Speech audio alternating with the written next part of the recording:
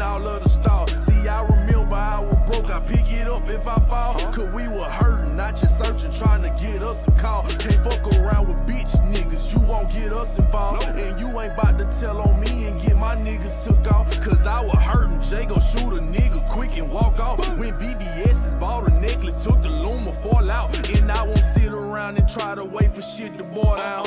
Call of Duty, gun stupid, gotta up the score now. At grandma's house, I by the heater, listening to it pour down. I miss you, baby, I don't even know which way to go now. And niggas stupid if you think Wild Dog gon' ever slow down. Stop drinking liquor, pour a walk, it bout to pour a four now. A Percocet, I beat the pussy, she can't go no more round. I feel like Jock, a nigga play up in it, bitch, it go down. And free DJ up out the pen, I had a dream he broke out. They acting gangster for some clout, I guess that how it go now. Can't backdoor me, you play with Walt Dog, shot, go tear your dough down. I'm in the trick, I here with sticks, I'm smoking out the bow now. It's snakes and rats, it's just some energy that I can't go round. You know the vibe, say you ain't know a pussy hole, you know now. You play with gang, it's up for show, and this'll never go down. This for them niggas and them bitches who be trying to show out. Don't do no back though. Why the fuck you think these hollow tips up in the mag? Ho, look, now you ain't my bitch. What makes you think you get a bag for? I hopped up in these streets and they look back what you look back for. No capping in these raps. Ho, won't go, no, can't get back though.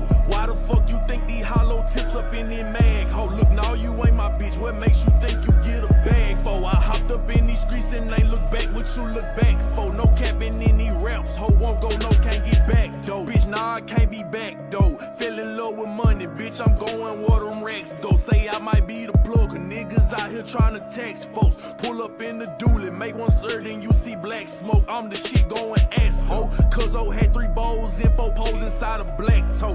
When I'm off the man, she know for sure she getting her back, bro. Got packed the gas 2 times up on this bitch, this hoe too fast, though. Got my license to tag, go to the flow like the dash, bro. Say I might be the reason all these niggas getting mad, though. Cause I can get no fucks about a nigga, where the bag go. If I flash out right now, I'm going out like it's my last roll. Put a switch on the last pole, burnt the barrel in half on. Say I can teach you something about the streets, I need a lab coat. Say he ain't here to bang it, hit his head, he saw the flash though. And I can get you touched, won't be for nothing, I better bag on. I'm the first and the last, so won't beef unless it's cash on it. Won't beef unless it's cash on it. Won't beef unless it's cash on it. Won't beef unless it's cash on it. Don't do no back though. Why the fuck you think these hollow tips up in the mag? Hold on, no, you ain't my bitch. What makes you think you get a bag for? And they look back what you look back for. No capping in these raps, ho, won't go, no, can't get back though. Why the fuck you think these hollow tips up in the mag, ho? No, you ain't my bitch. What makes you think you get a bag? I hopped up in these streets and they look back what you look back for. No capping in these raps, ho, won't go, no, can't get back though.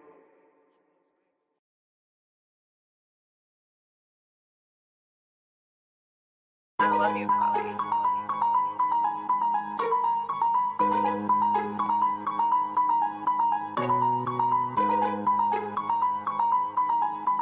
Be walked up. I ain't folded, like the been blue out of back, she been over. Told the bitch big daddy back and she know it. Hope a nigga pull out them racks and just show it. Send a nigga up like a kite, leave him blowing. I'm the one that was stepping in the bitch making noise. I'm the young nigga hot, make a motherfucker bored. If you can fold in the road, nigga stay up on the porch. He can do what he want, but the shit don't work. Big booty bitch told a bitch make it twerk. Stand up in the pussy, I'm a vet, make a squirt. VVS stones in my mouth all work. They ain't know I had did it till I did it at first. I ain't never had shit, why me get it out the dirt? Ice in the Cuban link, diamond blue like Smurf. Hit his ass with the fire, getting moved by a hearse. You act a fool for a clout, you get the news in a shirt. Ice too precise all night, clockwork. For a nigga get my chain, he gon' have to die first. I'ma stand up in the chest, it's all love like dirt. Fell in love with the colors all green like turf. When I came out the womb, I would go to that first with that all-white shirt. Paying made by purple, act a fool up in sex with the wreck shit purse. I ain't worried about shit with the stick, I'm a murder. He was coming through the hood, shoot a stick through the curtain. Pray for it, come up, got stuck with a burden. Ran off on the plug with a pound, I was spurs. Got this shit about the mud like a bull. Now I'm dirty pocket watching that nigga trying to keep up, now they hurting. Bought a bag with a bag, might buy a bitch a burger. I'm a player, make a man, she can change. I ain't certain everybody wanna eat, but everybody ain't working. Everybody wanna beat, but everybody can't murder. I'ma fuck the game up every time, cause it further. Slow feet don't eat. Compared to me, you a turtle, and I'm still dripping salt like a goddamn burger. They ain't fucking with you all, yeah, I know, but they ain't hurt me. She'll suck a nigga dry, then a little hoe thirsty. Then be blowing up the phone, then a little hoe worse. Yeah, I'll be a boss for a worker. I take another loss before I give free verses. Yeah, we can tap in with the money in person. I can do it with the rapper, keep it street, keep it dirty. VPN with the plug, no, I'm still nigga working. Big ice ass chain, got a nigga neck hurting. If a nigga get to reach and put his ass on the girdle, I'm a shiesty ass nigga, get a bow for 25, turn right back around and say that bitch for a 30. Like the been blue out the back, she been over. Told the bitch big daddy back and she know it. Hope a nigga pull out them racks and just show it. Send a nigga up like a kite, leave him blowing. I'm the one that was stepping in the bitch making noise. I'm the young nigga hot, make a motherfucker boy. You can fold in the road, nigga stay up on the porch. He can do what he want, but the shit don't work. Big booty bitch, told the bitch make it twerk. Stand up in the pussy, I'm a vet, make it squirt. VVS stones in my mouth off work. They ain't know I had did it till I did it at first. I ain't never had shit, why me get out of the dirt? Ice in the Cuban link, diamond blue like smirk. Hit his ass with the fire, getting moved by a hearse. You act a fool for a clout, you get the news in the shirt. You act a fool for a clout, you getting moved by a hearse. Put your face on the T, see you soon on the shirt. I been rapping like this, need a room just to work. I ain't never ran from a nigga walking on his earth. Went to the same store, nigga tried it at first. Second time in the A shot, a movie right there. And with all my ice on, fuck nigga on Kurt. Could he chopper go sing if you dare touch her? Yeah, better off fucking with a bear. All these gun got drawn, bitch sound like a snare. Out of sight, out of mind, we gon' get you out of there. Any shoe called race, $1,100 pair. Nigga, I don't give a fuck, I'ma send you in the air. Gave you nigga plenty time, I was tryna be fair. Tryna watch what I do, I'ma make you lose your hair. I'm the one making move, breaking rules everywhere. Plug, pick a route up on the map. Tell him meet me on feet, bringing heat to the trap. When I ride through the city, keep a heat on my lap. Never know who hating, tryna get you out of there. Got the devil on my back, palm angel what I wear. Every time I say cheese, diamond bling with a glare. I ain't tryna be normal, bitch, I'm already rare. Say I'm headed to the top, bitch, I'm already there. Bubble coat different, could it be Montclair? I'ma eat up at the table, better pull up a chair to everybody get full. Can't none of us share. You don't fuck with the gang, don't none of us care. If you go against the grain, can't none of us pay. Rob who take what, pussy nigga I day. A fuck nigga go get his head stumped. I thought a pussy hoe broke nigga said something. Hey, been walked up. Good morning. Thank y'all for coming through.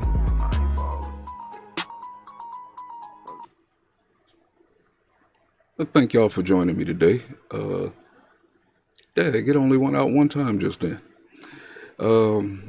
Yeah, good morning. Thank y'all for joining me. Here for another hearing. This one is a good one. This one is, I didn't want to label it because I'm figuring out a few tricks here. Because the other night and stuff when I went live, like 2:30, 3 o'clock in the morning to do that Jim Jordan Congress floor speech, my thing was buffering all the way until I snatched the tags out. When I snatched the tags out, the whole thing just started rolling on my end. I'm not sure if this is coincidental, but I'm just learning not to really label this just yet. I will label it at the end of the show. You know what I'm saying? Get the hashtags and all. So how's everybody out there doing this morning? Had to get me some music going to get me jumping and stuff while I drink my coffee and things. Just sitting back down in the house and stuff. But this one here is the weaponization of the federal government. It's a lot of bullshit they saying up in here. I was kind of listening while I was setting up. Man, this one looks like it's good. Because it's like, I mean, a lot of us was, I'm not sure if everybody was affected by, you know what I'm saying, pages getting shut down for things that was irrelevant to why it got shut down. A whole bunch of bullshit. It's going to be going at a lot of this. Matter of fact, it's a lot of these on yesterday and today. I'm trying to play catch up, get my energy right. I think the other night I kind of burnt myself out. Money Boy didn't go live last night, and I was sitting here looking at the computer like I ain't even got the strength to fill in. I think I fell asleep about 1 o'clock or so. But I was back up at 5. It didn't make a difference. But yeah, this looked like a good one. Thanks to everybody who's coming through. Serious S, D Truth, Mark Adams. I believe that's who I've seen so far. Might have D Sizzle in the bushes. Let me see. Yeah, I think that was it. Yeah. I need a new mouse. That thing right there is getting on my nerves. It's like my roller is not rolling the way it should no more.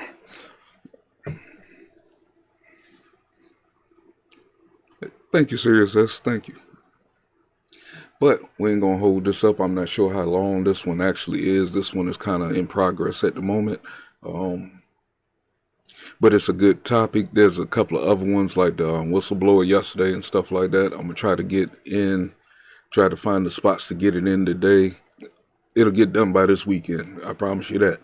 I definitely got to hear what the whistleblower say. I haven't even watched the highlights, but it looked like it was smoking hot. You know what I'm saying? So with that being, and I might have a couple of other ones I have set up and stuff off of politics and things like that. You know what I'm saying? I haven't found me another story yet, of crime story that caught my attention just yet, but I'll be listening all through the day. So with that being said, let's get this party started. I'm gonna smash that like button, subscribe, share this out. I don't know how I had a brain freeze just then, but don't tell nobody else. Oh yeah, and if you enjoy this kind of content, you know what I'm saying, real news, you know, content that matters, please donate and support the channel. $ Real Mad TV. The link will be dropping throughout the show. But all that being said, let's go. Oh, dang, I ain't got my witch card on. I jumped right over.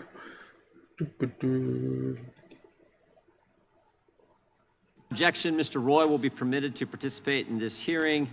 The chair now recognizes himself for an opening statement. On the third day of this administration, January 23rd, 2021, the White House sent an email to Twitter. Yeah, this should be real good, boy, if Jim Jordan wanted to flag the below tweet, and I'm wondering if we can get moving on the process for having it removed ASAP. Yeah, I know. In all caps. Yeah, he don't take care of state. That don't third matter. day. This matters right here. What did Well, that that tweet matters, say? but this matters big. Tweet This from matters Mr. Kennedy. more. Said this: Hank Aaron's tragic death is part of a wave of suspicious deaths among elderly closely following administration of the vaccine. He received the vaccine on January 5th to inspire other black Americans to get the vaccine. Now, what's interesting about the email that the White House sent to Twitter is the subject line says, flagging Hank Aaron misinformation. Now, misinformation is when you don't have the facts right. You're saying things that aren't true. But when you look at Mr. Kennedy's tweet, there was nothing in there that was factually inaccurate. Hank Aaron, real person, great American, passed away after he got the vaccine, pointing out facts. And yet the White House on the third day was trying, actually 1:04 a.m. on January 23rd, 2021, 37 hours into the administration, they were trying to censor Mr. Kennedy. I find that interesting. The irony here, trying to censor the guy who's actually their Democrat primary opponent. Go figure. 3 months earlier, the FBI helped censor our second witness, Miss Morris's story. Her story in the New York Post about emails on the Hunter Biden laptop. And we know the FBI censored her because of work this committee has done to uncover what happened, and because of our third witness, Mr. Sauer, the lawsuit that he argued on behalf of Louisiana and Missouri in federal court in a case that they got the amazing ruling from on July 4th, just 2 weeks ago. We go back to, in the course of that investigation, course of that lawsuit from Missouri and Louisiana, Yoel Roth, former head of site integrity at Twitter, in his sworn declarations, it's brought out in that lawsuit, in his sworn declaration in front of the Federal Elections Commission, he said this: during weekly meetings, federal law enforcement agencies communicated. And we got to thank D-Truth for that, because he put me in the right direction. You know what I'm saying? As far as what was my downscaling look like. And I just happened to just go in that area and I was just looking and examining it. And I don't think you can have, for those OBS people, for streaming, I don't believe that you can have your resolution, both of those resolution spots, I don't believe can be the exact same. Your output should be the 1280 by 720, but I think your input scale need to be a whole lot smaller.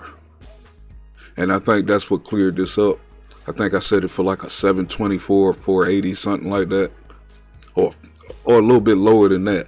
And it just changed the whole scale of how everything is moving. I'm using less power on the computer while I'm streaming, to where I could probably bring up my live news, my news ticker back, because I thought that was the issue too. But I'm gonna try to work all that back in this weekend and stuff to see how the power and the buffering goes along with the what's called. What up, money boy, money boy, money boy? But yeah, that's what it was. It was the the resolution input can't be the same as the output. That's why I was getting all that buffering and distortion and things like that. They can't be the same. That's for the OBS users. That they expected hack and leak operations before the 2020 presidential election, likely in October. These expectations discussed throughout 2020 were discussed throughout 2020. I also learned in these meetings that a hack and leak operation would involve Hunter Biden. Now think about it. Weekly meetings throughout 2020, hack and leak operation in October involving Hunter Biden. 5 key things they pointed out throughout that year. And guess what? It all happens. It happens just like they predicted. How did they know? How did they know it was going to happen like that? Because they had the laptop. They had the laptop for 10 months before Miss Morris's story on October 14th. Her story breaks that day. That same day, October 14th, 2020, Twitter meets with the FBI, specifically the Foreign Influence Task Force at the FBI. Later that same day, again, the day her story... Hey, Money Boy, if you got something scheduled live, yo, just go ahead and run with yours, man. We can't be stopped, man. We can work both ends. You know what I'm saying? It's up to our team or where they want to be, or they want to be in both, or they want to be in one or the other. You know what I'm saying? We got more than one selection of talent out here, and sometimes we just might have to cross times things and shit. You know what I'm saying? Ain't gonna be no hating going on. You know what I'm saying? We ain't gonna stop each other from growing. You know what I'm saying? So if you want to do, if you had something scheduled, just go ahead and roll with it. I'll try to catch up over there as soon as possible. You know what I'm saying? Of course, our team gonna be bouncing back and forth. So that's how we do it, man. Bang, bang. Story comes out. Facebook also meets with the FBI. The head of the Foreign Influence Task Force now is Laura Demlow, and this committee interviewed her just 3 days ago. And what an interesting interview that was. We asked her about these meetings. She stated in the first meeting, the FBI and Twitter, in that first meeting, she said someone from Twitter asked, is the laptop real? They asked the fundamental question. That story broke. It was big news. Twitter asked the FBI. They're right there in front of them. They've been prepping them for a year. They asked the FBI, is the laptop real? Ms. Demlow conveyed to the committee this week, an FBI agent answered, yes, it is. Another FBI agent, a lawyer, very quickly followed up with no further comment. So again, here's the scenario. The story breaks. Twitter's meeting with FBI later that same day. Someone from Twitter asks, is this story real? Is the laptop real? The FBI answers yes, and then quickly followed by, again, all this conveyed by Ms. Demlow. The FBI lawyer says no further comment. In the later meeting with Facebook, again, that same day, the FBI was asked the same question, and this time, the FBI gets their story straight. Ms. Demlow is the only one who comments, and she says no comment. Obviously, by the second meeting, the FBI had coordinated, and she conveyed this in her deposition, that they had deliberated what they were going to respond when that question was asked. So think about this. After being repeatedly told a hack and leak Russian info operation is coming, for a whole year, it arrives on October 14th in the form of Ms. Morris's story, an accurate story. Our government knows the laptop is real, they know it's not a Russian information op, and they know the story is true, but when directly asked, they say no comment. And of course, Ms. Morris's story is censored. Visibility filtered, the term that the tech companies use. No, you can't direct message, you can't send it. Keeping the American people from valuable information just days before the most important election we have, election for commander-in-chief, election for the presidency of the United States. That's why Ms. Morris is here today. She knows what it's like to be. Now, this is what you call election interference, withholding information.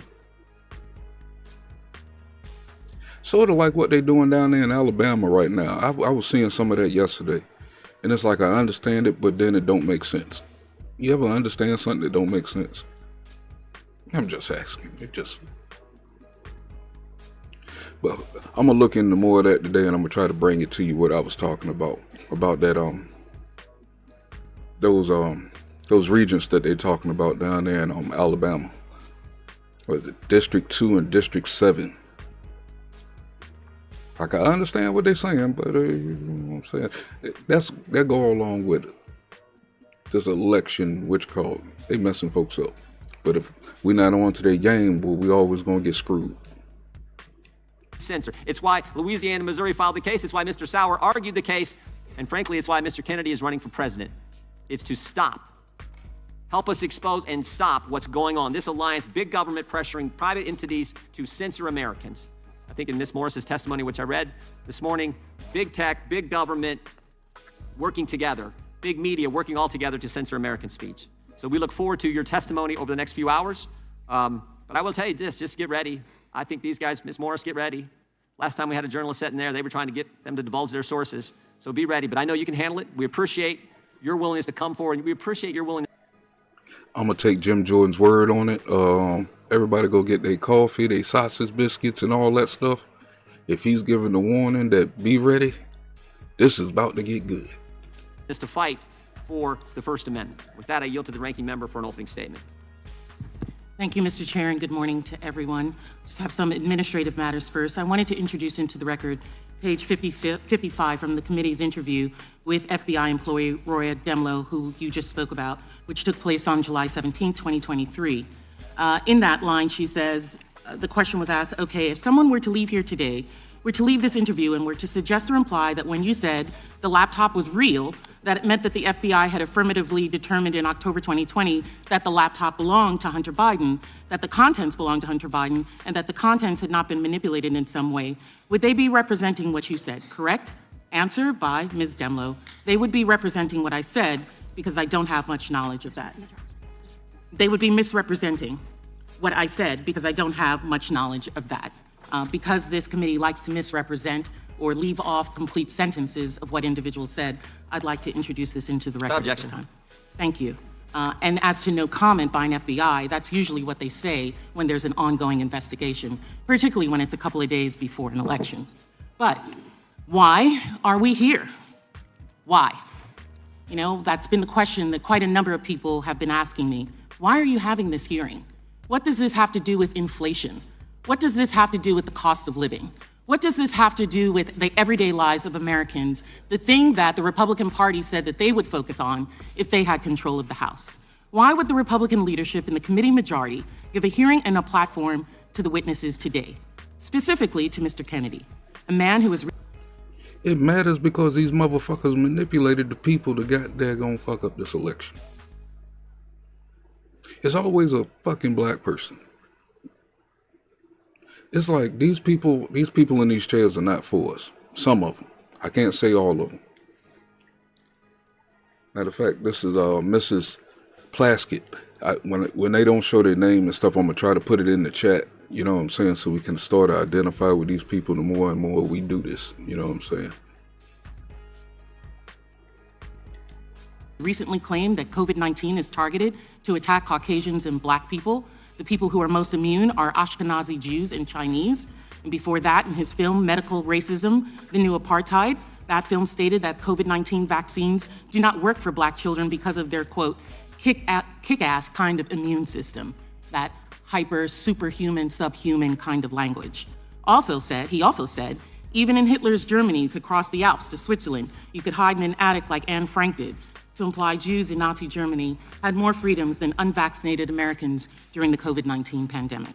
Now, many of my Republican colleagues across the dais will rush to cover that they have Mr. Kennedy here because they want to protect his free speech, that they do not believe in American censorship. This is not the kind of free speech that I know of, the free speech that is protected by the Constitution's First Amendment.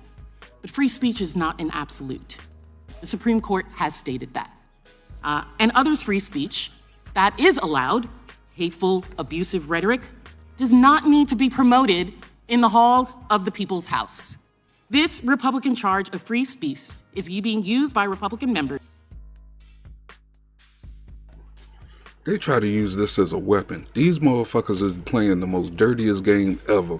And then when they get in the front of the Congress and stuff, they act like, oh, they're doing this and they're doing that.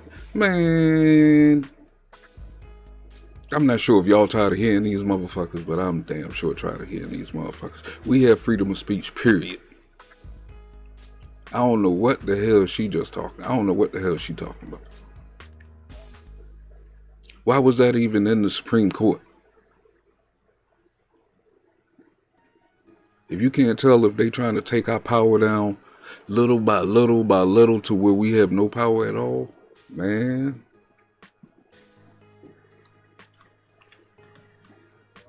To promote quasi-science, things such as the replacement theory that says that brown people are replacing good white Americans here in this country Let's not remember that this country first belonged to brown Native American people. It's a rallying cry for bigotry and hate. There are members of the Republican conference who also frequently suggest that Americans have to deal with COVID rules as the same as oppression of Nazi Germany. Indeed, some have even questioned whether the Holocaust took place. We have staffers who openly follow white supremacy without any condemnation of the Republican conference. Some give it chuckles, slaps on the back, shrugs, all under the mantra of free speech. We got to stop following their key words too. These white supremacists and all white supremacy, all that dumbass shit they keep saying. We got to get away from that shit. Stop listening to this dumbass shit. Yeah, there's some kind of system there and shit, man, but we just can't keep painting that shit as they wore that word out like they wore out a whole bunch of other words. I'm tired of hearing that shit. And boy, her hair is dry as hell. You should see that shit on my screen. It's a free country. You absolutely have a right to say what you believe. But you don't have the right to a platform, public or private. We don't have to give one of the largest platforms of our democracy, Congress, this hearing. Our right does not mean that we as Americans are not free from accountability. And that's what's distressing about this hearing. Even knowing what they know about Mr. Kennedy's hateful, evidence-free rhetoric, and even though they've invited any number of witnesses to make their point, Speaker McCarthy, Chairman Jordan affirmatively chose to give this a platform. They intentionally chose to elevate this rhetoric to give these harmful... If this is written down, what she's saying, why does she got to keep looking at her paper? You don't remember what you wrote? And how are you throwing shots at a guy who haven't even spoke yet? I know he's going to speak because I've seen a little bit of that part. But how are you throwing shots? This is right here at the very beginning. How are you throwing shots to somebody who haven't even spoke yet? Well, these people ain't for us. They don't want none of the truth to come out. Even if it affects their culture very, very bad. They covering their ass off and they talking about white, another side using white supremacy and all this bullshit. You doing worse to your culture. It's time to start calling these fools out. It don't matter who they are. They got us looking like fools out here. Dangerous views a platform in the halls of the United States Congress. That's endorsing that speech. That's not just supporting free speech. They have co-signed on A. Brooks, probably because of the topic itself. You know what I'm saying? Even though I didn't put it in the title, they can still hear it. That's the reason why I got the music in the background and stuff to cover up or throw it off a little bit. You know what I'm saying? Another little trick I learned. But yeah, they do that. They do that to everybody that's in this category. Man, you wouldn't believe how many people actually lost their channels just by talking about stuff like this. I think there's a new rule out that they can't do it no more. That's why I'm pushing the way I'm pushing, because it's a lot of catching up we got to do, and so far it looked like it's a go. You know what I'm saying? But the last 3 years, man, it got to be at least 1,000 that I can probably name off back that lost their channels just by trying to bring the people real news. And not that bullshit you seeing on the TV, the MSNBCs, the CNNs, the Fox.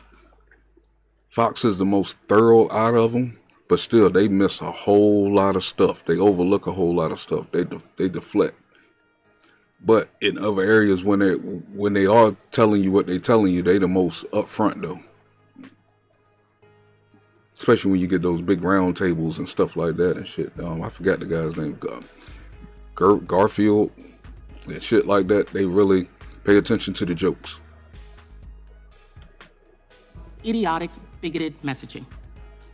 It's a conscious choice. There's no doubt as to why they're making the choice. It's not to guard free speech or to ensure equality for all. All of this, as you'll hear throughout this hearing, is to show us by their conduct over and over and again that any attack on Joe Biden to get Donald Trump back in the White House is what they need to do. They think that by hurting the Biden administration, by putting Mr. Kennedy on display, they have said that he's only running for censorship. I think people run for the President of the United States because they want to advance the American people. Over the last 8 months, the extreme... And that's what exactly DT did. He wasn't a politician. That motherfucker went in there, went toe-to-toe and won. Damn. Don't that make it feel like you can do it too? Instead of we sitting here looking at these busted ass motherfuckers talk dumb shit, we can get up there. That's what he showed me. I don't know what anybody else got from it. But I knew he wasn't in this kind of arena. He might have dealt with them on a lot of things and shit, but he wasn't in this arena. They knew that.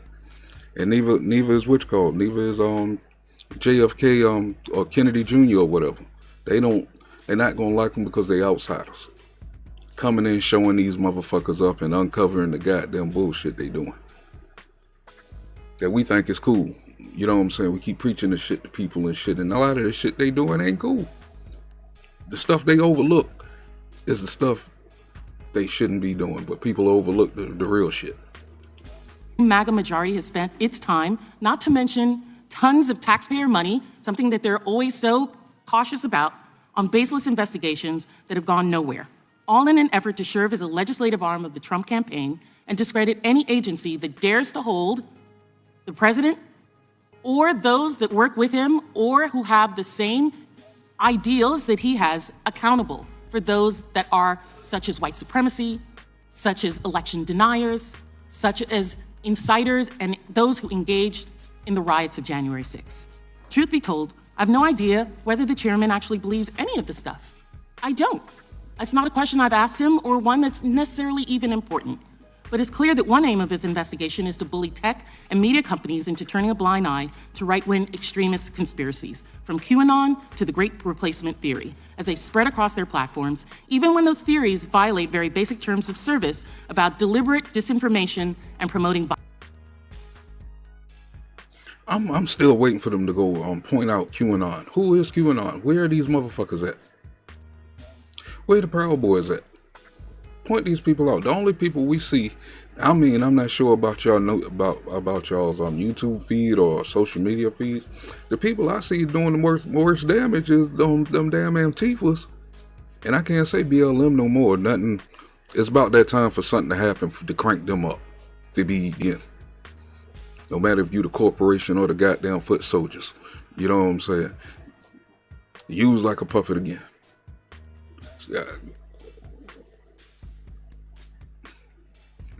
Oh, let me be quiet. I started buffering. See what I mean? Violence. Let's not even think about what happens in 2024 with Russian trolls, Iran, China trying to interfere in our elections.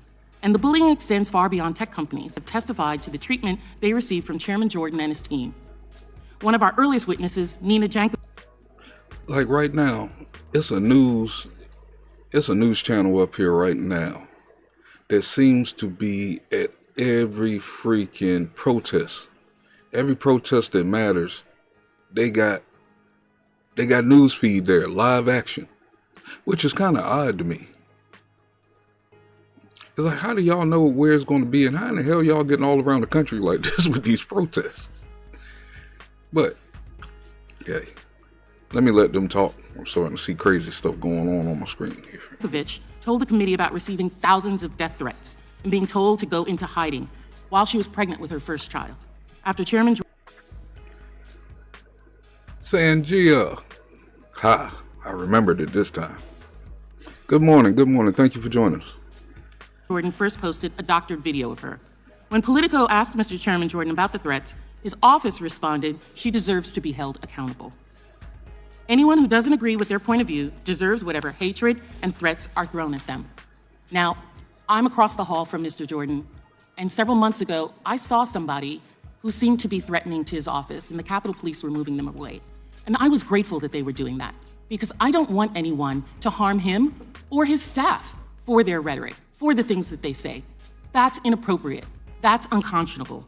Another witness, this one a current member of federal law enforcement who spent years protecting Americans from harm, described receiving threatening mail not just to her work office, but to her home address. Someone out there has figured out where this person lives and is targeting them based on disinformation this committee itself spread. She summed it up in a single sentence, I'm frankly scared. And why does the chairman send this movement to intimidate witnesses? To change their behavior, of course, to make it less safe for law enforcement officers to enforce the law, and less likely that researchers and companies will combat the spread of hate and violence online. To me, it sounds like the tactics of the Ku Klux Klan and how they used to do people back in the days and shit. They try to scare you, to shut you up, or to make you go in a certain direction.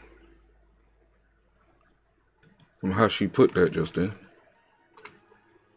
Oh shit. I'm frankly scared. And why does the chairman send this movement to intimidate witnesses? To change their behavior, of course, to make it less safe for law enforcement officers to enforce the law, and less likely that researchers and companies will combat the spread of hate and violence online. One witness, an academic whose organization helped identify disinformation threats to election processes and procedures, described the threats sent to him and his family in detail. When the Republican staff asked him if he would consider performing the same research for 2024 elections, he said, quote, "Since this investigation has cost the university now approaching 7 figures in legal fees, it's been pretty successful, I think, in discouraging us from making it worthwhile for us to do a study for 2024. Another witness, a researcher who analyzed massive data sets to assess the way that rumors spread online, was explicit and personal about the effect of the threats on her life. I mean, quite frankly, I don't have kids. And if I did, I would no longer be doing this work.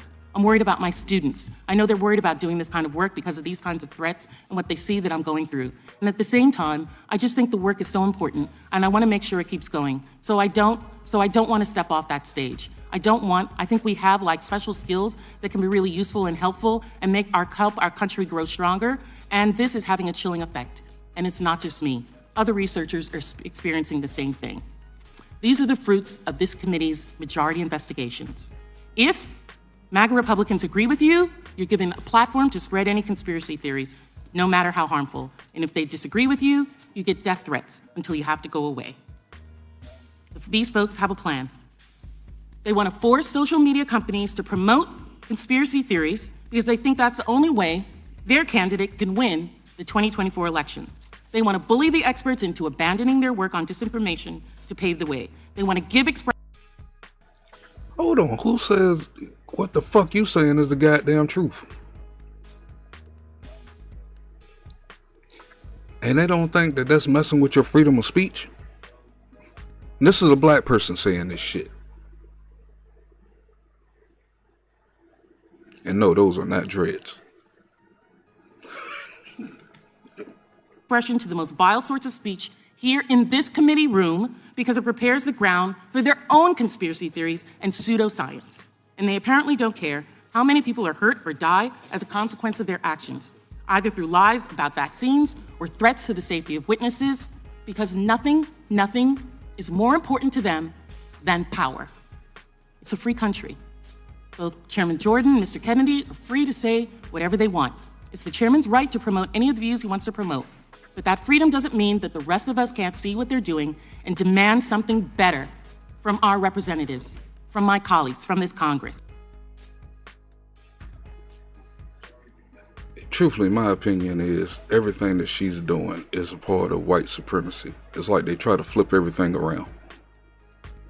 Like our history.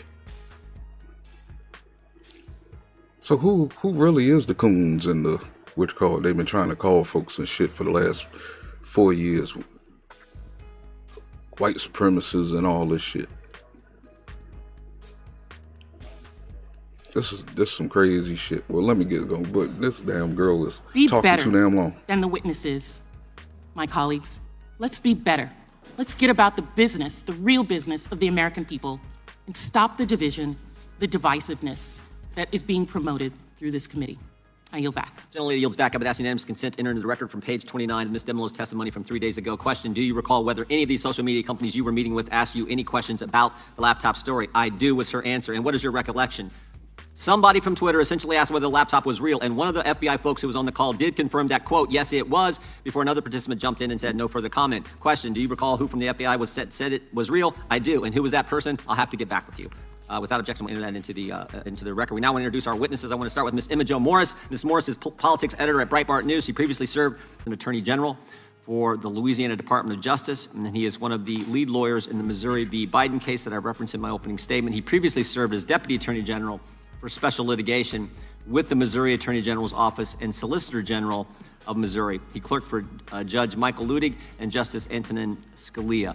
And then our final witness is Mr. Kennedy. I will turn to our colleague, Mr. Roy, member of the Judiciary Committee, and waved on to the subcommittee to introduce Mr. Kennedy. Thank the chairman. Robert F. Kennedy Jr. is the son of a former Attorney General Robert F. Kennedy and the nephew of America's 35th president, John F. Kennedy, the third of 11 children. He graduated from Harvard University. We won't hold that against him because he went on to receive his law degree from the University of Virginia School of Law, my alma mater, as an undergraduate. Some viewing Mr. Kennedy through his last name, but that does a tremendous disservice to his life's work, whether you agree with it or not. Out of law school, Mr. Kennedy built his career as an environmental lawyer, representing New York City environmentalists and environmentalists across the globe in numerous legal battles. His work culminated in the landmark. Like I said before, go get your coffee. Matter of fact, it's lunchtime, go get your lunch.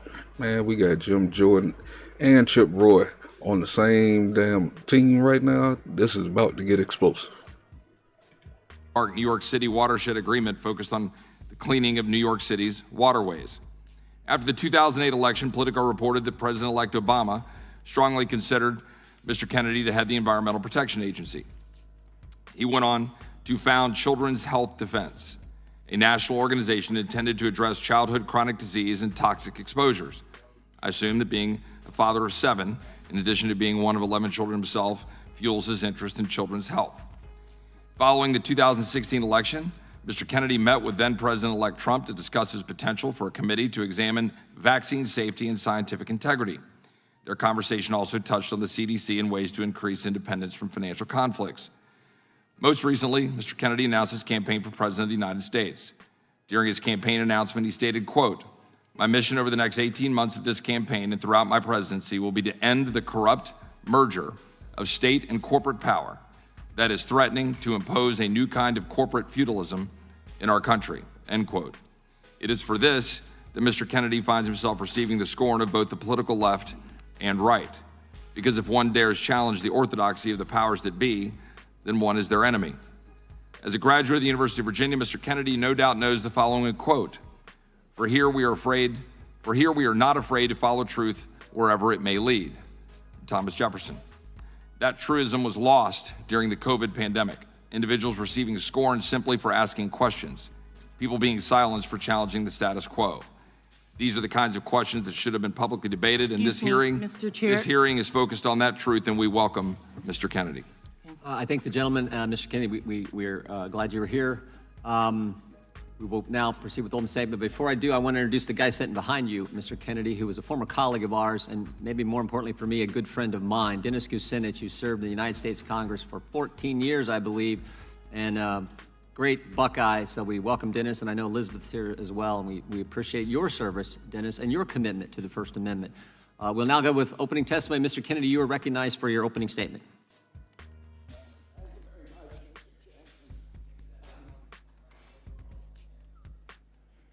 As mine's not. Make sure it's on. Mr. Chairman, are you going to swear in the witnesses? Your opening statement, and then we'll go right down the line.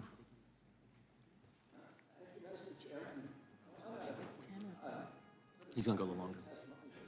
Excuse me, point of order. I know that witnesses usually have 5 minutes. I see 10 minutes on the board. Is it going to be 10 minutes? We'll give him 5 minutes, but we're pretty lax with this. I think I might have to speed it back up I've seen you there to help down keep throwing it off. Given senators and former Democrat members of Congress and all kinds He's of folks. neither. He's neither. I'm just saying in past history. Okay. We'll Let's give just watch you, the time for all the witnesses. and if you cut him off and censor him some more, you're welcome to do it. Oh, that's not my job. That's your And job. Why don't you she threaten didn't the try to witness cut so him that off. they can... Mr. Heard that His too. opening statement. We'll give him 5 minutes, more or less, and then we'll move to the next one. Mr. Kennedy, go right ahead. Yeah, this is gonna be Thank you, Mr. Chairman. circus. Mr. Chairman, maybe we could put 5 minutes on the clock then, not 10. Could we put 5 on the clock and start it running? Thank you, Mr. Chairman. And I want to put aside my written statement for a moment and address one of the points that was brought up, I think an important point by the ranking member, that this body ought to be concerning itself with the issues that impact directly the American people. The rising price of groceries, 76% over the past 2 years for basic food stuff, the war in Ukraine, the inflation issues, the border issues, many, many other issues that concern us all as a nation. We can't do that without the First Amendment, without debate. When I gave my speech, my announcement speech in Boston, Look like it's want to cut up right now. All right, it's smooth back out. 2 months ago, YouTube, I talked about all those issues. I focused on grocery. I focused on the fact that working class people can no longer afford to live in this country. I talked about inflation, all the issues that deeply concern you, and that you've devoted your career to alleviating those issues. 5 minutes into my speech, when I was talking about Paul Revere, YouTube deplatformed me. I didn't talk about vaccines in that speech. I didn't talk about anything that was a verboten subject. I just was talking about my campaign and things, the conversation that we ought to be having with each other as Americans. But I was shut down. And that is why the First Amendment is important. Debate, congenial, respectful. And I mean, this is a guy that was talking about his campaign. It ain't got nothing to do with the YouTube rules or nothing like that. If they don't want what you're talking about, especially when it comes down to political things or like that, or if you look at Tommy Sotomayor's things on his level of conversation, you see they can just come through and just take you down if they don't like how you talking. Nothing to do with the rules. Debate is the fertilizer, it's the water, it's the sunlight for our democracy. We need to be talking to each other. Now, this is a letter that many of you signed, many of my fellow Democrats. I've spent my life in this party. I've devoted my life to the values of this party. 102 people signed this. This itself is evidence of the problem that this hearing was convened to address. This is an attempt to censor a censorship hearing. The charges in this, and by the way, censorship is antithetical to our party. It was appalling to my father, to my uncle, to FDR, to Harry Truman, to Thomas Jefferson, as the chairman referred to. It is the basis for democracy. It sets us apart from all of the previous forms of government. We need to be able to talk, and the First Amendment was not written for easy speech. It was written for the speech that nobody likes you for. And I was censored not just by the Democratic administration, I was censored by the Trump administration. I was the first person censored by as the chairman pointed out, by the Biden administration 2 days after it came into office. It ordered a truthful, and by the way, they had to invent a new word called malinformation to censor people like me. There was no misinformation on my Instagram account. Everything I put on that account was cited. I was censored not just by the Democratic administration, I was censored by the Trump administration. I was the first person censored by as the chairman pointed out, by the Biden administration 2 days after it came into office.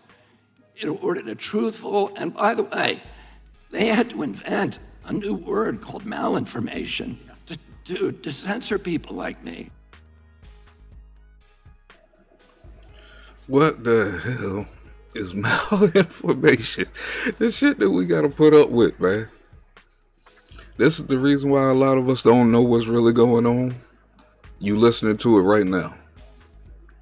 This is why you see me and D-Truth going back and forth. Is because if his algorithm is set to something, I'm not sure how deep he digs, but if his algorithm is set towards something like mine is set towards something, it's like, I try to mix mine up and it still don't work. But if you set for something, that's all you're going to see. So even when I'm bringing up certain things and things like that, it's new to people, man, because their algorithm didn't pick it up, because these people are just, they censoring right and left. I think something I put on my community wall yesterday, right when it was getting good, when some information was about to come on and shit, I think it was Charlie Kirk. I think JC might have been over there. Which called? I know I put D-Truth on the which called on top of it, but still, as soon as it started getting into the information, his whole stream went down. That's not freedom of speech. That shit crazy right there. You better off surviving just stealing copyrighted damn material. There was no misinformation on my Instagram account. Everything I put on that account was cited and sourced to peer-reviewed publications or government databases. Nobody has ever pointed to a single piece of misinformation that I publish. I was removed for something they called malinformation. Malinformation is information that is true, but is inconvenient to the government, that they don't want people to hear. And that's antithetical to the values of our I believe that's what country. happened to the mad militant. After I announced my That presidency, email didn't make no sense. it became more difficult It didn't for even people show to no censor me outright. So now I'm subject to this new form of censorship, which is called targeted propaganda, where people apply pejoratives like anti-vax. I've never been anti-vaccine, but everybody in this room probably believes that I have been, because that's the prevailing narrative. Anti-Semitism, racism, these are the most appalling, disgusting pejoratives, and they're applied to me to silence me, because people don't want me to have that conversation about the war, about groceries, about inflation, about the war on the middle class in this country that we need to be having. And by the way, I want to say this while I'm on the record, that in my entire life, and why I'm under oath. That anti-Semitism gets on my nerves too. That just means you just don't know history. Just like when a religious person calls somebody an atheist, you just don't know history. You lack knowledge to use even one of those words. That's what we're going to call it. You use even one of those words, you just lack of knowledge. I'm just saying. Oath. In my entire life, I have never uttered a phrase that was either racist or anti-Semitic. I have spent my life fighting my professional career, fighting for Israel, for the protection of Israel. I have a better record on Israel than anybody in this chamber today. I'm the only person who has publicly objected to the He $2 sound like billion he's about payout 50 years wound that the up and Biden ready to release administration's now that thing making on to this Iran, dude. which is a genocidal It's like he been waiting for this program. chance. I'm the only one who's objected to that. I've fought more ferociously for Israel than anybody. But I am being censored here through this target, through smears, through misinterpretations of what I've said, through lies, through association, which is a tactic that we all thought we had been discredited and dispensed with after the Army McCarthy hearings in the 1950s. But those same weapons are now being deployed against me to silence me. I know many of the people who wrote this letter. I don't believe there's a single person who signed this letter who believes I'm anti-Semitic. I do not believe that. There is no evidence of that. Now, I want to say something I think that's more important, and it goes directly to what you talked about, ranking member, which is the need, this toxic polarization that is destroying our country today. And how do we deal with that? This kind of division is more dangerous for our country than any time since the American Civil War. And how do we deal with that? How are we going to, every Democrat on this committee believes that we need to end that polarization. Do you think you can do that by censoring people? I'm telling you, you cannot. That only aggravates and amplifies the problem. We need to start being kind to each other. We need to start being respectful to each other. We need to start restoring the comedy to this chamber and to the rest. Isn't that what the goddamn president said when he got inaugurated? How come he haven't did it yet? I mean, I believe this dude can do it. Anybody can do it. But the dude who really said it, who got sworn into office, haven't did it yet. He won't even answer a question. He trot off like a broken horse leg. Rest of Americans, but it has to start here. My uncle, Edward Kennedy, has more legislation with his name on it than any senator in United States history. Why is that? Because he was able to reach across the aisle, because he didn't deal in insults, because he didn't try to censor people. He brought home people who were antithetical to what he believed in. He came home almost every weekend with people like Orrin Hatch to our house at the compound in Hyannisport. At that time, Orrin Hatch to me was like Darth Vader, because I was an environmentalist. And I was saying, why is Teddy bringing this guy home? But he knew that he was effective because he understood that comedy and respect and kindness and compassion and empathy for other people is the only way to restore the function in this chamber. But more importantly, today we need to give an example in the leadership of our country of being respectful to each other. If you think I said something that's anti-Semitic, let's talk about the details. I'm telling you all the things that I'm accused of right now by you. And in this letter are distortions, they're misrepresentations. I didn't say those things. Oh shit, boy, we pointing fingers, boy, we pointing fingers. I denounce anybody who uses the words that I have said to imply something that is negative about people who are Jewish. I never said those things. And I want to point out also that the chairman pointed to Dennis Kucinich, who's fighting behind me. There is no two people in the country who feel more differently about American politics than these two people. And yet they were friends. Dennis attended his children's basketball games, attended his daughter's wedding. This is what we need, how we need to start treating each other in this country. We have to stop trying to destroy each other, to marginalize, to vilify, to gaslight each other. We have to find that place inside of ourselves of light, of empathy, of compassion, and above all, we need to elevate the Constitution of the United States, which was written for hard times. And that has to be the premier compass for all of our activities. Thank you very much. Thank you. Mr. Chairman, I'd like to raise a point of order. Gentlelady can state a point of order. Point of order pursuant to House Rule 11, Clause 2, which Mr. Kennedy is violative of. I move that we remove into executive session because Mr. Kennedy has repeatedly made despicable anti-Semitic and anti-Asian comments as recently as last week. Rule 11, Clause 2 says, whenever it is asserted by a member of the committee that the evidence or testimony at a hearing may tend to defame, degrade, or incriminate any person, or it is asserted by a witness that the evidence or testimony that the witness would give at a hearing may tend to defame, degrade, or incriminate the witness, and it goes on. Mr. Kennedy, among many other things, has said, I know a lot now about bioweapons. We put out hundreds of millions of dollars into ethnically targeted microbes.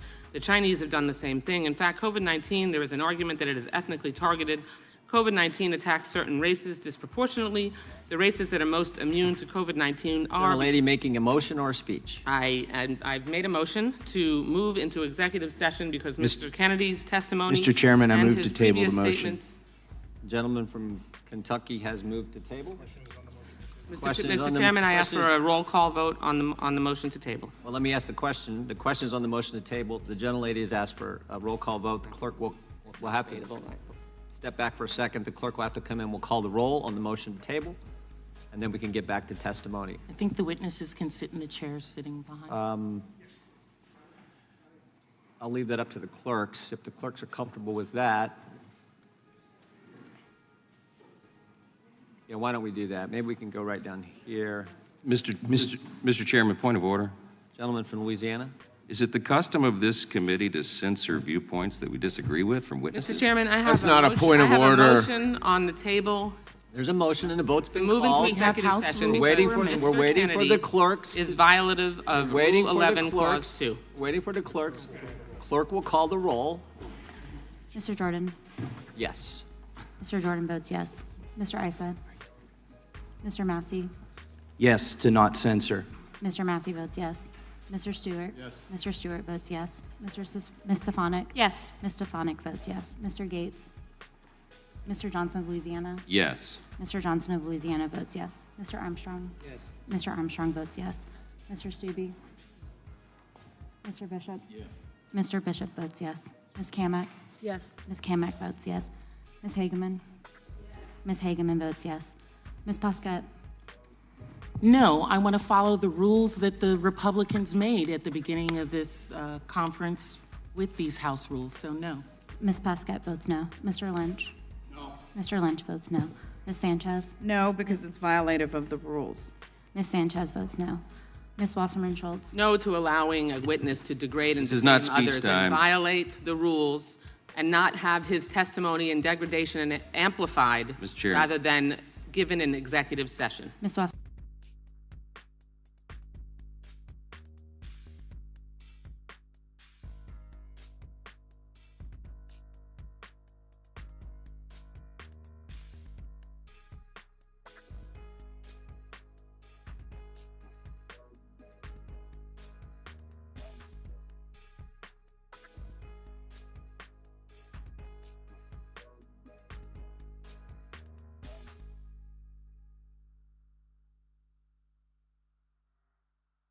Wasserman Schultz votes no. Mr. Connolly?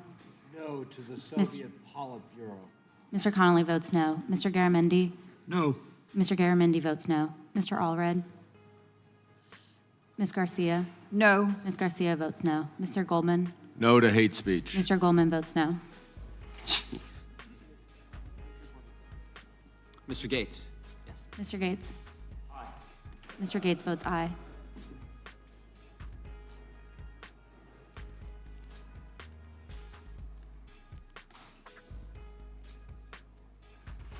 Clerk will report. Mr. Chairman, there are 10 ayes and 8 noes. The motion to table is agreed Dang, to. I forgot We I now hit the move to power our on my second witness. daggone mic. Ms. Morris, you are I'm sitting here hitting the recognized mute button. for 5 minutes. Yeah, it looked like it's about to get real. It's getting good.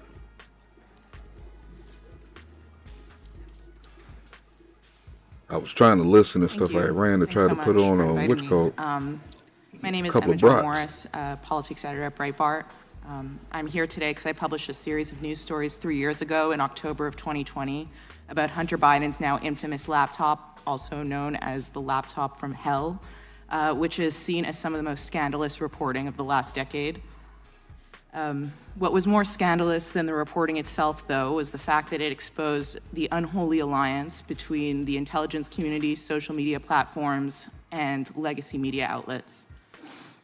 At the time, I was deputy politics editor at the New York Post, and my reporting showed that despite then candidates Joe Biden's repeated and furious denials, he was apparently involved in the foreign business deals of his family. Over several days, just weeks before Americans would vote for their next president, I revealed verified, authentic emails from the Biden Scion's hard drive showing Ukrainian business partners receiving leaks from the Obama White House. I documented an off-the-books meeting between then Vice President Biden and a Ukrainian energy executive and introduced the world to the big guy who got action on a deal with CEFC, China Energy Company. The Post published exactly how the material for the reporting was obtained, even identifying our sources, as well as a federal subpoena showing the FBI was in possession of the material the story was based on and had been since December of 2019. But when the stories appeared on social media that morning, the venue where millions of Americans go to find their news and editors to get their angles, within hours, the reporting was censored on all major platforms on the basis of being called hacked or Russian disinformation. Twitter refused to allow users to share the link to the stories, banned the links from being shared in private messages, a policy, by the way, that's used to clamp down on child porn, and locked the Post out of its verified account.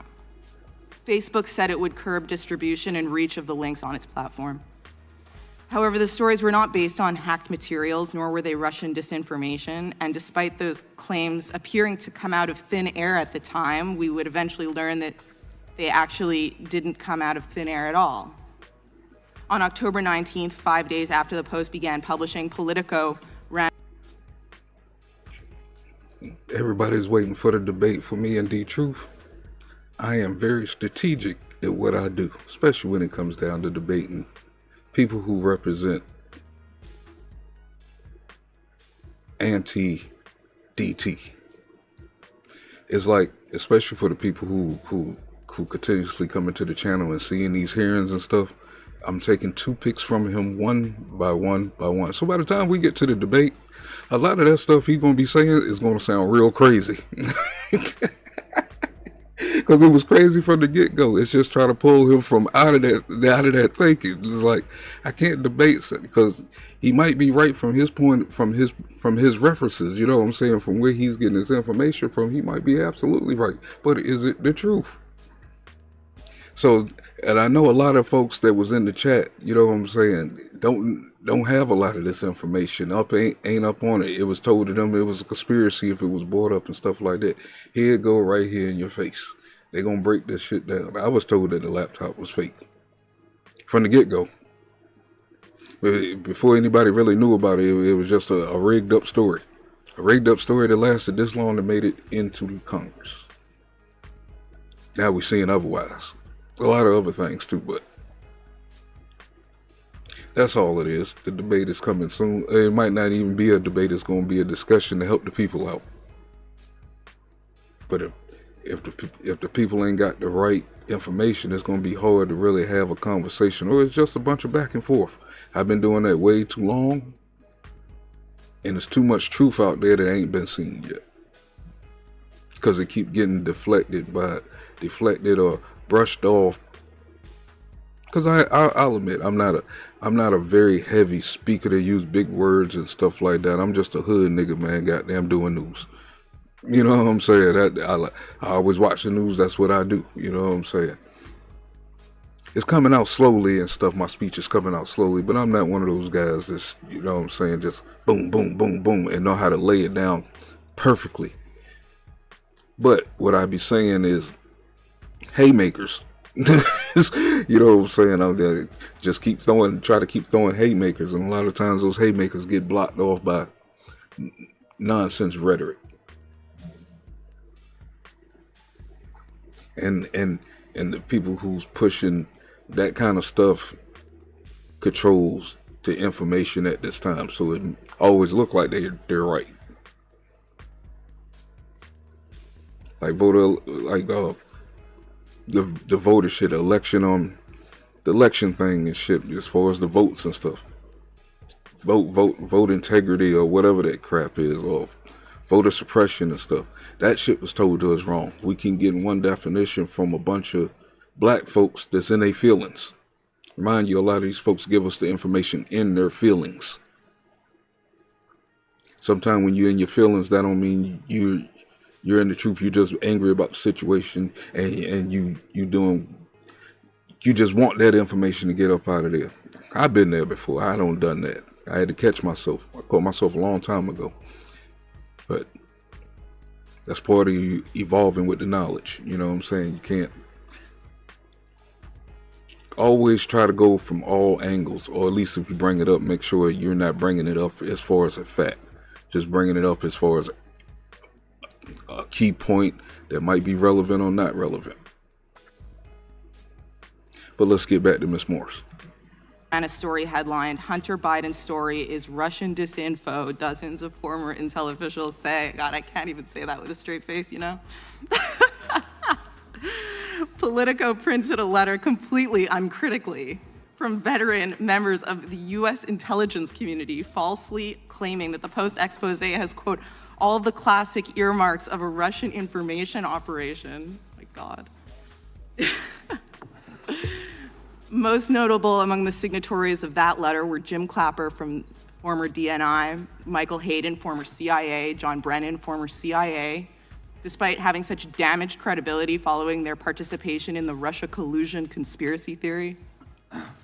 A few days later, on October 22nd, when Biden appeared in the second presidential debate and was confronted with the facts of the Post reporting, he said to Trump, quote, 50 former national intelligence professionals said this, what he's accusing me of is a Russian plot. But it was not, and he knew that. Now, fast forward to this year, 3 years later. Just last spring, House investigators revealed it was a call by now Secretary of State Antony Blinken to former acting CIA Director Michael Morell that prompted the spy letter published by Politico, which bypassed agency approval processes that would have been normally applied.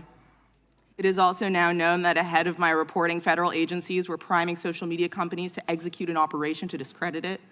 According to internal documents released by Elon Musk upon his acquisition of Twitter, the FBI and other intelligence community members essentially directed the platform's censorship operation, in part externally by working with top management, and in part internally by social media companies hiring eye-popping numbers of agency alumni. Journalist Michael Schallenberger reported, based on documents he obtained from Musk, that during all of 2020, the FBI and other law enforcement agencies repeatedly primed Twitter executives to dismiss reports of Hunter Biden's laptop as a Russian hack and leak operation. Feds arranged for top secret security clearances to be granted to Twitter management and even had encrypted messaging networks set up, which they dubbed a virtual war room. To this day, hundreds of people from the intelligence community work at social media companies. Over the last few years, my reporting has been confirmed by virtually every mainstream news outlet, from the Washington Post to the New York Times to Politico, when the stakes were nothing, by the way, 2 years later. No one denies that the laptop is real, that the origin story is exactly what I told you it was in the first place. This elaborate censorship conspiracy wasn't because the information being reported on was false. She's sarcastic. It was because it was true, and it was a threat to the power centers in this country. What this relationship between the US government officials and American corporations represent is an unprecedented push to undermine the First Amendment, the right to think, write, read, say whatever we want. And how we respond will determine whether we see a free press as inalienable or as optional. Thanks. Thank you, Ms. Morris. Mr. Sauer, you're recognized for 5 minutes. Thank you, Mr. Chairman and members of the subcommittee. On July 4th, 2023, Independence Day, Judge Terry A. Doty of the U.S. District Court for the Western District of Louisiana entered a historic injunction against the White House and other federal officials. This injunction prevents them from, quote, urging, encouraging, pressuring, or inducing in any manner the removal, deletion, suppression, or reduction of content containing protected free speech posted on social media platforms. Judge Doty's opinion contains 82 pages of detailed factual findings, supported by 577 citations of the evidence, which is drawn from roughly 20,000 pages of the federal government's own emails and communications with social media platforms and 6 full-length depositions. In its recently filed forms, page 7 of containing approval, encouraging, pressuring against the White House and other federal officials. This injunction prevents them from, quote, urging, encouraging, pressuring, or inducing in any manner the removal, deletion, suppression, or reduction of content containing protected free speech posted on social media platforms. Judge Doty's opinion contains 82 pages of detailed factual findings, supported by 577 citations of the evidence, which is drawn from roughly 20,000 pages of the federal government's own emails and communications with social media platforms and 6 full-length depositions. In its recently filed stay motions, the government has hardly bothered to dispute any of these factual findings.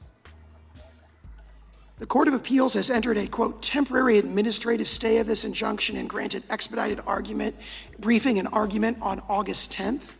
Contrary to some recent suggestions, a temporary administrative stay is, quote, routine practice in the Fifth Circuit. That's a direct quote from the recent decision in N. Ray Abbott, and it does not reflect any judgment of the merits. Today, I want to offer 7 observations drawn from the Louisiana opinion. First, the Louisiana court found, based on overwhelming evidence, that federal officials are the cause of the censorship of the viewpoints they disfavor. The government likes to claim that social media platforms acting on their own would apply their policies and censor all this content anyway. This is demonstrably incorrect. Again and again, the Louisiana court found that the platforms would not have suppressed this speech, but for the fact that the federal officials were pushing for it. The deplatforming of Alex Berenson, the throttling of Tucker Carlson's content, the silencing of the so-called disinformation dozen, which includes Mr. Kennedy, the suppression of much of the so-called borderline, which is, quote, often true content on Facebook's platforms, the censorship of the Hunter Biden laptop story, and much more. All these were suppressed because of the efforts of federal officials. Second, the scope and reach of federal censorship is staggering. As the Louisiana court repeatedly found, it affects, quotes, millions of social media posts and speakers all across America. It sounds crazy. It affects virtually every American who reads, listens, engages, or posts on social media about great disputed political and social questions that federal censors have stuck their fingers into. This sounds real Third, crazy. federal censorship is ongoing and it shows no signs of relenting. Federal officials' censorship efforts are in full swing, and they're expanding to new frontiers. Left unchecked, federal censorship will reach virtually any disputed social and political question over which federal officials want to impose their power. Fourth, the Louisiana opinion shows that federal officials are most eager, most focused on silencing truthful speech and to muzzle the most influential critics of the administration and its policies. Tucker Carlson, Alex Berenson, and many others were targeted not because what they were saying was necessarily false, but because it was the most effective criticism of the narrative line that the administration was pushing at the time. Censorship is not about truth. It is about power, preserving and expanding the power of the censors and the political narratives they prefer. Fifth, federal officials are deeply intertwined with what other witnesses have called the censorship industrial complex. The Louisiana court made very detailed findings about the close connections between many federal officials and that mass surveillance and mass censorship enterprise that calls itself the Election Integrity Partnership and the Virality Project. Not just CISA officials, but White House, State Department, and Surgeon General officials have deep ties to that enterprise. As the Louisiana court found, CISA and the EIP were completely intertwined. Sixth, federal officials don't just dictate the outcomes of specific content moderation decisions. They also directly induce changes to the content moderation policies of major social media platforms to ban disfavored viewpoints in advance. And seventh, the federal censorship enterprise has succeeded in transforming online discourse by rendering entire viewpoints virtually unspeakable on social media, which is the modern public square. This ongoing distortion of the most fundamental American freedom, the right to free speech, is intolerable under the First Amendment. Thank you. Thank you, Mr. Sauer. Ms. Wiley, you're recognized.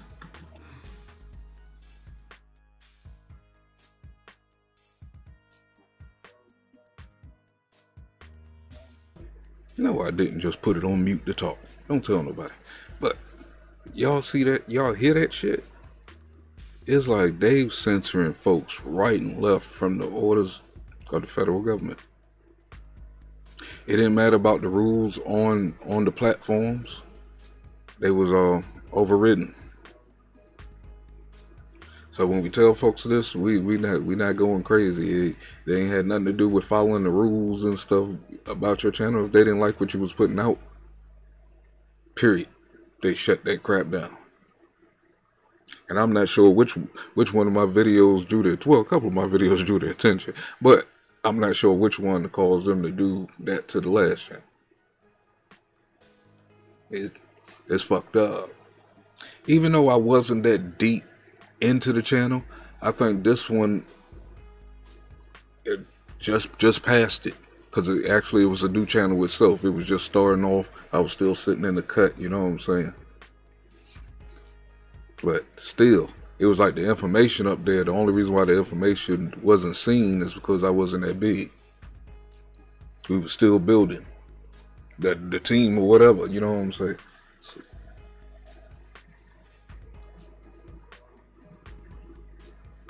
This don't make no sense, man. This is about to get juicy. I see they took a break. I'm not sure how far in they are already.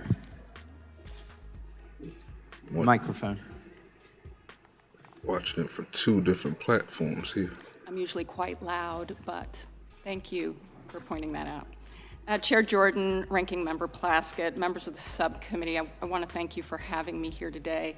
I have introduced written testimony, and I did have a summary of my oral testimony, and I am going to depart from it after listening to the openings and these proceedings. This week,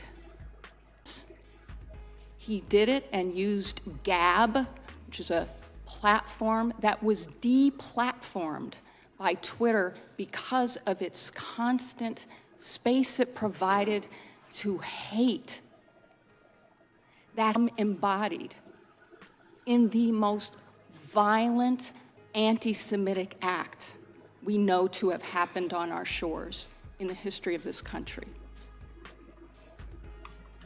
And I will tell you, as a Black woman who lived through COVID in New York City, where we watched too many images of refrigerated trucks with the bodies of loved ones because there were too many deaths to accommodate in morgues, that surpassed the deaths during the Spanish flu, and where in this country we have lost over 1 million of our loved ones. And for the Black community, for the Native American community, for so many communities of color in particular, where our rates of death were 3 to 4 times those of some other groups. 3 to 4 times. I want to agree with Mr. Kennedy. I want to agree that it's incredibly important for us to be kind and respectful to one another. It is incredibly important for us to be able to understand our experiences across our differences and to have a platform for those communications. And it is deeply vital that they be based in fact, not fiction. And without regard to the intent or what is in the mind of anyone, which I cannot say, including what is in the mind of any of those who are testifying here today.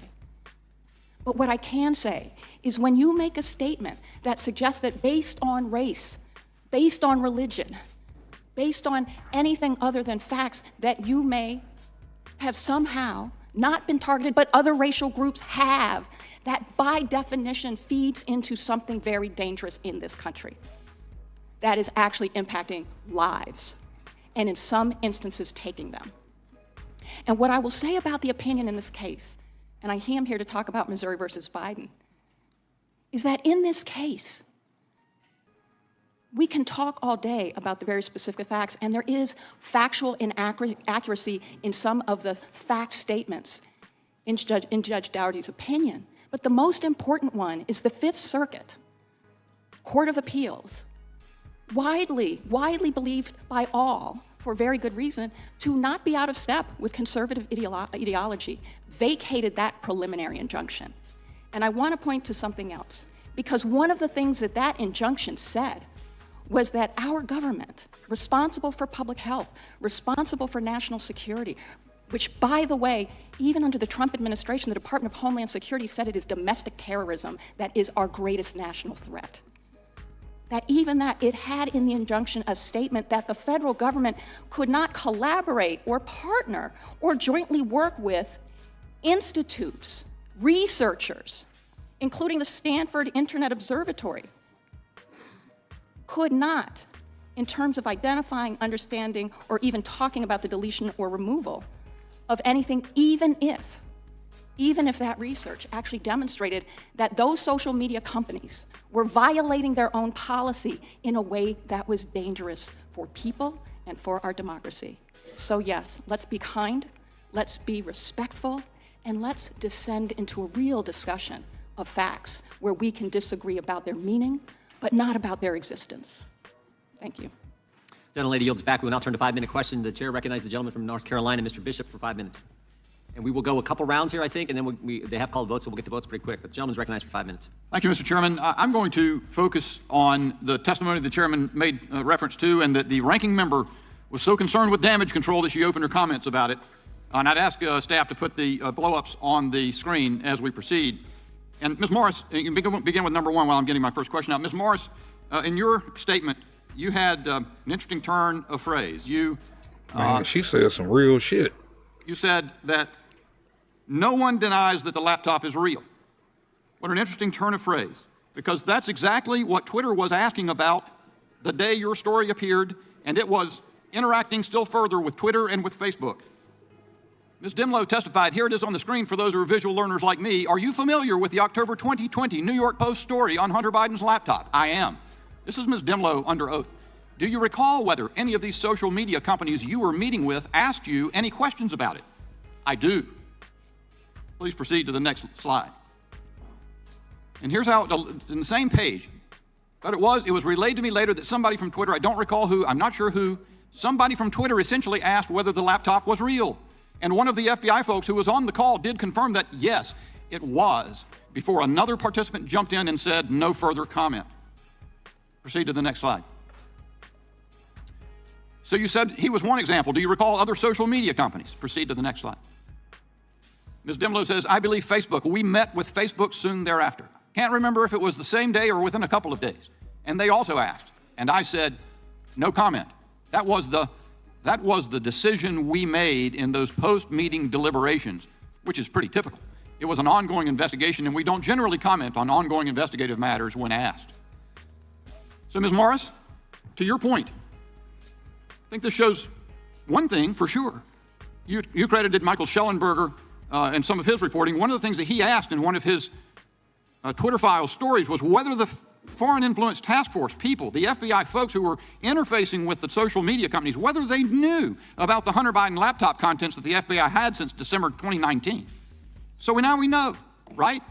The Foreign Influence Task Force knew it was real. And it wasn't just a few people, it was common knowledge. An analyst on that telephone call before they got their act together admitted that it was real. And then we also know that the social... Man, if you've been following the news for the last goddamn 15 years, you knew that motherfucker was real. They think we fucking stupid. Ridiculous. Media companies wanted to know if it was real. Of course they did. Because the FBI had been telling them for months to be prepared for a hack and leak operation and also to be prepared for something involving Hunter Biden. Of course they wanted to know. So what do you think about the fact that the FBI, in response to Twitter, told them it was real, then they covered that up or stopped, no further comment, and to Facebook with its billions of users said, no comment, we're not going to tell you? Yeah, we know that the FBI knew that it was real. They knew it was real since not just December 2019, which is when the subpoena that I published is from, which was in the original story, the thanks for the meeting with your father from Ukraine story. We published the subpoena, and they had already confirmed, though, which we would learn later, they had already confirmed that the laptop was real and the quote, not manipulated in any way, quote, in November of 2019, a month before they actually obtained the laptop to keep, which is when they gave that subpoena to John Paul Mac Isaac, the owner of the Mac store where Hunter Biden forgot the laptop.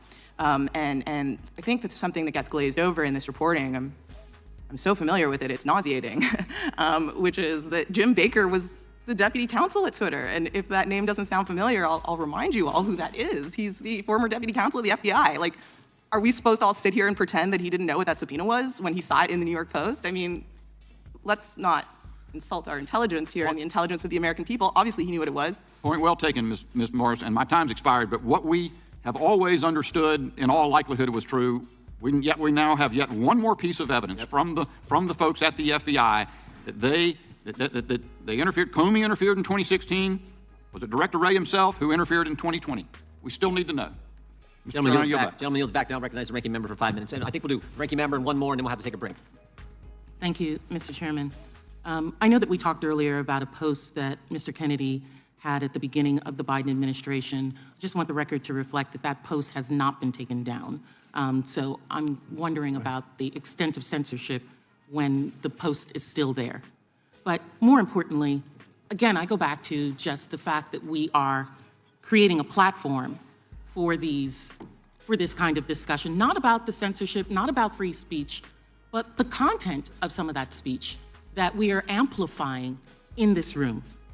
I'm appalled and just so troubled by colleagues that I have to work with, that these are individuals who would bring a witness who's promoted a video that compared the COVID vaccine to the Tuskegee trials. The Tuskegee trials were a very difficult time in Black America. Pay attention to this woman here. Pay close attention. I'm not going to throw no more shots. It's like we got to uncover these folks who got the same skin color as us. Is she really speaking for you or speaking against you as far as your culture or just the people? Don't even put culture in which color. That's why these hearings are important, because you don't get it. You don't get it from the news where it's chopped and she said something. You're looking at the whole surroundings and seeing what she's saying. Why wouldn't we be worried after we know knowledge of the Tuskegee experiments? I was worried from the jump. All of it should have threw up a red flag to everybody. Everybody's not easily brainwashed. America, where individuals who were already sick with a disease were then reviewed, experimented on, who already had a disease, to see how far that disease went. And making the comparison that manipulates and preys on Black people's feelings about the atrocities of the past in order to prevent them from seeking life-saving vaccines in the present. And knowing that this is dangerous. Motherfucker, why is it important for us to take this shit? Answer that goddamn question. When you see all the fucking chaos that this shit caused, why was it so fucking important for us to fucking take it? I can't stand niggas like this. Excuse me, y'all. I had to get real mad for a minute. I cannot also be unaware that this comes from an individual who, by Mr. Roy's introduction, is very smart and understands the implications of this. You know, Mr. Kennedy's own family decries his stance on vaccines, and families disagree on a lot of things. I got family members that, you know, we all disagree, so that doesn't mean anything. But the fact that he has famously sent a request to a party guest that they had to be vaccinated to come to his party. And I'd like to introduce into the record a letter from Louis Silkin, a law firm representing Mr. Kennedy. Matter of fact, I'm tired of fussing with him on this topic. I'm gonna drop something. Be on the lookout, especially on my community ball. Really, I'm gonna drop a link for an unlisted premiere. I think that's how I'm gonna do it. An unlisted premiere. Whoever hits the link can, you know what I'm saying, be in the chat or whatever. This crap right here. The stuff that we knew from the get-go. That's why it's like some of these people talk like we stupid. We knew this stuff from the get-go. We know what was in a lot of that cocktail.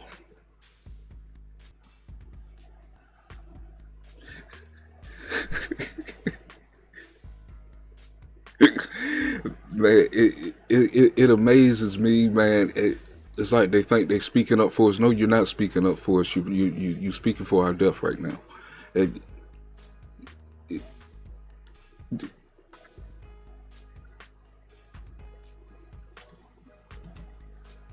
Which states, as he has stated repeatedly, he vaccinated all his children, and I'd like that to be introduced into the record, but tells the Black community and myself, a mother of 5 Black children, that I should really be careful and not necessarily have the same safeguards to protect my family, my children, from a virus that has killed millions of people because I'm Black. There's no secret that this is an amplification of his own platform.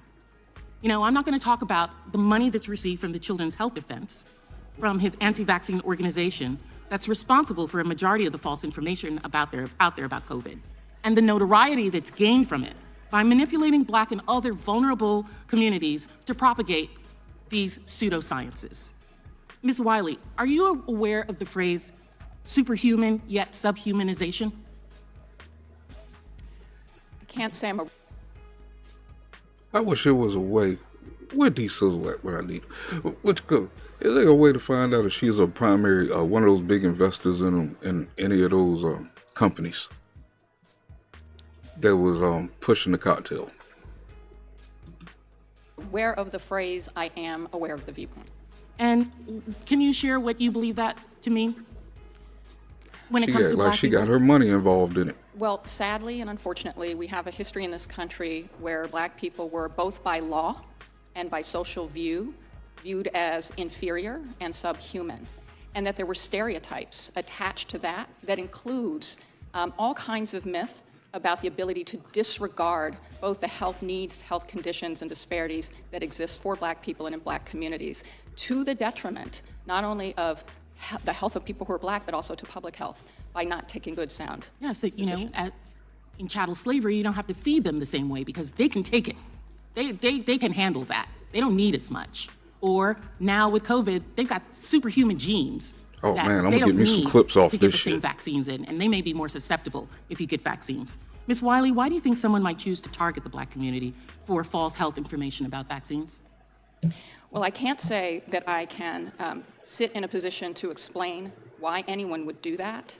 I can only say that for those who wished to prevent people from getting a vaccine, it was very clear that one of the ways in which you could convince people not to is to play on fears that have basis in historic experience, sadly, and frankly, and I can say this personally, speaking from having conversations with friends, with people I worked with, family members. who were terrified of whether or not there might be some adverse consequences for them because of the Tuskegee experiments, explicitly referring to times in which black people had been tested on without their permission or denied access to medical intervention despite awareness that it would be detrimental to their health. That distrust has historical fact. And we have come to a point where, in terms of the COVID vaccine and what we were being told by scientists, including the ways in which both the CDC, the World Health Organization, and others were examining, were actually putting out factual information both about the degree to which testing and trials before approval had included people who were black, people who were Asian, and therefore had more basis in fact to be able to state scientifically. Time of the gentlelady has expired. Gentlelady yields back. The gentleman from North Dakota is recognized. Thank you, Mr. Chairman, and I'd like to yield my time to Representative Massey. I thank the gentleman from North Dakota. Wow, the irony and cognitive dissonance from the other side of the aisle, it's deafening. You could cut it with a knife. They are at the same time denying that censorship is occurring, but suggesting that there's more material that needs to be censored. This is a hearing on censorship that began with an effort, with a formal motion from the other side of the aisle to censor Mr. Kennedy. They do not want him to speak, yet that is the topic of this hearing. They have kept him from speaking. A collusion between the government and private organizations.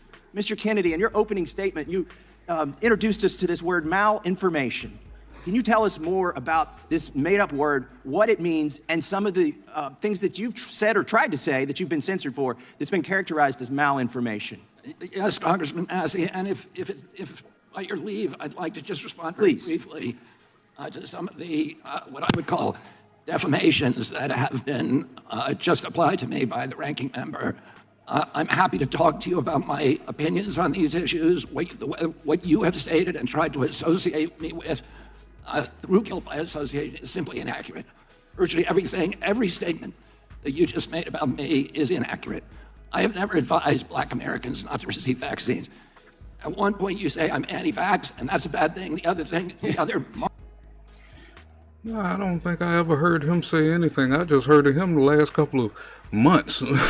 I didn't hear nothing about him saying we shouldn't do this or we shouldn't do that. They act like we don't have nurses, doctors, and all this in our families who know medicine for real. Unless they spent all this money and went to school and they was taught a bunch of fucking lies. All of a sudden now somebody hired them knows the best science of what's really going on and shit, and not the doctors and shit that you trained in this country. That shit crazy. But that's exactly what they're saying. You point out that all my children are vaxxed. I'm fully compliant with the vaccine schedule myself, except for COVID. I took flu vaccines for 20 years straight. I have never been anti-vax. I have never told the public avoid vaccination. The only thing I've asked for, and my views are constantly misrepresented, so that the truth of what I believe is not, we're not allowed to have a conversation about that with the American people, which I believe vaccines should be tested. It should have been tested more. Usually we looking at long ass infomercials on TV and shit about all these effects. If you take this and that and this and that, all of a sudden this thing pops up and there's nothing wrong with this. But you can bull punch up. I'm gonna make up a name. Saluvafed. Got there going, and this shit causes blood clots, headaches, kidney failure, all kind of shit they tell you in the commercial. But then this other thing pops up and it's just supposed to be everything is all good. What kind of bullshit we got there? Let me get back to Mr. Kennedy. With the same rigor as other medicines and medications, you tried to associate me a moment ago with the replacement theory, which is racist. No, I did not say you. Time belongs to the gentleman from I said my colleagues. Time belongs to the gentleman from I denounce that theory. It is racist, and I have never endorsed it or had any association with it. Our film on a medical, by the way, Bill Buxton, who is the black CDC official who ultimately exposed the Tuskegee experiment, tried for years and years to appeal to CDC to stop it for 40 years. Finally, he got relief by walking into my uncle's office in the building next door. Teddy held hearings and ended the experiment. I remember that very well. And to say that I created a film that encourages blacks not to get adequate medical care is just completely abhorrent. Don't misuse my words. It's the witness's time. Do not censor the witness. I'm not censoring the. Man, that guy sitting right behind Mr. Kennedy is having a ball listening to this dude, boy. It's like, man, get him. Get him. That's some old school shit right there, boy. I can tell they've been friends for a long time. It's like, as far as I know, I really haven't heard too much from this dude in the years. I don't know what they're talking about. The witness. I'm not censoring the witness. He's still talking. It's my time, and I've given it to the witness. Do not censor him. I'm not censoring him. If the views that you and others have applied to me, have attributed to me, if they were actually true, I can see why I shouldn't be able to testify here today. Those are not true. These are defamations and malignancies that are used to censor me, to prevent people from listening to the actual things that I'm saying. And I think, ranking member, that we should have a real conversation rather than an exchange of ad hominem attacks. And answer very quickly to your question, the term malinformation was coined to describe information that Facebook and Twitter and the other social media sites understood was true, but that the White House and other federal agencies wanted censored anyway for political reasons because it challenged official orthodoxies. I'll give you one example. I was included in a group called the Disinformation Dozen, and Facebook and others were asked to censor us, which they did. And by the way, my Heck Aaron post, it was taken down. My whole Instagram account with 900,000 people was taken down because of that. So they knew, Facebook knew that the Disinformation Dozen claim, and what they said was the Disinformation Dozen came from this very shady group called the Center for Preventing Digital Hate in England that's funded by dark money that should be looked into. They claim that 65% of the vaccine misinformation on the internet was generated by those 12 people.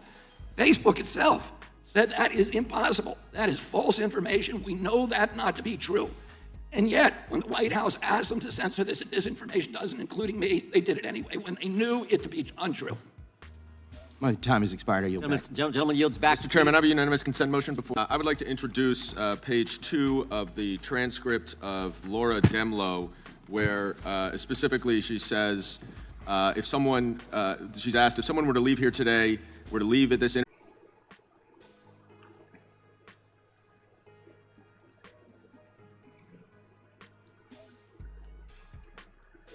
Okay, I'm back. But cool, boy. I don't know why I keep doing that. I think I have an idea, because I did readjust for the game last night. I'll fix it at the end of the show. Let's just get through this. But this thing is getting hot right here, man. As you know, I'm already like 2 hours behind. Well, we started off like an hour and a half, 2 hours behind. So we already through the recess, the 45 minutes or whatever. Get ready for the second part here. I mean, the stuff that they did to shut folks down, man. I think I caught a strike from posting something from the CDC website that was supposed to have been factual information. They called it misinformation. That was one of them. I think I can go back and find that email. That shit was hilarious. Like, even the CDC was misinformation. So, it's craziness. Let's see. Committee will come to order. The chair recognizes the gentleman from Florida for 5 Mr. minutes. Chairman, I have a point of order. Point of order. Mr. Chairman, I have a point of order. Gentleman, consider point of order. Thank you, Mr. Chairman. Mr. Chairman, I just missed 2 votes Actually, on the we House walking floor them because down, we boy, were in the not- labs. We did not recess on time. I The think way I many got of it my colleagues- sped. That's not a, Probably not a not. properly stated point of order. The chair My point of recognizes the order gentleman from is, Florida. what is the intent of the chair in the future recesses so that to avoid the censorship of the voice of my constituents because I was not able Chair to voice recognizes- their views on important items on the agenda. Oh, that's right. That's right. Questionable, yeah. Yeah, actually, the chair recognizes the gentleman from Massachusetts for his 5 minutes. Mr. Chairman, may I just introduce, ask unanimous consent to introduce an He just article straight from ignored her. NPR, June 8, 2021, discussing the film Medical Racism, where viewers are warned that in Black communities, something is very sinister. And the same thing that happened in the 1930s during the eugenics movement is happening again. Without objection, will be entered in the record. The chair Thank recognizes you. the gentleman from Massachusetts for his 5 minutes. Thank you, Mr. Chairman. Mr. Chairman, one of the saddest parts of this fabricated circus of outrage is the drumbeat of attacks that I have seen against the men and women of the Department of Justice and the FBI, many of them armed service veterans who in their earlier careers actually put on the uniform of this country and served honorably, as well as attacks against the Department of Homeland Security, CDC, and Health and Human Services. And as evidence today's hearing, the Republicans are continuing to go to great lengths to invoke wild and seemingly race-based conspiracy theories, misinformation, and propaganda to allege that those same men and women who at one point served our country in uniform are now somehow targeting the American people.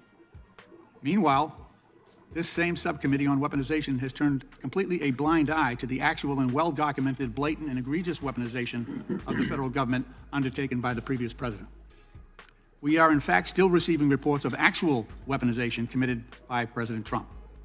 In fact, we now have a recent sworn declaration from former White House Chief of Staff John Kelly indicating that President Trump suggested utilizing the IRS and other federal agencies to investigate his perceived enemies, who at the time happened to be 2 FBI agents who were examining his conduct. What the fuck that got to do with this? He asked for unanimous consent for this record. It's like as soon as they say his name, it's like an automatic. I'm gonna write off everything you say after that. We also have another recent tired of disclosure hearing from that Miles shit. Taylor, former But chief all of this staff shit of the that's Department coming of out Homeland on this Security, guy, on this reporting that whole President Trump sought to guy. wiretap the phones of his own White House aides in order to detect any leaks. To the great detriment of the American people, however, we are not investigating the actual weaponization of the federal government. And worse yet, this committee has come to embody weaponization itself, misusing congressional oversight to protect Donald Trump and attempt to divert attention from the multiple federal and state criminal investigations surrounding President Trump's misconduct in office. In the midst of the ongoing state prosecution in New York of President Trump, Chairman Jordan has repeatedly sought to interfere and influence that case, threatening to subpoena Mr. Bragg, and even holding a field hearing on Mr. Bragg's prosecutorial record blocks from his lower Manhattan office, deliberately interfering in the rule of law being applied in that case. The Republican members of the committee have also followed the shameful example set by the former president in targeting the independent federal law enforcement personnel that have sought to hold Donald Trump accountable. These are the good and patriotic Americans trying to uphold the rule of law within the FBI and the... If he's so passionate about the goddamn law, why are we listening to all this bullshit come out from this laptop and from that crime family? Where the fuck are you at on that topic? Because everything y'all seem to have been pulling the last 5 years for this guy you talking about, nothing is sticking. I don't give a fuck what the people say. Nothing is sticking. They make a big ass deal about that shit on fucking TV and nothing is fucking sticking. To keep us distracted from what? From all this bullshit he trying to cover up right now. I got the laptop and the weaponization. Department of Justice. In the same vein as President Trump describing the Department of Justice and the FBI, my Republican colleagues have described these individuals as scoundrels, quote, vicious monsters. And the chairman of the other Republican members of this committee have continually described these agencies as, quote, corrupt, out of control, and rotten to the core. These are the men and women who are serving our country. And remind you, the same thing they keep trying to put on this guy, this is exactly what we're finding on the current guy.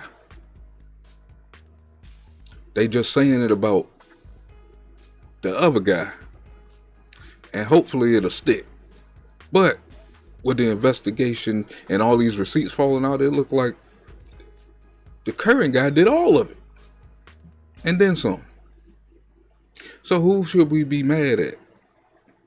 Who should we be hating right now? The guy who stuck up for us and had us building black businesses and stuff like that across the country? Or this guy? When I say that, I'm speaking to myself. I was more inspired through that guy that got there gonna go and do my own. Shit. He went from some shit to goddamn the White House out there. He was just like one of us, except he was good at what he was doing.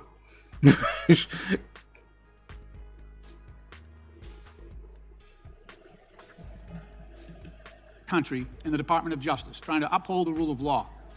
Ms. Wiley, what is the underlying threat to American democracy and the rule of law to baselessly claim that the federal agency and the individual personnel at the Department of Justice and FBI are being weaponized to attack everyday Americans? What's the impact of that on our democracy?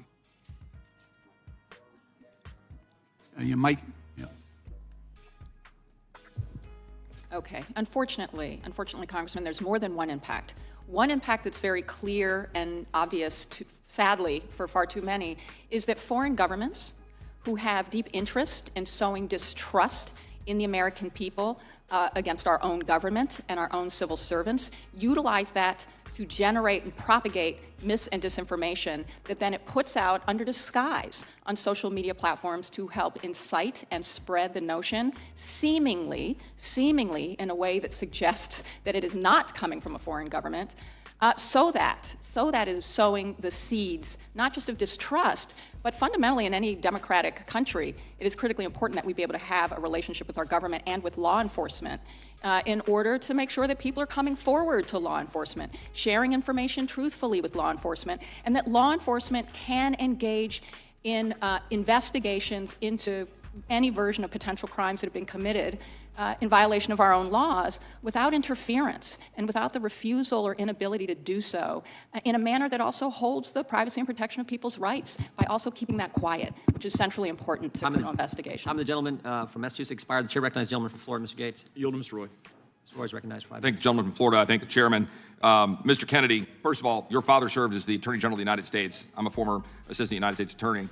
Do you believe that it is a proper function and role for Congress and for all of us to question whoever happens to be in the seat at the office of the Attorney General or in the FBI or in upper levels of government generally to seek the truth, wherever it may lead? Make sure your mic's on. Your microphone. That is exactly the function that the United States Constitution assigned to the people to the members of Congress. And I would say this: I don't want President Trump misusing the FBI, and I don't want President Biden. I don't want anybody. Amen, and I agree with that completely. Let me characterize my understanding of something and get your perspective on it. Following the 2016 election, Dr. Fauci, Dr. Collins, Peter Marks met with you, to the best of my understanding, regarding vaccine safety, in part as a result of your engagement with President Trump. And at that meeting, you requested evidence of a vaccine undergoing placebo-controlled trial safety tests prior to licensing. After making a show of looking for the document, Dr. Fauci informed you, to the best of my understanding, that the document was back in Bethesda and that he would eventually send the document to you. The document, to the best of my knowledge, was never sent, and that you sued HHS for documents showing and trying to figure out the truth of the matter, and that you found that not one study was done on pre-licensing safety testing for COVID vaccines. After a year, HHS finally sent you a letter stating, we don't have any. This means, to the best of my understanding, that nobody knows the risk profiles for these products or whether they avert more harm than they cause.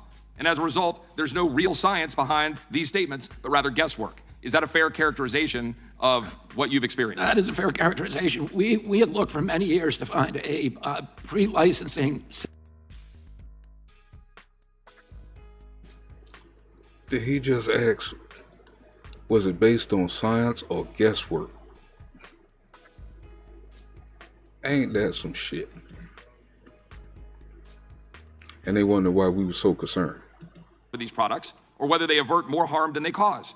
And as a result, there's no real science behind these statements, but rather guesswork. Is that a fair characterization of what you've experienced? That is a fair characterization. We had looked for many years to find a pre-licensing safety trial of any of the 72 vaccines doses that are now essentially mandated. They're recommended, but that's effectively mandated for American children, and we have not been able to find any. And every other medication requires, prior to licensing by FDA, that the company perform a safety trial that compares health outcomes in a placebo group and a similarly situated vaccine group.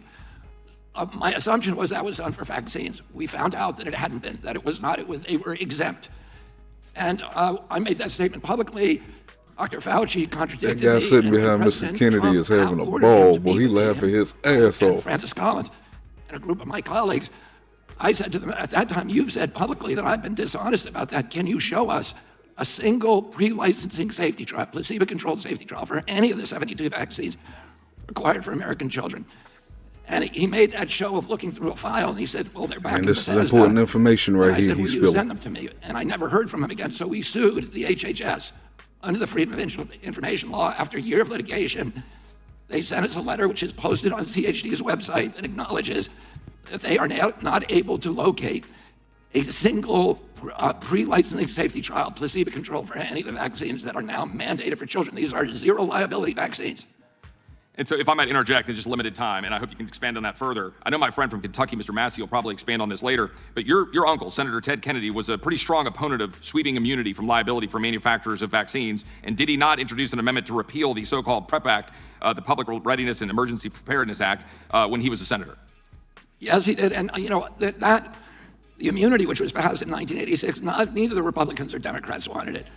Ronald Reagan at that time, who signed the bill, said, and Wyeth was the company that was pushing it, and they were saying that they were losing $20 in downstream liabilities for every dollar that they made in profits from vaccines. They were going to get out of the business if they were not granted immunity. Ronald Reagan said to them at that time, why don't you make the vaccines safe? And Wyeth said, because they're unavoidably unsafe, which is true of most medicines. I'm not anti-vaccine, but I think we need to be honest and we need to have good science. That's all I've ever argued. And closing out my time here, I would just say this. My father had polio. I understand the ravages of that disease. I'm grateful that we have the opportunity to have the polio vaccine, but I also want the truth being sought. I want to know the health impacts of the polio vaccine going forward and every other vaccine that's being administered. And I'll just close by saying and asking, I know that this is informed by a great deal of conversations you've had with mothers and moms who came up to you, and if you could expand on that, I'll yield back. Yeah, I mean, I was dragged kicking and screaming into this space because I was confronted by, when I was touring the country on suing companies about mercury in fish. And by the way, people, I spent 30 years trying to get mercury out of the fish in this country, and nobody ever called me anti-fish. At that time, we were trying to get mercury out of vaccines because mothers were coming and saying, my child was injured by the vaccine. These were many, many hundreds, literally, of mothers with intellectual disabilities. And they said, nobody's listening to us. The Democrats aren't listening to us. The Republicans aren't listening to us. And I felt like I should listen to them and actually read the science. And that is what got me down into the time. And by the way, it's the worst career decision I have ever made. Time of the gentleman. Thank you, Mr. Kennedy. You'll back. Time of the gentleman expired. The gentleman from California is recognized for 5 minutes. Thank you, Chairman and Ranking Member Plaskett. During the height of the COVID-19 pandemic, anti-Asian hate and violence skyrocketed as some racists blamed a virus coming out of China on all Asian Americans. Since March of 2020, Stop AAPI Hate, a nonprofit organization aimed at tracking and addressing anti-Asian hate, reported more than 11,000 anti-Asian acts of hate and violence. This same report found that 49% of Asian Americans and Pacific Islanders have experienced some form of discrimination. These acts of hate include Asian Americans being beaten, spit on, screamed at, and even killed. And the increases in these types of attacks during COVID accompanied a slew of anti-Chinese sentiments related to the virus, like calling it the quote-unquote China virus, and even disgustingly, quote-unquote Kung flu. Many Asian Americans were harassed, physically accosted, and told that they quote-unquote created the virus. Yet one of our Republican witnesses encourages this appalling rhetoric and promotes anti-Asian hate with dangerous and unfounded claims. Just last week, Mr. Kennedy suggested COVID-19 was a bioweapon and said it was, quote, targeted to attack Caucasians and Black people, end quote, and that, quote, the people who are most immune are Ashkenazi Jews and Chinese, end quote, suggesting that... Ma'am, Google stated that it was a bioweapon. You can look that up. The Chinese people didn't suffer like others during the pandemic. Despite asserting that he should become their president, Mr. Kennedy seems to disregard the correlation between anti-Asian rhetoric and violence. Ms. Wiley, do you frequently work with minority communities, including Chinese American or other Asian American communities? I do. And do you think Mr. Kennedy's theory is racist? I think that Mr. Kennedy's statements fuels the theories that suggest that there's a biology to race and that therefore we can actually identify people and communities as possibly either being benefited by or being people who are not sharing the same interests and needs as the rest of us. And yes, that has served to drive hate and bias, and sadly, including violent incidents. Now, it was said earlier in this hearing that Mr. Kennedy is a smart man. Now, so far as I know, he does not have any specific education or training in medicine. He is not an epidemiologist, one who studies infectious diseases. He has never conducted clinical trials in a professional setting. He has never done scientific research in a professional laboratory and published scientific findings in a peer-reviewed publication. Ms. Wiley, what kind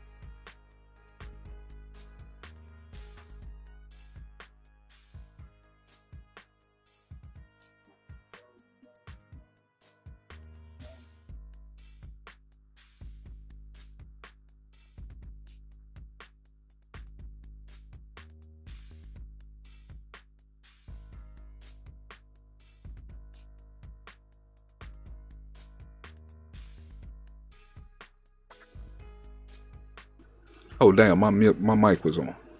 Yeah, fuck it. No, what I was saying, what she just said don't make too much sense, because I never took an electronic class, computer class, none of these fucking classes, and I'm about good as anybody else if I sit down and concentrate on it. You don't need your motherfucking schooling to be an expert to determine if something is bad for you by reading. I mean, these people try to dumb us the fuck down for real.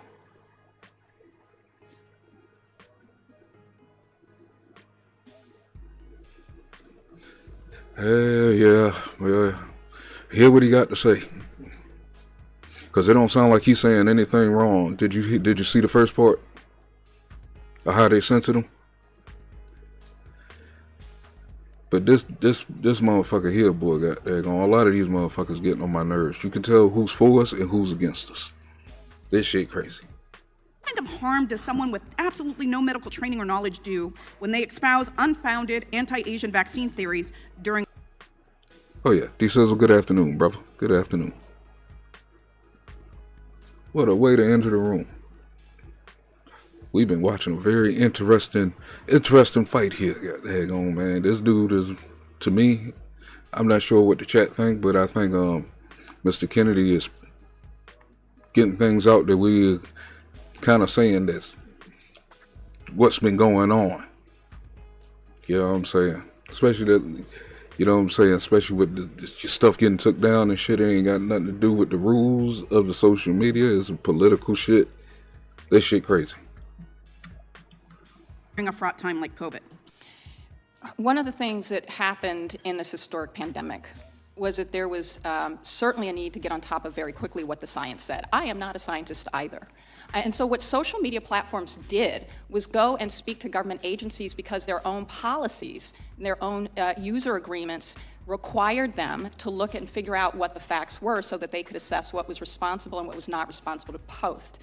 I say that because it was incredibly important to ensure that people were getting real-time information as possible, but also ones that really demonstrated what all of us need, rather than... Like I said, these motherfuckers struck me for CDC information straight off their website, for misinformation.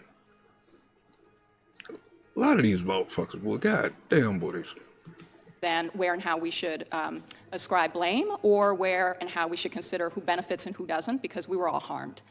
But I say this in part because it was the social media platforms themselves that reached out to government agencies, including Health and Human Services and CDC, to get that information. And under the vacated opinion, it's really important to understand, it has been vacated by the Fifth Circuit, this preliminary injunction on all these incidents that we're talking about, because one of the things it would do, in my view, just as in my legal view, is that it was actually saying that the government could not respond to such requests under this injunction, which is incredibly overbroad, dangerous, and doesn't allow government agencies to do what they are chartered to do. Now, I'm an attorney by training, and one of the things I learned very early on in constitutional law is that no right given to the people of the United States is absolute, and that includes the right to free speech, because you do not have the right to shout fire in a crowded theater, because it could produce harm and death of people by being false. These social media platforms have user policies to try to prevent that kind of harm. Is that not correct, Ms. Wiley? That is correct. And so we are not trying to censor speech. We are simply trying to create factually correct information to prevent harm to people, including death. And that's what they were trying to do during COVID. Is that not correct? Legally speaking, absolutely. And I say that as a matter of law, which is that court cases say that the government has in fact, it's its role to ask for compliance with policies. The policies on the books of social media platforms were violated. And they Excuse me, Mr. Chairman, but the last questioner got an additional extra minute. I'm at 35 seconds over. I would Point just of order, ask that Mr. she Chairman. be The able to Democrat finish- beforehand got an extra finish minute. her sentence. Trying to be generous. Finish her trying to sentence. be generous, even when the response is that the government determines the truth. I I'm trying would to be like for her generous. to be able to finish her sentence, Mr. Chairman, then I will yield back. Okay, Ms. Wiley, you can finish your sentence. Thank you. I'm not sure I remember the sentence, but thank you. Okay. I just think the I point do. was, it was. I do. You were saying there's the a government record- should be the arbiter Can of you what's please truth. not put words into the mouth of the witness and let her respond? The chair It's now her recognizes the answer. gentlelady from New York. The gentlelady.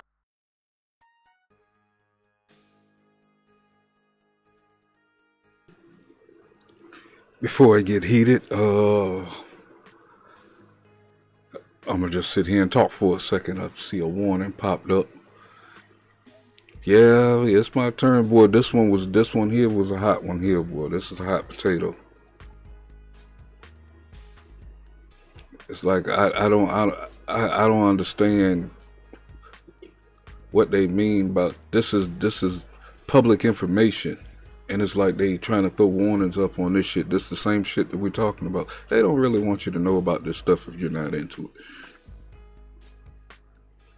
Good afternoon, Candy. Thank you for joining us.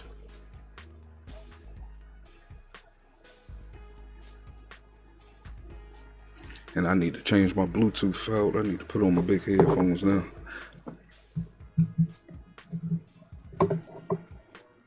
But yeah, that's basically what this one is about here. This is basically just the weaponization of the federal government, and it seems like they're fitting a lot of the ninja up in here too about what went on in there, along with the voting. Boy, they fitting everything up in this shit.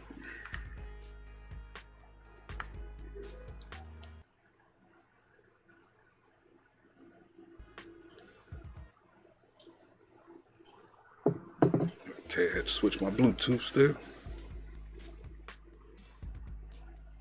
Turn this volume down. Okay, it looked like it just went away. Just went away, just did. Got there going. So, turn my headphones down. Also, I'm teaching as we go and stuff. You know what I'm saying? When you do get that kind of warning and stuff, you know what I'm saying? Make sure your music is turned up enough. You know what I'm saying? This is public information. I don't give a fuck what they say. Hate to be that way, but we've been shut up too long. We've been tried to be debunked for the last 5 or 6 years. We tired of fucking being quiet and been tired of being told that we ain't saying, we're not telling the truth about what we're knowing and what we're seeing. That shit getting worse. That shit causes a lot of fucking problems. Because it's like we're trying to tell you that, damn, there's a loose spot on the fucking bridge. You shouldn't cross it. And they just telling you, oh, it's all fine. They don't want you to cross it because you're black. Like a bunch of stupidity going on. But let's go. Lady from California. I love how you follow the rules, Mr. Chairman. It's really indicative of what a kangaroo court this is and what a It's circus it censorship is. by the chair. It's censorship by the chair. Oh, Lord. Thank you, Mr. Chairman. Thank you, Mr. Chairman.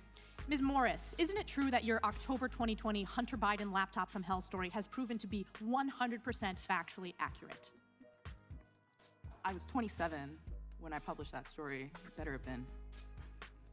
Isn't it true that the FBI obtained Hunter Biden's laptop a full 10 months before your story broke? That's correct, according to the subpoena that I published. Isn't it also true that we now know that the FBI's Foreign Influence Task Force coerced social media companies into an alleged forthcoming Russian, quote, hack and leak operation, and as a result, illegally censored the Hunter Biden laptop story? Isn't that true? Yes. And this forced censorship by government agencies like the FBI was paid for by the taxpayer, since the taxpayers fund the FBI. Isn't that true? Yes. And Hunter Biden's laptop from hell, it has everything. It's a hellhole and cesspool of corruption and criminal conduct. It has hard drugs, prostitution, pornography, money laundering. It has Biden family shell companies, communist Chinese, corrupt foreign government deals from tens of millions of dollars in exchange for access to the Biden family. The Hunter Biden laptop from hell has all of this, correct? Yeah. And the American people are smart. They know that this was not a hack and dump. This was illegal government censorship to protect and prop up Joe Biden on the eve of the 2020 election. And according to polling, of people who were now made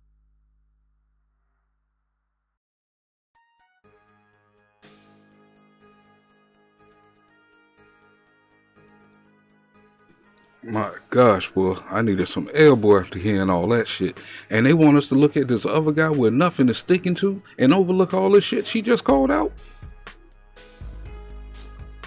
Want us to look at all these other people, but as being bad people when this current guy is, god damn, boy, they need to make a video game off of this shit, boy. Goddamn, he a crime boss.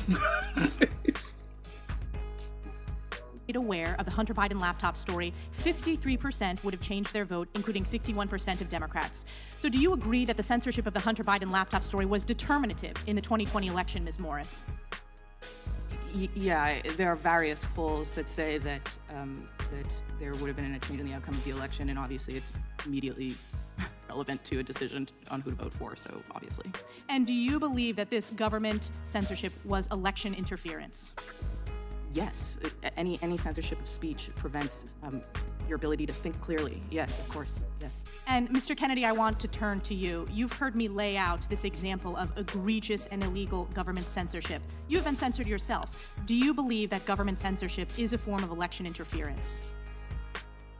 I think democracy is dependent on the free flow of information, and if that information is distorted, if the public is lied to, then it interferes with election. And by the way, it interferes with public health. And the Wall Street Journal did an article a couple of weeks ago suggesting that the censorship of important health information costs American lives. And Mr. Kennedy, I want to ask you specifically about the Hunter Biden laptop story. The total blackout on all social By hearing all this and stuff, I think that kind of puts me in the mood of why my shows is anti-Democrat talk, period.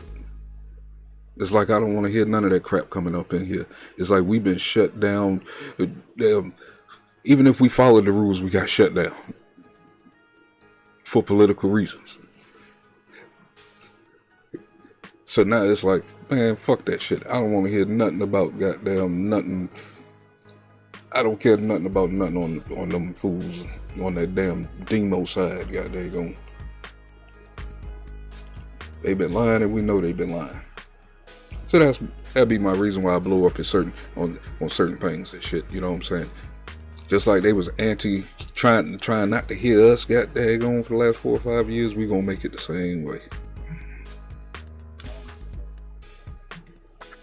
Media outlets as well as telecom. You couldn't text the link to the Hunter Biden laptop story.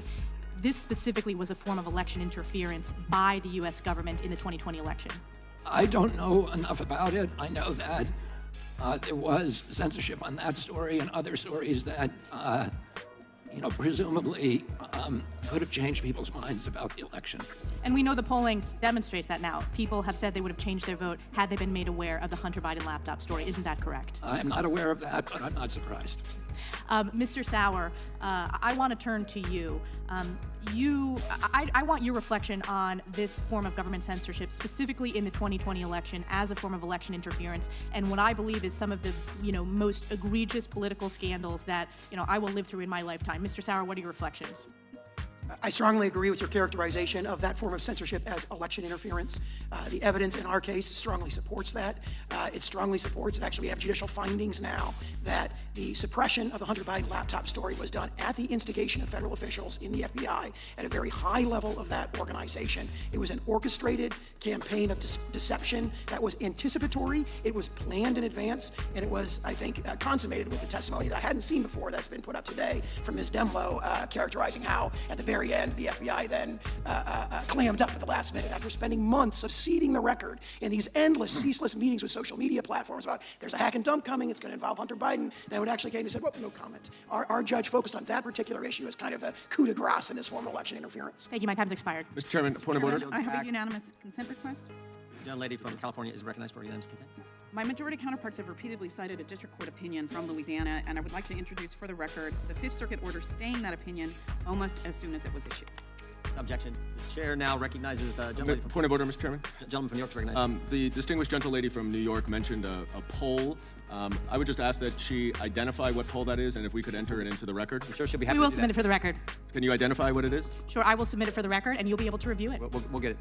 The chair now recognizes the gentlelady from Florida, Ms. Marshall.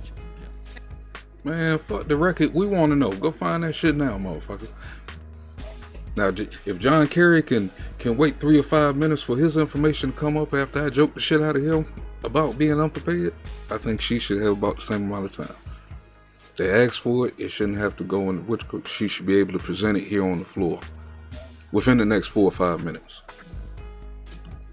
Thank you, Mr. Chairman. Mr. Chairman, we respectfully requested that you rescind Mr. Kennedy's invitation to appear here due to his repeated and very recent statements that spread dangerous anti-Semitic and anti-Asian conspiracy theories and attempted to move into executive session because House rules prohibit public testimony that degrades or defames people. His reckless rhetoric helped fuel anti-Semitic incidents, which for the record are at the highest level in the United States since 1970. They have nearly tripled in the last 6 years. Since you gave Mr. Kennedy a megaphone today, I want to give him a chance to correct his statements and repair some of the harm that he's helped cause. Mr. Kennedy, you're well educated, so yes or no, please.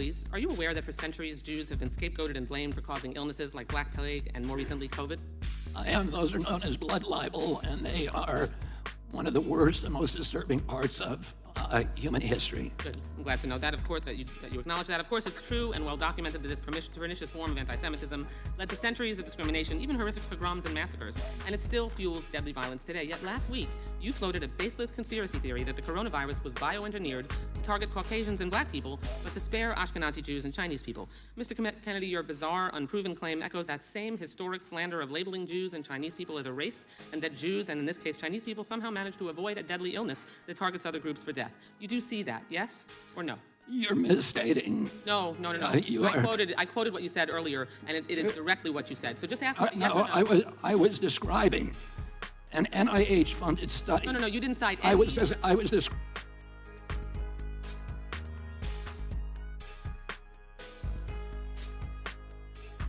Keep forgetting my mic is turned off.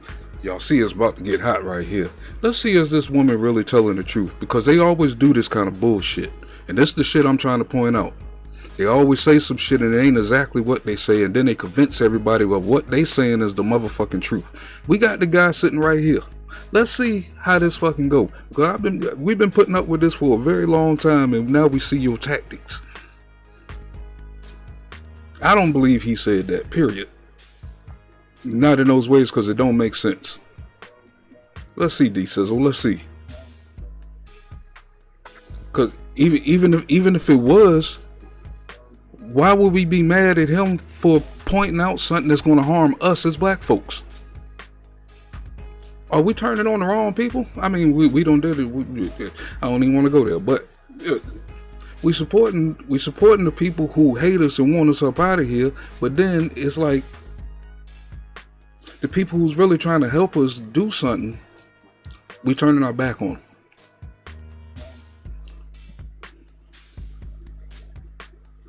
This is Mrs. Wasserman Schultz. I seen her before, but I didn't know that was her name. That's a weird, that's a crazy name. Describing an NIH-funded study by Cleveland Clinic. And one thing I noticed about all these women on Congress, all of them got Miss in front of it. Ain't none of these women married. Reclaiming my time. You did not reference reclaiming. Published in USC Medical, which is one. The time is mine. I'm reclaiming it. Please ask the witness to stop talking. You asked me a question. Reclaiming. Allow me to answer my question. Mr. Chairman, I'd like about 10. In the last 2-3 weeks we've been watching these Democrats are the most rudest people I have ever seen.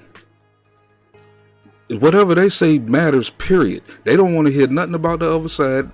They don't want to hear nothing from the other side. Is when that's it. When they're talking, they're the truth. That's it.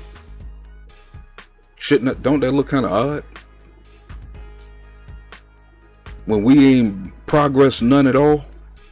We got schools shut down in our communities and shit, but they can spend $53 million on these motherfuckers coming in. I don't want to hear nothing else these fools got to say. 10 seconds back. Time You are belongs. slandering me Time belongs to the- incorrectly. time belongs to You're the- saying it's dishonest. Time belongs to the gentlelady from time to Florida. defend myself. Mr. Time belongs to Chairman, the gentlelady from Florida. I'd like 15 seconds back. We will be happy to give you. Thank you so much. You did not cite any study like you are citing here now during that conversation. You referenced no study at all. You simply labeled Jews and Chinese people as a race, and you also said that Let that man somehow talk. they managed to avoid He's the deadly illness that witness. targets He's other the groups guest. or Let death. him talk. You don't see that? You're trying to rewrite history here. A few months ago, Mr. Kennedy, you compared COVID public health policies to barbaric murderous tactics of Nazi Germany, saying that Jewish people in Nazi Germany had more freedom than Americans facing COVID health restrictions. In hindsight, Mr. Kennedy, do you reject this absurd and deeply hurtful and harmful comparison, or do you still stand by it? Congressman, what you are saying is a lie. You said it. It's. No, I did not. I never contained. Okay. I never, ever Mr. Chairman, I'm compared happy to COVID enter into the record. countervaccine. It looked like everybody around them think it's a lie too, but they laughing at her ass. You made light of the genocide against Jewish people by saying, and I quote, even Hitler's Germany, you could cross the Alps to Switzerland, you could hide in an attic like Anne Frank did. Mr. Kennedy, do you think it was easy for Jewish people to escape systematic slaughter of Nazis, yes or no? Absolutely not. Okay, good. Mr. Kennedy, do you think it was just as hard to wear a mask If it wasn't easy for it to escape, why are you bringing that shit into our country? Bang, bang. during under floorboards or false walls so you weren't murdered or dragged to a concentration camp? Yes or no? Excuse me? That's a question, yes or no?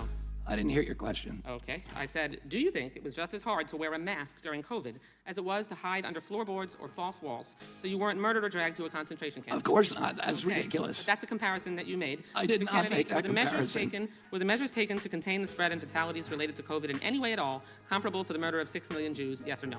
Absolutely not. Okay.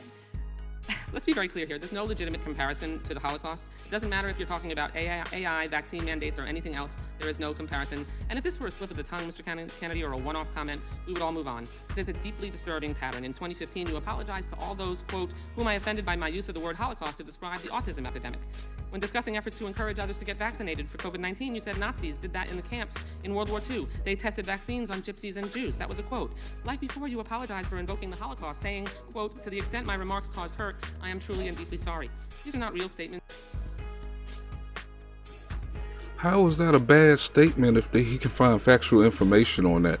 I heard that kind of stuff on the History Channel, got daggone documentaries about that event. I'm just saying. The trickery. Of contrition or remorse, they are passive-aggressive non-apologies that blame the listener for reacting to the lie you just spread. I'm deeply saddened that this is a conversation we're having today. I have deep respect for what Mr. Kennedy's family did and still does to make life better for all Americans. But what you are doing now, Mr. Kennedy, and the forces you aligned yourself are reckless, dangerous, and disturbing by echoing dangerous claims such as, quote, Jews don't really suffer as much as we do, which you said. Isn't that sort of like what the dude said the other day about the person that's aligned themselves with on a side that is it's a danger to them? It's like these fools be throwing all kind of freaking shots, and we've been seeing this shit. We've been overlooking it, distracted from it or whatever. Well, that little damn warning again. It must be some real shit they saying, boy. Got daggone. Or maybe I need to do some switcheroo here, because I don't want to. Let me set this up like this, and I can do it like the interrogation shits.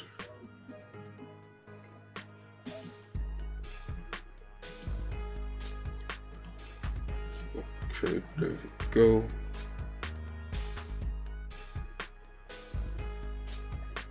Trying to wait till the witch call go off here in a second. I just had a picture going in and out. That's about it. Even though they say they detect audio.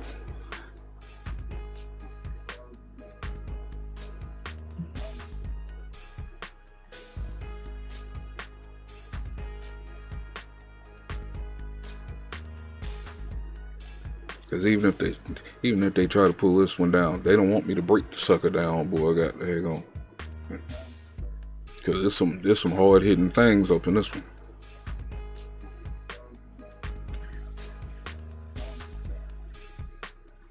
Let's see. Okay, it looked like it went down.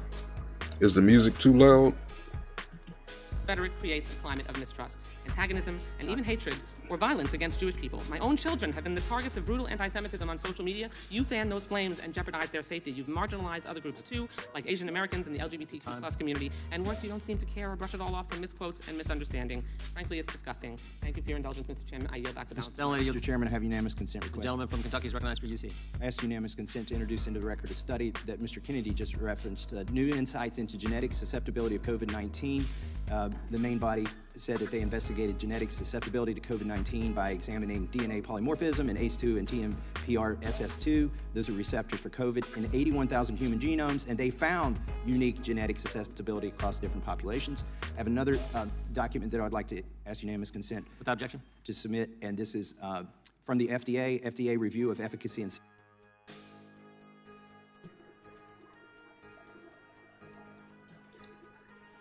For some reason, boy, they really don't want you to hear this info. Damn.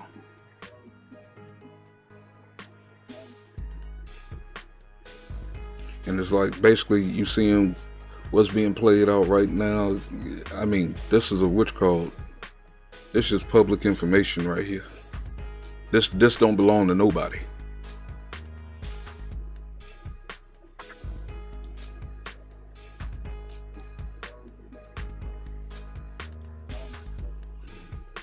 So how's everybody doing? How hot is it? How hot is it where you at? Man, I feel like it's pushing like 90. Yeah, it's about 92 degrees outside. I gotta turn the AC up some more. Headphones got me hot.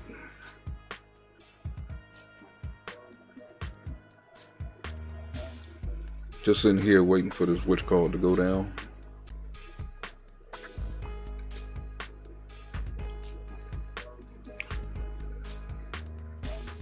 This thing is just steady buffering. This thing buffering, boy. And I know they ain't talking about D Sizzle's audio work. I don't think he has those kind of powers just yet.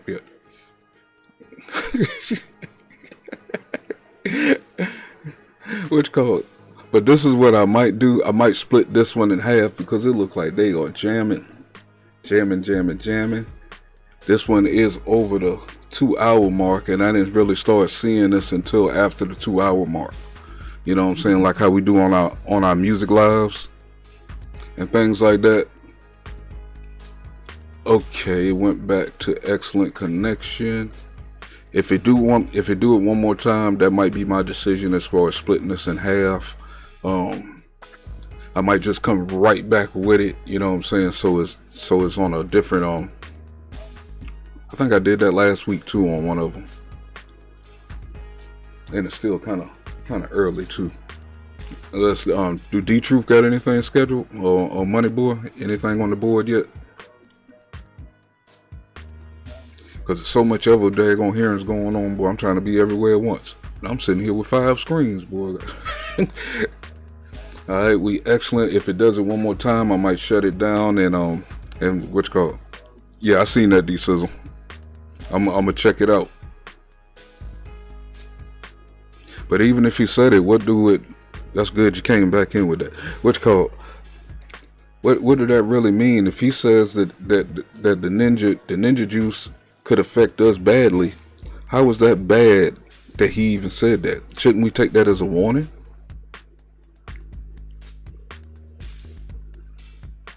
Or we just not supposed to like it just because we're not supposed to like this guy because he's anti-democrat?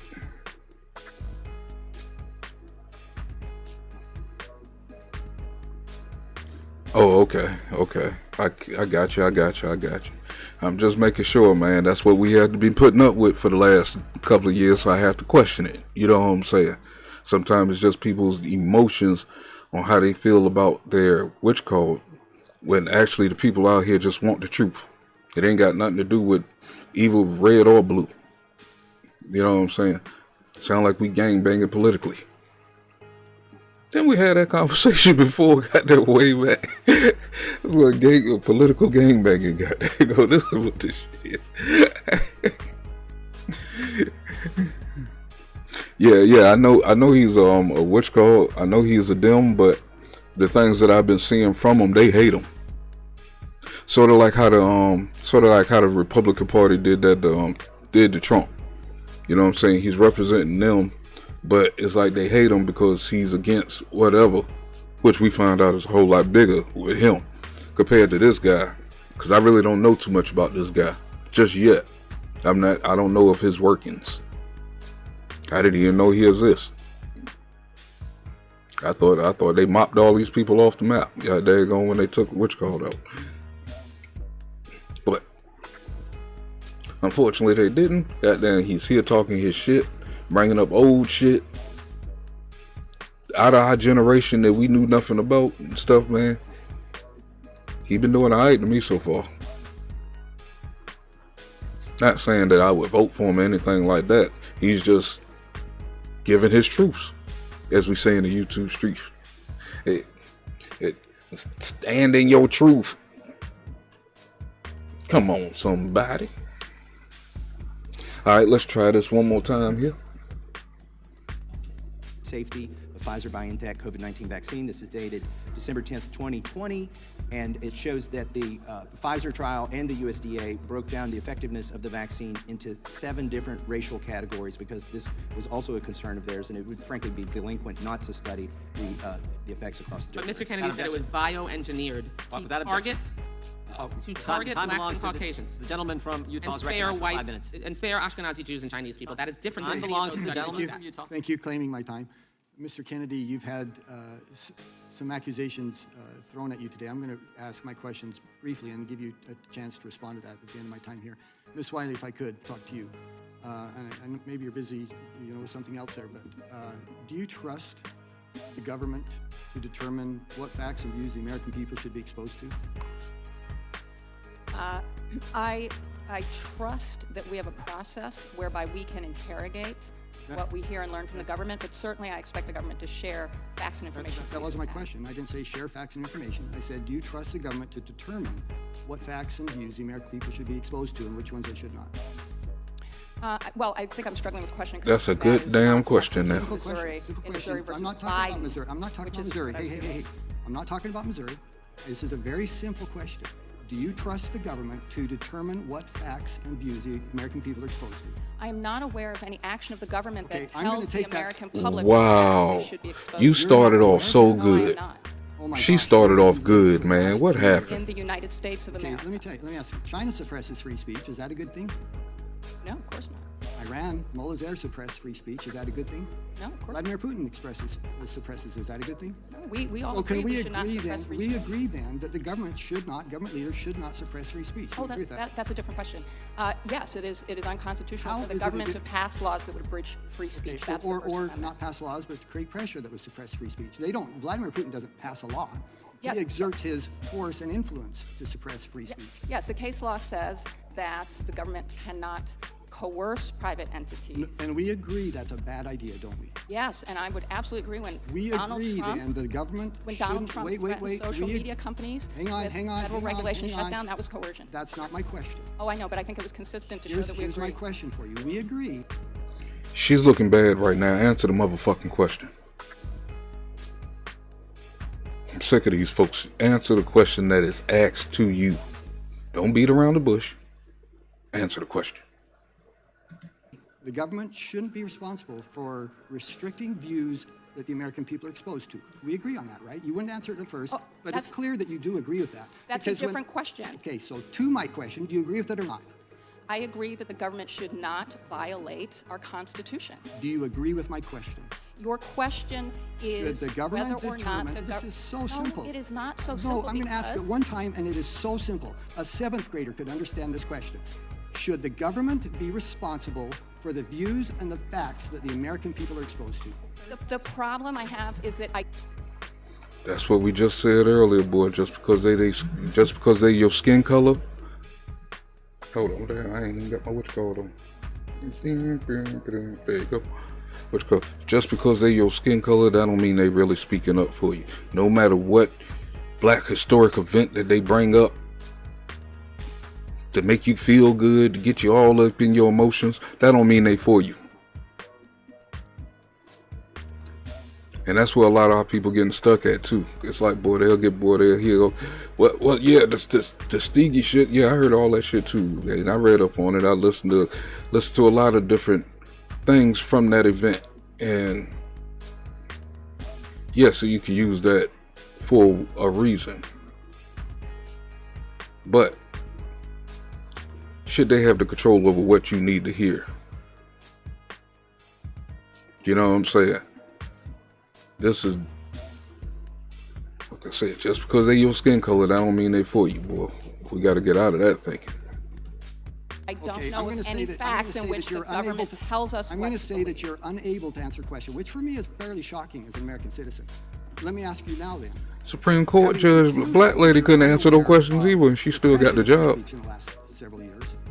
What about, for That's example, not actually what I said, but thank you. do you think it was appropriate for the FBI to pressure private companies to censor and take down posts that the government disagreed with? Was that appropriate? I'll give you an example that you were unaware of. I'm glad you're aware of it now. Was that appropriate for the government to do that?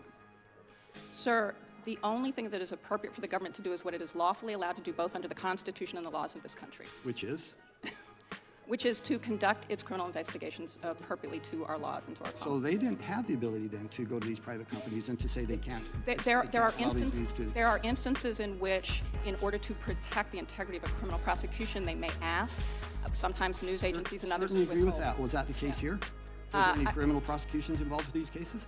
Not that I'm There were aware of. criminal investigations are not prosecutions, Okay, criminal and also investigations? the integrity of criminal. Were there any criminal investigations regarding these examples? Which examples are those, sir? For example, anything regarding the Hunter Biden laptop? Well, there are lots of things that have been said in public media about Hunter Biden's laptop. There was a criminal investigation, in fact, a plea in that case. Does it bother you that 51 former intelligence officials made a determination that the Hunter Biden laptop was Russian disinformation, which they admit, by the way, they had no evidence at all that that was true. Zero evidence that that was true. Does that bother you they did that?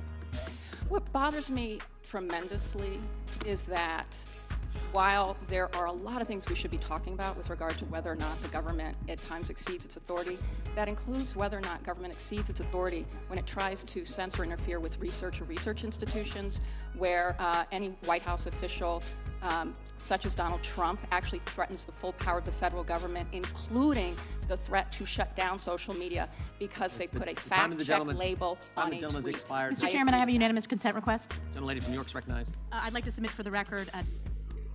I'm done with her too. She used the DT word. Stop using him for a fucking excuse. He been out of office for 3 fucking years. This shit's been going on for since the witch call. Yeah, he might have said that because he had a reason to say that shit that I see. I mean, I'm just saying. I mean, to experience it, to see other people around me, like I said, I could start naming off the channels, boy, that ain't here no more. For political emotions. And all they did was put the truth out there. I see them on other platforms now and stuff, you know what I'm saying? But damn. Say for instance, if y'all checked out that Tommy Sotomayor show that I put up on my wall yesterday with him and Jason Whitlock. He broke it down right from there. People's emotions got him shut down. It ain't nothing that he's saying. They just dislike what he said and they had his channels took down. That's fucked up. Hey, nothing about violating no rules or nothing. It's their emotions. Lying. Black folks holding other black folks down who's trying to daggone getting good messages and shit out here. You might not like the way he did it, but damn. From what I see, he helped out a couple of 100,000. So, alright, that was a good enough pause right there. Let's get back to work. TIP Insights, a New Jersey-based Institute of Policy and Politics poll conducted of over 1,000 adults between August 2nd and August 4th of 2022 showed that 8 in 10 voters, if they were made aware of the Biden Yeah, it's my laptop, turn, would man. have been determinative in changing the outcome of the election. It also demonstrated that 61% of Democrats, including this poll, would have changed their vote. Submitted for the record. Without objection, thank you. The gentleman from Virginia is recognized for 5 minutes. It is like that. It's my turn, man. They operate on the emotions, and then they get the people in the emotions, and that's what you're seeing out here. You know what I'm saying? Like when it came down to the mask and stuff, man, the shit that we were seeing, the people just going crazy. It's like none of this shit is really scientifically proved you just heard it was, and you out here shooting, throwing shit at people, slamming water on people's heads and all this shit just because these motherfuckers said it with no scientific proof. Got them all up in their emotions. Be scared. It's like shit. If that shit was that damn deadly, the mask ain't gonna protect your ass. Thank you, Mr. Chairman. I've been in this Congress 15 years, and I never thought we'd descend to this level of Orwellian dystopia. Suddenly, the tools of the trade are not to get at the truth, but to distract, distort, deflect, and dissemble. To disagree is censorship. To try to correct the facts is to infringe on my right of free speech. Of course, it only works one way. The name of Dr. Fauci has been invoked. I'd love to have him here as a witness to describe his travail in being censored. But of course, with that right-wing censorship comes intimidation and threat and intimations of violence and a wink-blink that by Man, Mr. Fauci, boy, that motherfucker there is hiding under a huge rock somewhere, boy. We haven't seen him in months. He got the hell out of sight after causing up all this shit. the way violence, can be justified. The violence, for example, here on January 6th has been explicitly excused by some of my colleagues on the other side of the aisle as a bunch of tourists who got a little out of hand, a little overexcited. 5 are dead, including my constituent, Capitol Hill police officer, who died the next day from the trauma and shock of that experience. And ironically, talk about free speech and duty, he voted for Donald Trump. But his duty was to be here that day. Hold on, man. We got a police officer that died of shock the next day.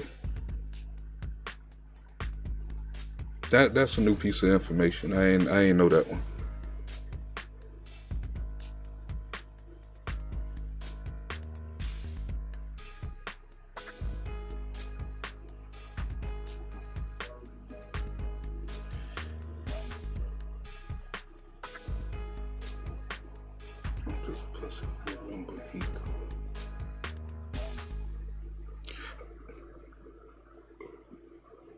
Boo-hoo.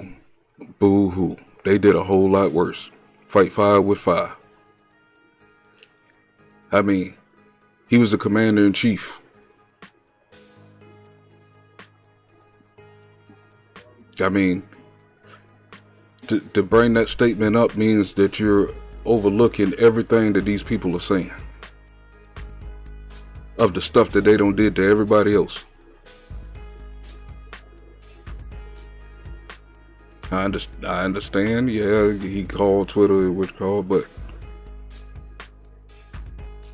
the way they disrespected him is not how we're disrespecting this current guy. No matter how bad he is, I don't see the same disrespect.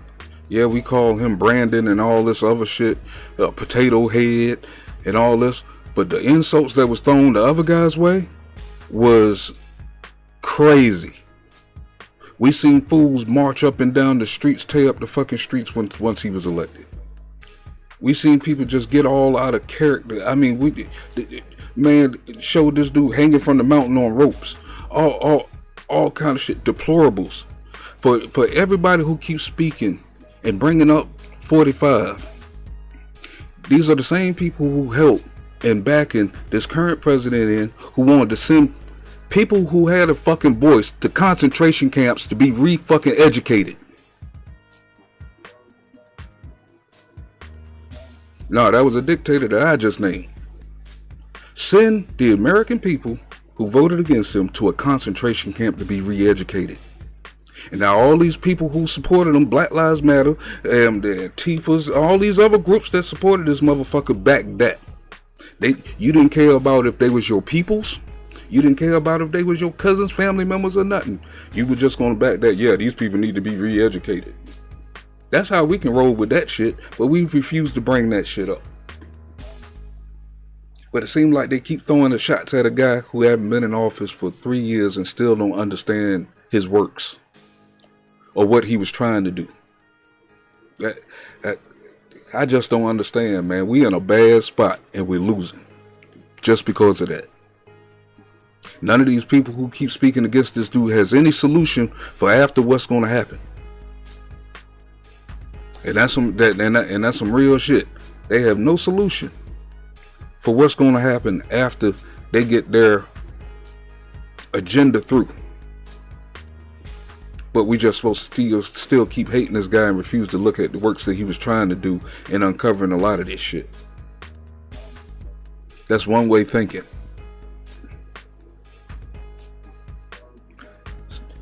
Somebody in the chat taught me that that's not a good way to move. You know what I'm saying? That you blind yourself. You don't evolve. You don't make progress by staying or just hearing one avenue. You need both sides to make a conscious decision. And right now, boy,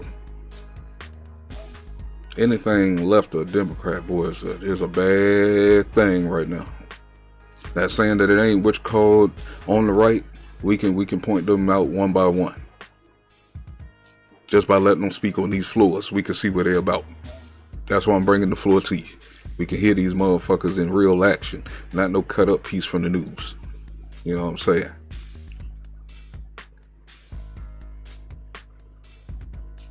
Yeah, that's true.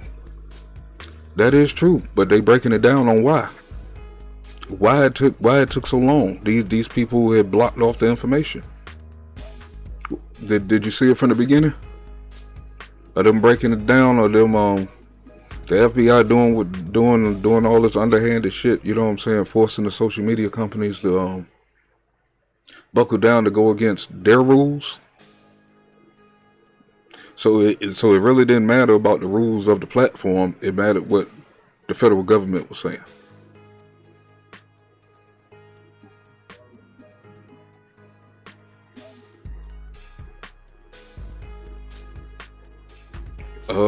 Right now, yeah. I mean,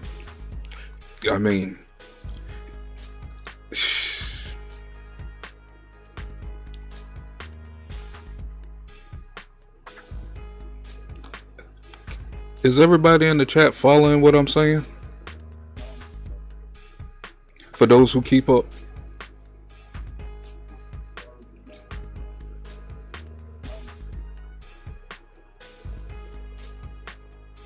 Thank you, it's my turn. Thank you.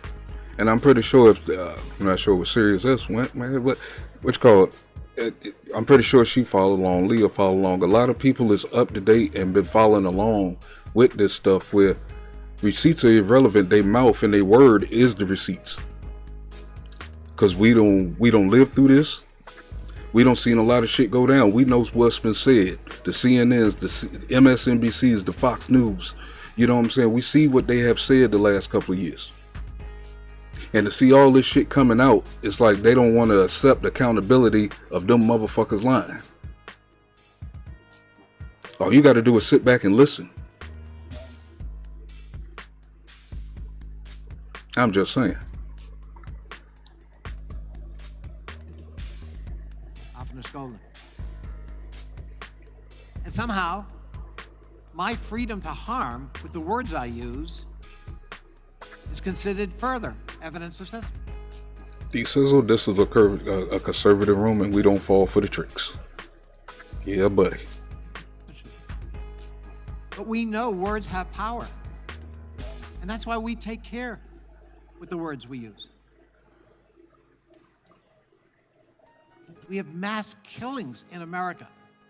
We buried people recently at Pittsburgh because of their identity.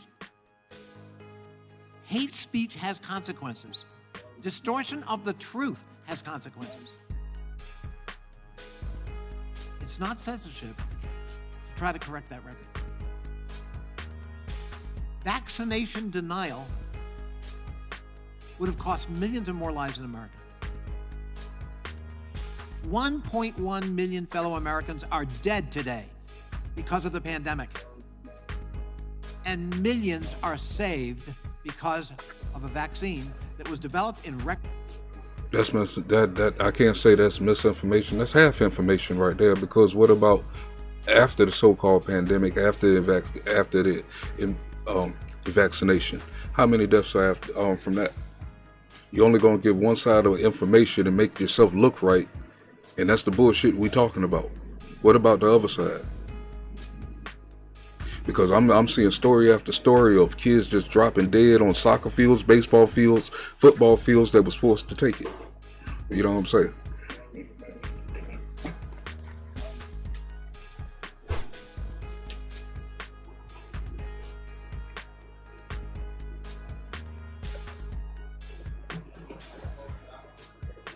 That's the craziness right there. It's like you're giving half information and expect us just to follow along with it. You in your emotions, your face starting to turn red.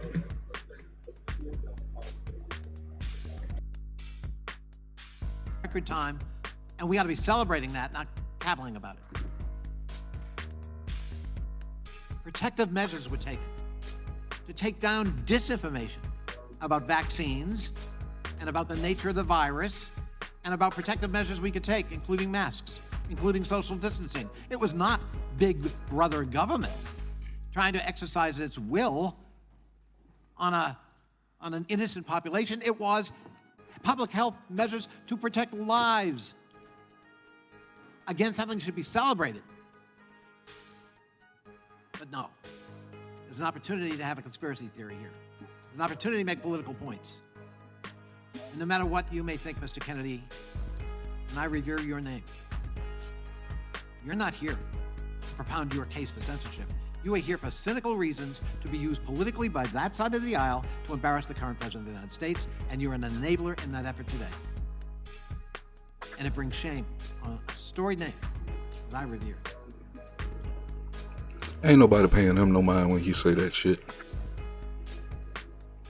I mean, like I said, I don't even know the guy. And no, he's not pulling no brownie points to me. I mean, on me, I just want to hear what he got to say, because he's opposite of what you're saying. Y'all haven't told us the truth yet. And you steady lying. I began my political interest with your father.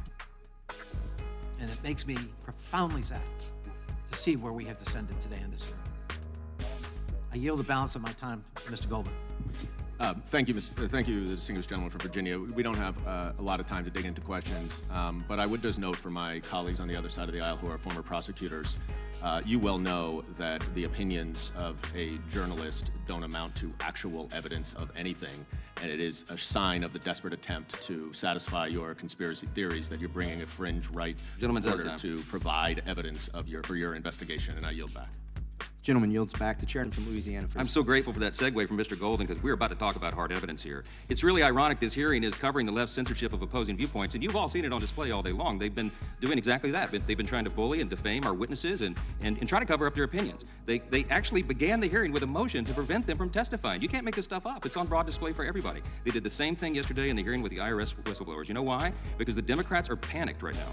They're panicked because it's impossible to cover up the inescapable conclusions of the last few weeks. Let me give you two of them. Now, pay attention to what this guy's saying, because he came in, boy, firing with the goddamn M16, boy, goddamn. Now, this sounds about correct. I can trust what he's saying, because this is what I witnessed, this is what I seen. Of them. First, one, the hard evidence, Mr. Goldman and everybody else, now proves that the Biden family is hopelessly corrupt and has apparently engaged in a long pattern of extortion, bribery, influence peddling, and tax fraud, and staggering abuses of power. And number two, we're highlighting here today that we now know that a growing list of the most important executive branch agencies of the Biden administration are in on it. They've also been corrupted. They've been weaponized to help cover all this up, the first family's crimes. When we summarize all this stuff, it sounds like a premise of a dystopian novel or something, but it's actually happening right now on our watch. This is not conspiracy. And pause. All this stuff was going on that he was doing years, decades before Trump got in office. Conspiracy theories, this is evidence.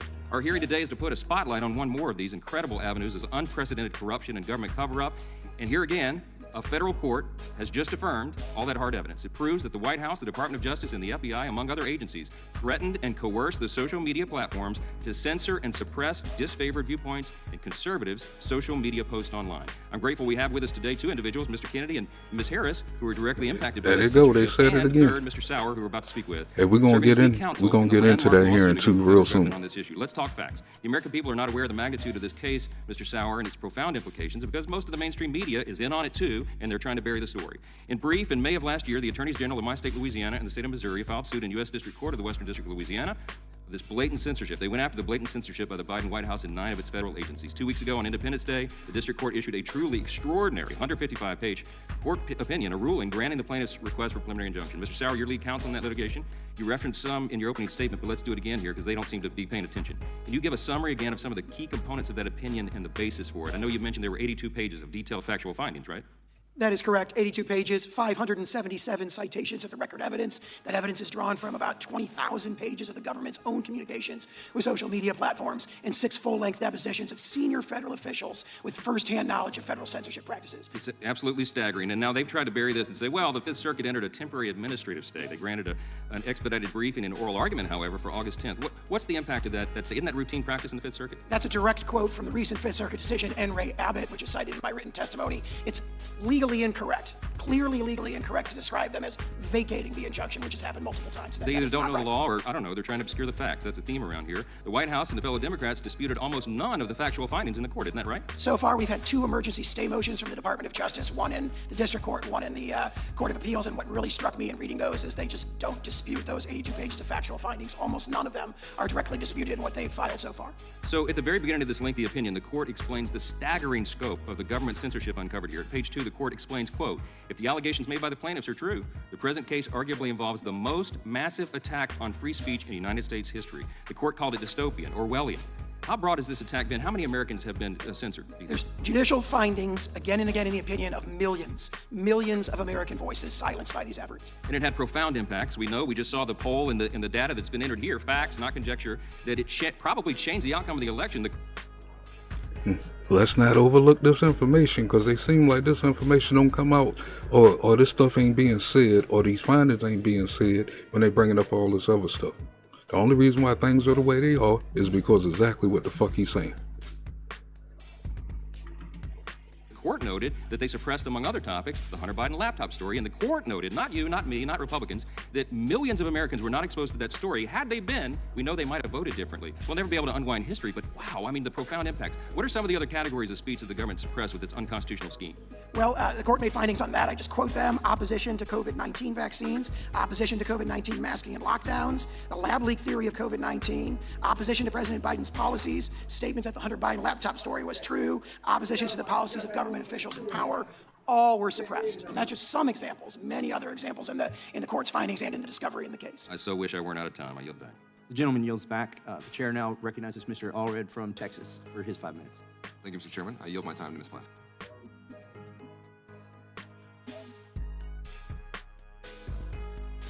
I thank the gentleman from Texas.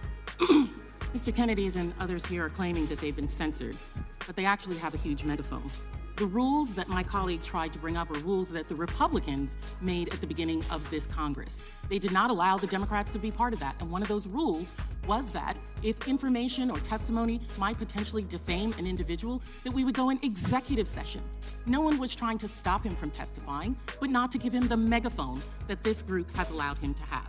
I also note, in terms of censorship, that the far-right media has already issued articles about censorship, given that we would go in if information or testimony might potentially defame an individual, that we would go in executive session. No one was trying to stop him from testifying, but not to give him the megaphone that this group has allowed him to have. I also note, in terms of... So don't that mean if you wasn't trying to give him the megaphone that he got right now, don't that mean you still trying to censor him? Like I said, a lot of these folks is for us. I mean, they look like us, but they're not us. They're not for us. Because if he had real important information to give us, as a people, not just a culture, as a people, then what's the problem? Censorship that the far-right media has already. She gets no mercy. Issued articles about me playing the race card. The race card is something that's often used against Black people for bringing up when they see race hatred being propagated against them. And it's a means to try and keep us quiet and keep us in our place. Oh, you're... Hey, D Sizzle, you can only say one, brother. You can only say one, man. You got your one, man. This one here, open season. Playing the race card by bringing up what is obvious in our lives, what is obviously happening, race. And so you can keep saying I'm race baiting and try and censor me, but I'm going to continue to tell the truth. I want to be abundantly clear about what else is happening in this room. The MAGA Republicans are trying to scare social media companies into not taking down blatantly false information in the lead up to our 2024 presidential election. Chair Jordan knows, as we do, that when conspiracy theories succeed, so does Donald Trump. Russia interfered in our 2016 election, they attempted in our 2020, and they're going to try to interfere in the 2024 presidential election. We note that Russian trolls sought to suppress the Black vote by unleashing a torrent of social media posts designed to stoke racial tensions and spread incorrect voting information.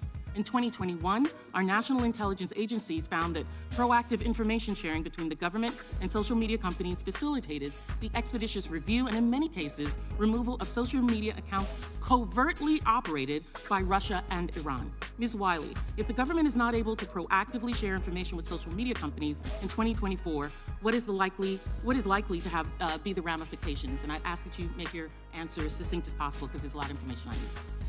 I will just quote one thing. Mr. Prigozhin, who's been in the news of late, actually said explicitly and openly that they would continue to try to spread misinformation. That's why I left her alone for that round. For the other rounds, well, she was suspect. They know that Russian interference, that is, the MAGA Republicans know that Trump benefits when Russia interferes. The super PAC that supports the same super... But the thing is, they keep bringing up the Russian interference, but who was the Russian interference for if the people that wrote the fake Pfizer report, they trying to confuse the people. Yes, they interfered, but for whose side?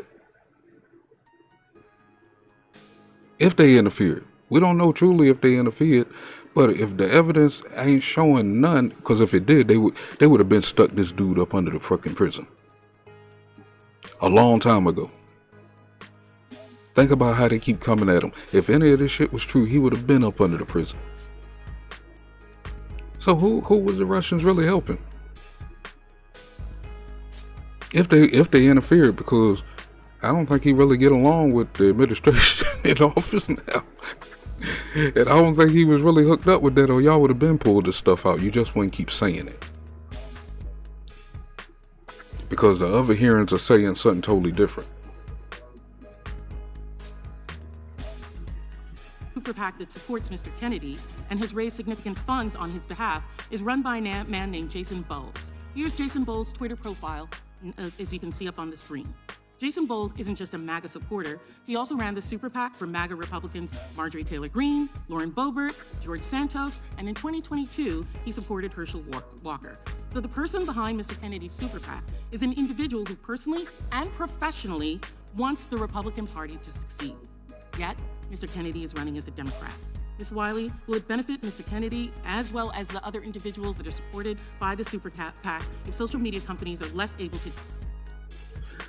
So DC, what should we call them? The Democrats that want to be Republicans? Because we call the Republicans who do the work to the Democrats rhinos. So what kind of jungle animal should we use for this?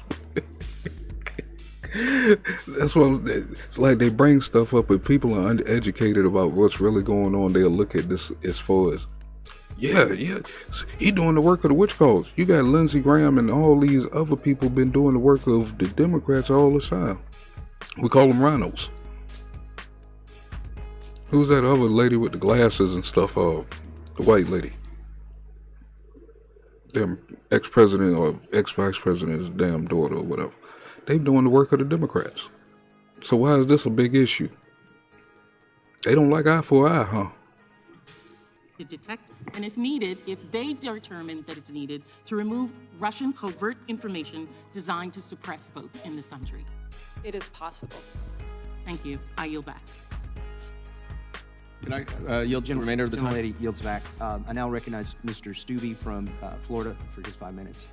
Mr. Kennedy, you want to respond to that? Can you do that quickly? Yeah, I've never heard of Mr. Bowles, and I've never heard of that super PAC. This is typical of the accusations against me at this hearing. They are baseless, every single one. I've been subjected to a string, a parade of defamations. If I believe those things about myself, I wouldn't want to hear me either. You want to gag me and lock me in a room somewhere. None of those are true, and they were all of this parade of accusations and defamations were made against me in a way that was calculated to make sure that I could not respond to any of them. Every one of them I'd like to respond to, but I was not allowed to. To further the disinformation going on, Ms. Wiley, in a response to a question, you stated that the decision in Missouri v. Biden was vacated by the appellate court. Is that correct? I did, and I want to correct that because Mr. Sauer is right. The appropriate word is stayed. Administratively stayed. So it hasn't been vacated or dismissed like Mrs. Sanchez It's said. stayed, which means it cannot be implemented right now. Okay, because I didn't want us to censor your disinformation that you stated as a factual assertion earlier. So I did misspeak, and I apologize. thank you for clarifying that for us. And to talk about more evidence about, I think it's interesting. There's a lot in this opinion, and I just, I have limited time, but I think illustrating some of the actions that the Biden administration took to censor speech is very important. I'm going to read specifically from the opinion.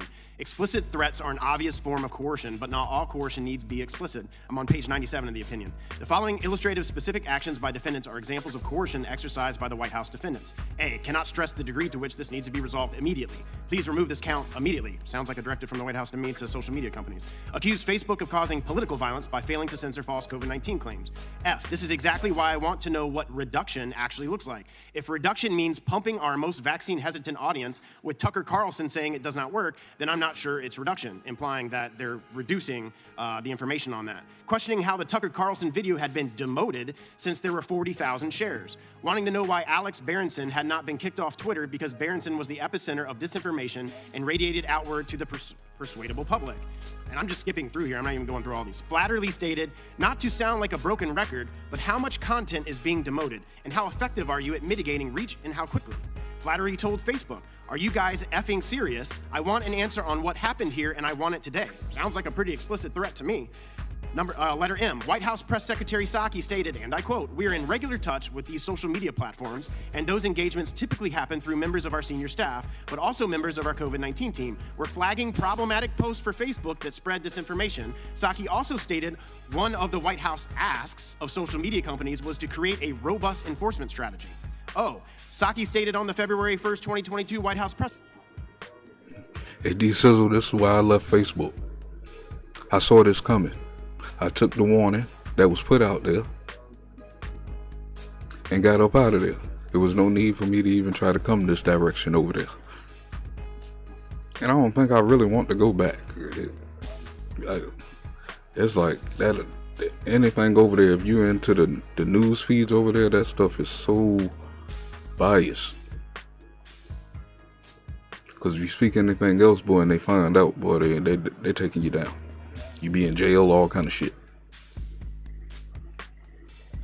Press conference that the White House wanted every social media platform to do more to call out misinformation and disinformation and to uplift accurate information. Another one, hey folks, wanted to flag the below tweet and I'm wondering if we can get moving on the process of having it removed ASAP. Sounds like a pretty explicit demand from the White House to me. Again, quoting the opinion. These actions are just a few examples of the unrelenting pressure the defendants exerted against social media companies. This court finds the above examples demonstrate that plaintiffs can likely prove Facebook was brainwashing me.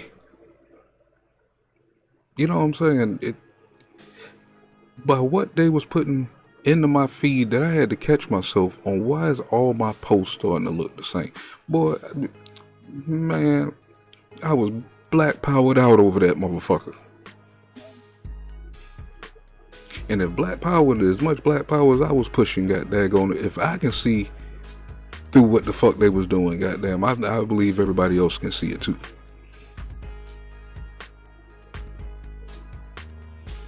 I had to stop myself and look. It's like, hold on, where's the rest of this information at?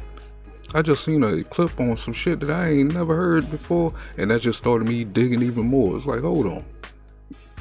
Your feed is biased depending on what you click on. You can click on 3 or 4 things of something in the same area, and the next thing you know, you're loaded out. Like I clicked on an African news source here on YouTube. You know what I'm saying? Subscribe to them. Next thing you know, my whole feed was just full of nothing but African news coming in from all different kind of sources. And that was just one click. I think I heard Coco say something about some sharks or something the other day. You see a sharks or some kind of videos and shit keep popping up in her feed and shit. It's like, it's something, I think it's something on our devices that you could turn off where it could stop doing that. But I'm gonna do more research into that. Likely prove the White House defendants engage in coercion to induce social media companies to suppress free speech. Mr. Sauer, in the limited time that I have, can you just comment further on, these are just some of the highlights that are in the opinion, and illustrate to us all of the evidence of the White House censoring the American public and working with social media companies to accomplish that? It's very telling that the judicial findings are quite specific on the specific threats. So there's several ways you can violate the First Amendment if you're a government official. One is coercion, one is significant encouragement, one is joint participation, where you've insinuated yourselves into private decision-making. The court found all of those present here. And with respect to those White House communications, there's a series of specific judicial findings that these statements were threatening. They were threatening adverse legal... These findings are right is because they found them. Just the same way, goddamn, y'all say the J6 people found all this, and that, and they supposed to be right. Eye for eye. That means this judicial committee found what they found to be right. Bang, bang. Consequences. There's multiple findings, for example, that White House spokesperson Psaki's public statements explicitly linked the threat of adverse legal consequences to the White House's demands for censorship, which we didn't know at the time, but now know were being very aggressively peppered on the social media platforms while she was making those public statements. So you have public statements from the White House. Also, White House Communications Director Bedingfield, there's a very specific judicial finding on that. Threatening adverse legal consequences in public if there's not greater censorship. And in private, you've got Rob Flaherty, Andy Slav, and other White House officials saying, take this down, do more to take down borderline content. Time of the gentleman has expired. Mr. Chairman, I have unanimous consent request. Gentleman from Louisiana. There's a lot of talk about this preliminary injunction, so I'd like to enter into the record a 155-page court opinion, the memorandum ruling on request for preliminary injunction in the matter of State of Missouri and Louisiana v. Biden from the U.S. District Court, Western District, Louisiana, Monroe Division, and also the Fifth Circuit's administrative stay, which does not address the merits.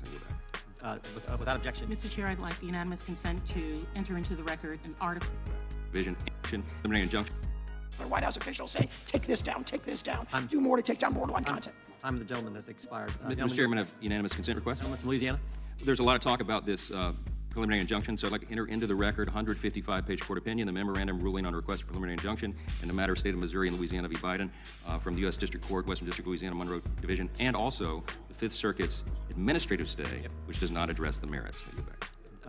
Without There you go right there, telling a half-truth. This dude, see, if we was to watch this on the news, they would just have him saying whatever he was saying, and we wouldn't have heard this next dude come up and say that he's going to present the records to the courts or to Congress of the evidence. It's like those little things do count, because that means there is some kind of proof that this stuff was done, not just going off of what Homeboy just said, bunch of jibber jabber, so his job and his lifestyle don't get caught up. But that's just how they do, though. objection. Mr. Chair, I'd like unanimous consent to enter into the record an article that states pro-RFK Jr. Super PAC has deep ties to Marjorie Taylor Greene, George Santos, which discusses the Super PAC titled Heal the Divide, which states that only Robert F. Kennedy Jr. can unite the nation and start healing America, and also discusses Mr. Kennedy's discussions with Mr. Hold on. If he just told you that he don't even know who that third person is, how come you just didn't bring him up just then when you wanted to present this? You gotta listen close, because when Kennedy spoke, I think the Rose guy that she had mentioned in this document, he said he don't know no guy of that name. So now it's like you're doing something to counter what this dude just did just then. trying to present your evidence, but you also left out the dude's name that he said he didn't know. If that dude was important to that document, he would have been mentioned just then. Let me check this again. Let me make sure I heard. Make sure I ain't talking too fast. I'd say it's pro-RFK Jr. Super PAC has deep ties to Marjorie Taylor Greene, George Santos, which discusses the Super PAC titled Heal the Divide, which states... Boom. There you go. The other guy's name was Rose. She didn't mention Rose at all. You see the trickery that I'm talking about? Like... It's like you want some receipts. These are your receipts right here. Let these motherfuckers talk for themselves. They full of shit. That's messed up. I think I need to make a clip of that, because she brought up, she showed the document with this dude's name Roll on it and all this stuff, and just because the dude wanted to present the information from the judicial findings off of what Homeboy just said, you want to try to counter that with a false. Now it's a false it's a false document now to me, because you didn't bring up the dude that he said he didn't know when you brought him up the first time.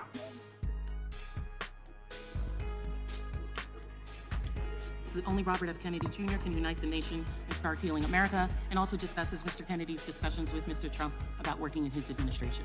Without objection, the chair now recognizes the gentlelady from Texas, I believe. Is that the cue? Thank you. Garcia, you recognize. Thank you, Mr. Chairman. And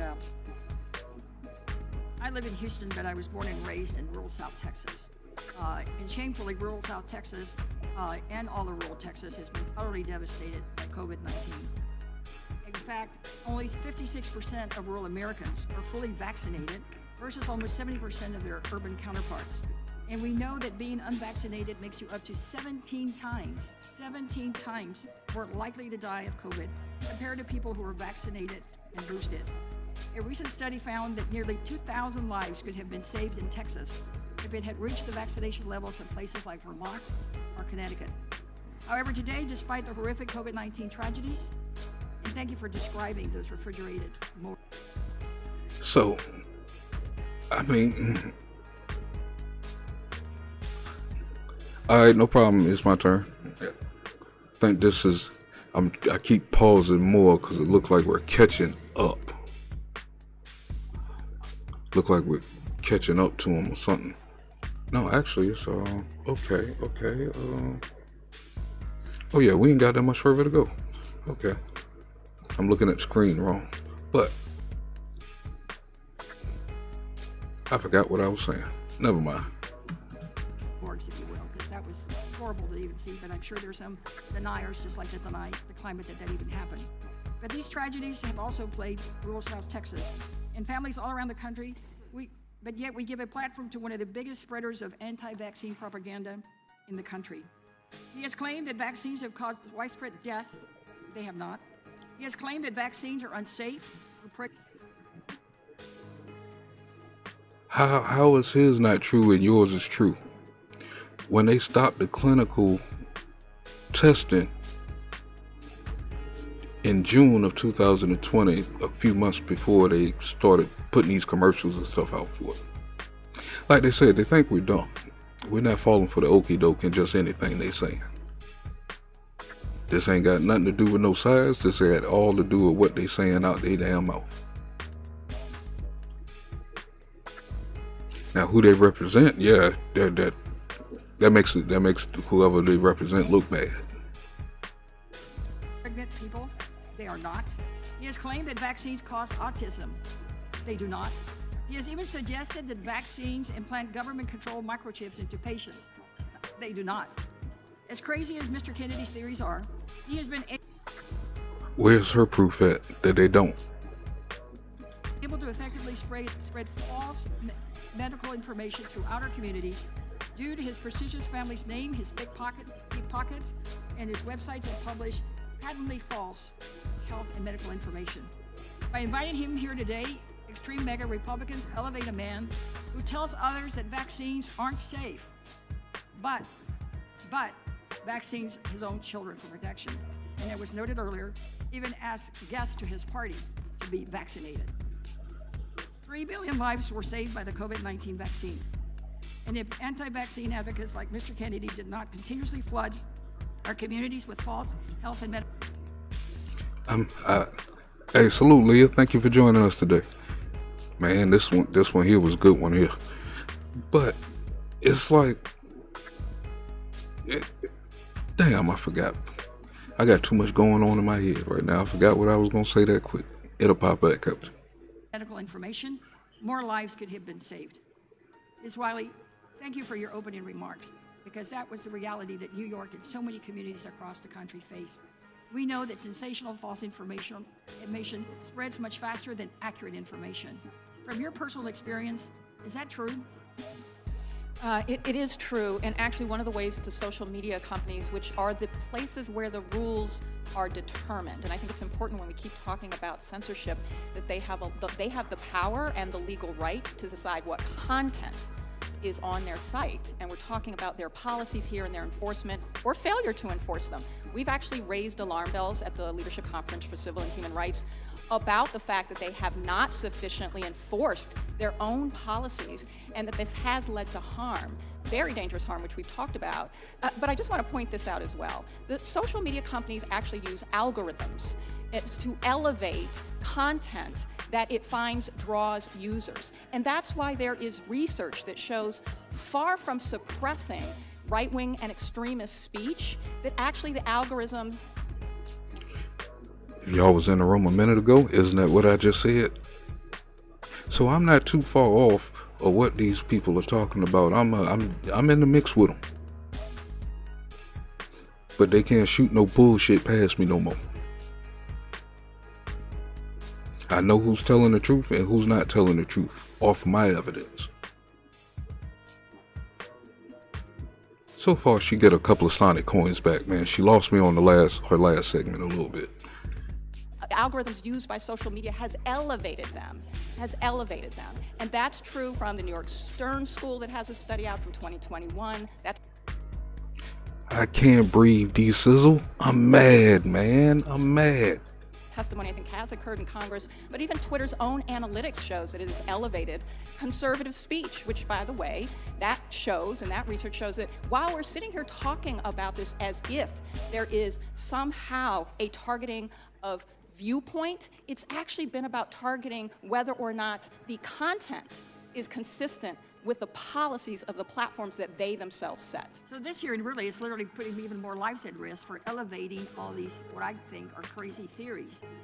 Because as long as all these anti-vaccine theories continue to spread, it makes people not only question the vaccine, but other vaccines. Would you agree? I would, and I also want to say it also occurs in our democracy in terms of voting. Mis and disinformation about whether or not voting laws are being violated and whether I'm tired of that word democracy. This is not a goddamn democracy. This is a republic. Democracy is the new kid on the block. I'm just saying. Individuals are violating them have led to death threats. That is also in violation of the social media The gentlelady has expired. Well, The chair now recognizes the gentlelady from Wyoming, Ms. Hagan, It 5 happens. minutes. I got a death threat after the last weaponization. Don't get me wrong. I understand what they're saying, but they keep trying to put that as the primary.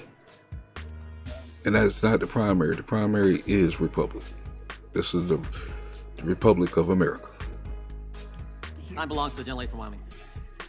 I want to thank you, Mr. Sauer, Ms. Morris, and Mr. Kennedy, for your courage, for your willingness to be the tip of the spear to protect all of our First Amendment rights. Mr. Sauer, I don't know if you watched the testimony from Christopher Wray last week, but he testified and admitted that the FBI was continuing to meet regularly with social media companies up until the very moment that the injunction was issued by the district court judge. What that tells me is they're not stopping. They're going to continue to try to further the censorship industrial complex as long as they can, and will continue to attempt to violate our First Amendment rights. We all must be vigilant. Ms. Morris, I want to focus on you today. I don't think that we've talked enough about the freedom of the press, but it's also included in the First Amendment and is as important as any other First Amendment right that we have. I want to thank you for your testimony today, and we all know that the First Amendment is a core fundamental right. And within its protection of the protection of the free press against infringement by the government. Free press has been an institution in this nation which dates back to even before America existed. Americans have always relied on the media to remain informed about the workings of their government and events in the world. This is why the press is often referred to as the fourth branch, using the rights secured by the Constitution as a fourth check on the three branches of government. Ms. Morris, before a majority presidential election, you were prepared to release a factual report about one of the candidates. One would think that the information in your report would be of interest to the American people to understand the integrity of the candidates who are asking for their support and their trust. The facts have been laid out by you and this committee of how the FBI worked with social media to alter their perception of what your story was and to change their policies to censor it. Ms. Morris, your story was obviously groundbreaking news, and as we have learned and uncovered additional information over the intervening 2 years, I can say with confidence that what has been going on with the Biden family is absolutely horrific and undermines the very foundation of our country and the integrity of the people in the highest elected and appointed offices in this country. But it's now, we know that you were correct in what you were going to be reporting. Has there been any estimates, or do you have any general idea of how many people were denied access to your story because of the government censorship? So there are polls about that. The MRC Media Research Center did a poll about, it said 45% of Biden voters were not aware of the story. But I think it also is an impossible question to answer, because the thing about the censorship was not only that it was, deleted or whatever from Twitter, but also it casted an aspersion on. It ain't even what they're really saying. It's like it has something to do more with our community. You know what I'm saying? Because even when these things were brought up, we was told to our face that it was false with no real proof. It was already written off. And it's like anything that's brought up need to be investigated. We need to question everything that's being brought up, even whether it's a conspiracy or not to you. You know what I'm saying? Everything. And I believe if we followed that process, we wouldn't be in this position right now. Because so many of us was waving the fucking flag, hitting the button, like Mayday. But it's like the prophets ain't being heard no more. The foreseers ain't being heard no more. I don't know where we lost it at, but that's about where it's at, man. It's like we could see something coming, boy, nobody will believe. On the reporting on me that was literally made up. It was made up. And there is a subset of this country where, despite the New York Times, the Washington Post, literally fill in the blank, liberal news legacy outlet that they all trust, they just reflexively think laptop from hell, fake, Russia, whatever. And so the effect of that can't be measured, because these people who are spies, who the country looks at as the ultimate authority of truth, came out and said that this was there was something wrong with it, so you can't measure the impact of that. And so going back. And no, I did not see this before this show, and basically they stating everything that I don't stated before they stated it. She said some real shit right there. Back about 30 seconds. And there is a subset of this country where, despite the New York Times, the Washington Post, literally fill in the blank, Welcome back, it's my turn. Legacy outlet that they all trust, they just reflexively think laptop from hell, fake, Russia, whatever. And so the effect of that can't be measured, because these people who are spies, who the country looks at as the ultimate authority of truth, came out and said that this was there was something wrong with it, so you can't measure the impact of that. And so going back to the legacy media, the Oversight Committee had a very explosive hearing yesterday with whistleblowers from the IRS. Some of our legacy media outlets did not cover the hearing, but they did talk about Taco Tuesday. D-Sizzle, you still in the chat? Subscribe to Pardon My Presence.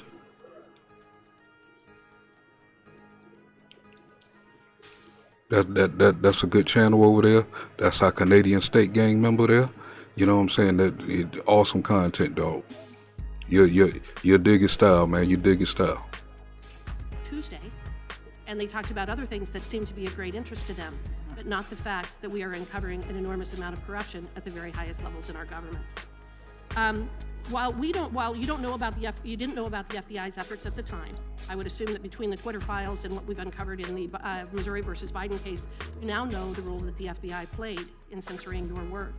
Do you think the FBI tried to ensure that the American people didn't I'm not on my computer that can share that link at this second. But PMP, I'll drop your link. hear the story in order to change the outcome of the election in 2020?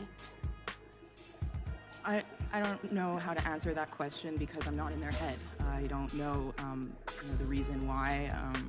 I don't have a head count of how many Biden voters work at the FBI. I can't assign a motive to them. I can just tell you what happened and what we've learned in the 2 years since this late.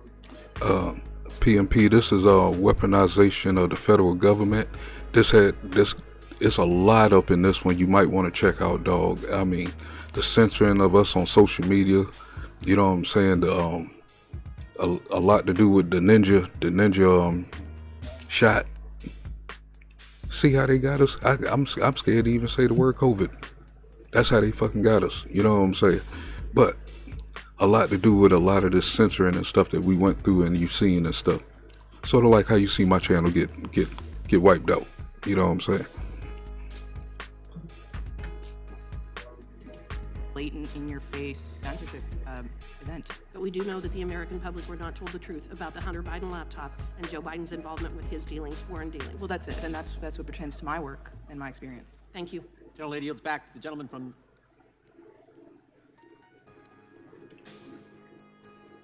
Thank you, Serious S. Hey, D Sizzle, hit that sub to that channel, man. We be having some good convos over there.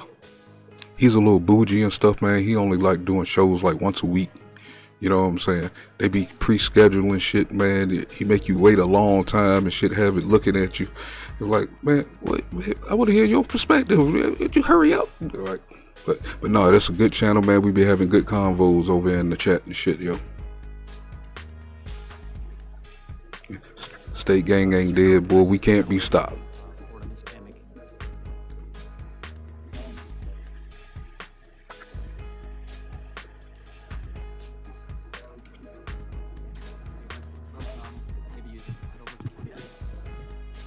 Sorry, the microphone is broken. Wait, the mic. Okay. Sorry, the microphone is broken. I want to thank all our witnesses for being in front of us here today. I know that this has not been an easy couple of hours, but I appreciate your endurance. I'll start with you, Ms. Wiley. 5 days ago, Democrat Representative Pramila Jayapal stated that she has been, quote, fighting to make it clear that Israel is a racist state. Yes or no, do you believe that statement to be anti-Semitic? I believe that there is a distinction between any Yes or conversation no? about a government versus a group of people. So do you believe that each of my Democratic colleagues should publicly denounce her comments? Well, and not continue to give her a platform to make statements like Israel is a racist nation? Because essentially that is what is happening here.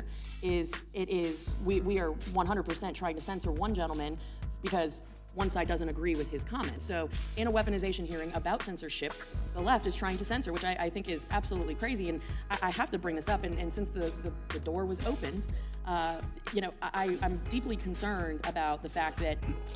At PMP, I might do the whistleblower from yesterday too. I'm gonna try to fit it in today. Depends on the schedule of the team and shit. But if not, it'll definitely get done before Saturday night. If not Sunday morning, it'll get done before Monday. I'll put it that way. But yeah, the whistleblower, man. I heard it was some dynamite shit that came out in that thing yesterday. There were FEC reports brought up. Mr. Kennedy, you acknowledged that you don't know where those came from. You said that you have no affiliation with those. That PAC, that super PAC, I believe. The ranking member said she was deeply concerned about the affiliation, and we seem to have a guilty by association theme going on here. And so I just have to state for the record that I myself am deeply concerned about the affiliation of the convicted sex trafficker, Jeffrey Epstein, of which the ranking member took campaign donation money from. So I think that's the beauty of the First Amendment, is that we have a right to say what we want to say, but we also have the right to be offended. I'm glad she's saying that, but no, she didn't just say that. Bang, bang. Miss Kamek. I forgot her name for a second, and I did a video on her back on the Mad Militant channel. Miss Kamek. She is throwing bows with her Christmas blouse on. So I just wanted to point that out, glass houses and all. Our Democrat colleague, Mr. Lynch, opened up the door of what does the impact of the continued narrative of weaponization have on the general public? And I think that's really important, because what we have seen in the last couple of weeks is irrefutable evidence of the fact that the FBI has not only been systematically working to censor American speech, but they have been facilitating it, and in some cases at the behest of foreign governments. A weaponization report proved that there was a direct connection between the Ukrainian SBU, in which that intelligence service was sending spreadsheets of thousands of posts, in some cases posts that were belonging to the United States State Department. And because we know that the Ukrainian SBU is rife with double agents, the FBI wasn't even vetting the posts. They were simply sending them direct to the social media companies saying, please take these down. So now we have an FBI that is not just saying that they're gonna fight foreign interference, they're facilitating it. At one point even suggesting that they put forward a 24/7 channel where the FBI takes requests from a foreign government and filters it right to the social media company to have those posts taken down. And it was across the board, anti-Ukraine, pro-Ukraine. That right there proves that they weren't vetting the posts. That's a problem. We've established clearly with hard evidence that there is in fact a weaponization of the federal government against the American people.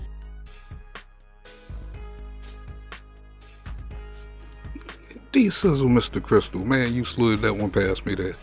When you sent to Adam Schiff for no reason, that they opened the door then? So all the stuff they called out that we done went through in the last 5 or 6 years ain't opening the door for us to do that to him? Oh, man. I'm just saying. They started it. We didn't. And every single day that we do not acknowledge it is a bad day in America. The pillars of our constitutional republic, not democracy, are being taken down bit by bit because the press is being told they can't ask the tough questions. Ms. Morris, you have probably received threats, you have been censored, you have been silenced. Mr. Sauer, you have been before us many times, and you have expressed the pushback, the threats that you have received. Mr. Kennedy, I can't imagine what you receive on a daily basis from both the left and the right.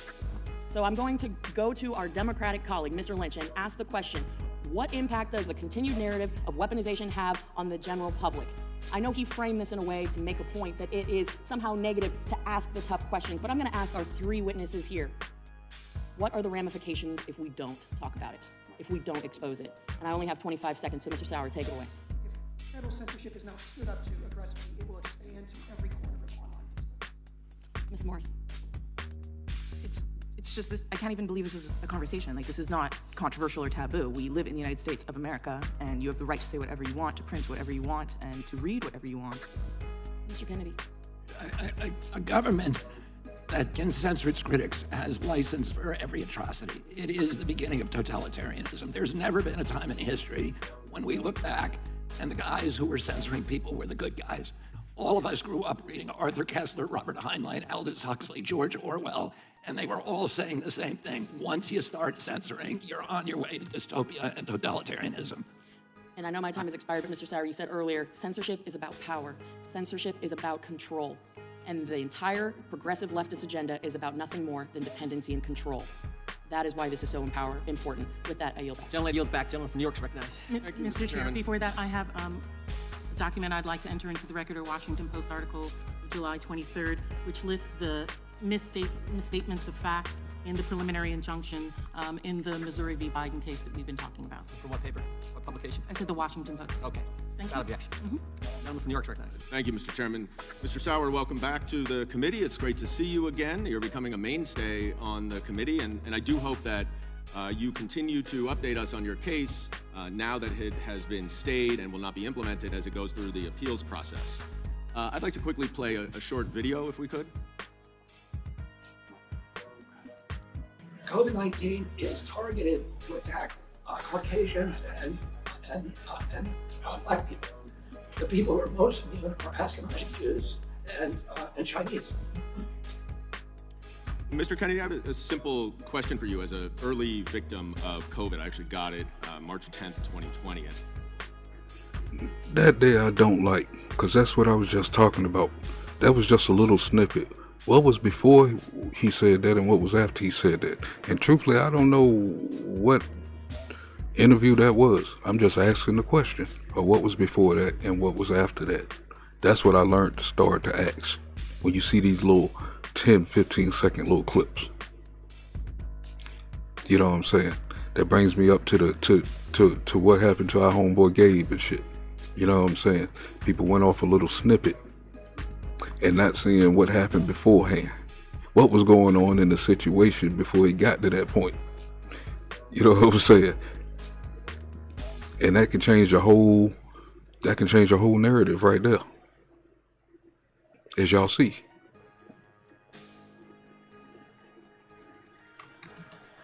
And my question to you is whether you think I should be worried about my genetics as an Ashkenazi Jew because I did contract COVID.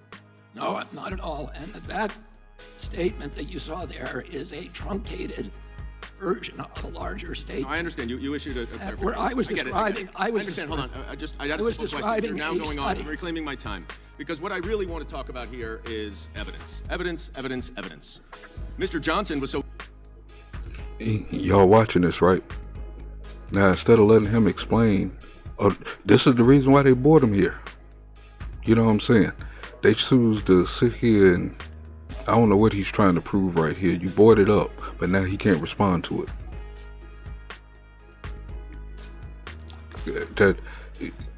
But then by the time it gets to us in the news, oh, he done tore him up. He did this, he did that. He lit fire to him. No, you didn't give that guy no chance to respond. You're a crooked motherfucker. I'm just saying. So eager to talk about what he called the hard evidence, and yet all we heard again was him repeating allegations without identifying any evidence. You can repeat all of these allegations as much as you want, but it doesn't make them true. Gentlemen, the people you representing, that's exactly what they do. That's why my people are so confused right now. Don't worry about that. I haven't got mad to wake your ass up yet. I'm just pointing things out. Not witnesses. I don't have enough time, unfortunately. You are not witnesses to any of this conduct, and just because you say it over and over, it doesn't make it so. And if we're talking about censorship here, which I believe is presumably the reason why Mr. Kennedy is here, the tweet that you've identified was never taken down. Whatever the government may have tried to do, and I don't agree that it tried to do what you said it did, it wasn't taken down. So how can the government actually censor anyone if there's enough freedom within the companies they're talking to that they reject whatever request that the government makes? Is it because the social media didn't take it down because it favors their truth? I mean, is it true? And from their understanding, because anything that we were seeing was actual truth got took down. I mean, I'm just saying. They flagged CDC information straight from off their site.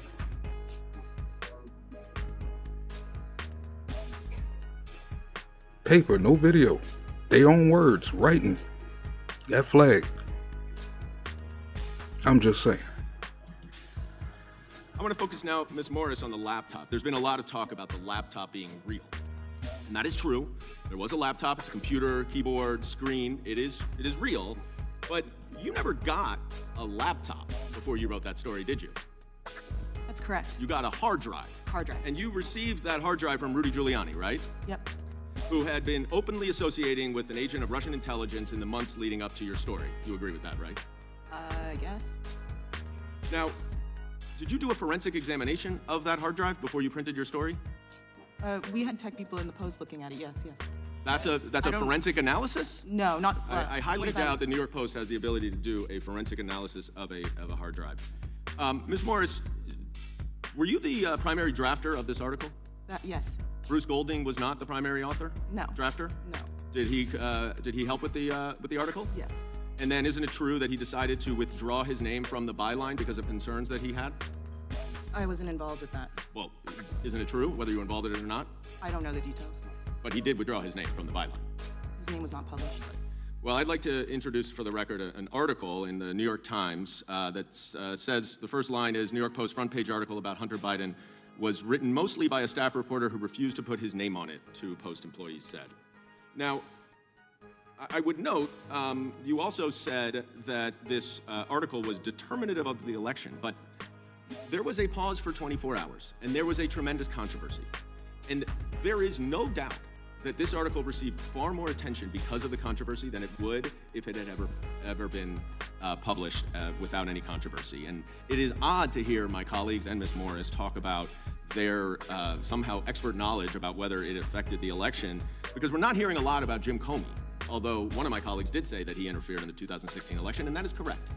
He interfered on behalf of Donald Trump against Hillary Clinton by unnecessarily announcing of an investigation 6 days before. The majority would like us to believe that there's some broad government conspiracy, but in reality, this government is playing by the book. That is why Joe Biden's Justice Department has allowed a Trump-appointed U.S. attorney to continue his investigation of the president's son, which is in direct contrast to what the former president did by weaponizing the Justice Department. And I yield back. Gentleman yields back. The chair now recognizes himself. Hard evidence. Whew. Boy, that was too much right there. But yeah, PMP, check out that documentary right there. And then I'm trying to get Gabe to set up to set up a behind the scenes little movie shit with that new movie that's out that everybody's talking about that exposed Oprah and all these people. I heard she is going nuts because she got exposed the way she did. All these years and shit, man, when we bring up that school in Africa and shit, you know what I'm saying, on why it's over there and shit, we always get all that stupid backlash. Well, she did it for her people, this and that. Go watch that movie and go see what the fuck they saying, what she was doing with those little girls out there. It's like we speak too soon for our fucking people, and when the people who really got that real soul in them, man, that real energy in them, who are the real protectors of our people, start speaking, we always told that we're fucking wrong. You know what I'm saying?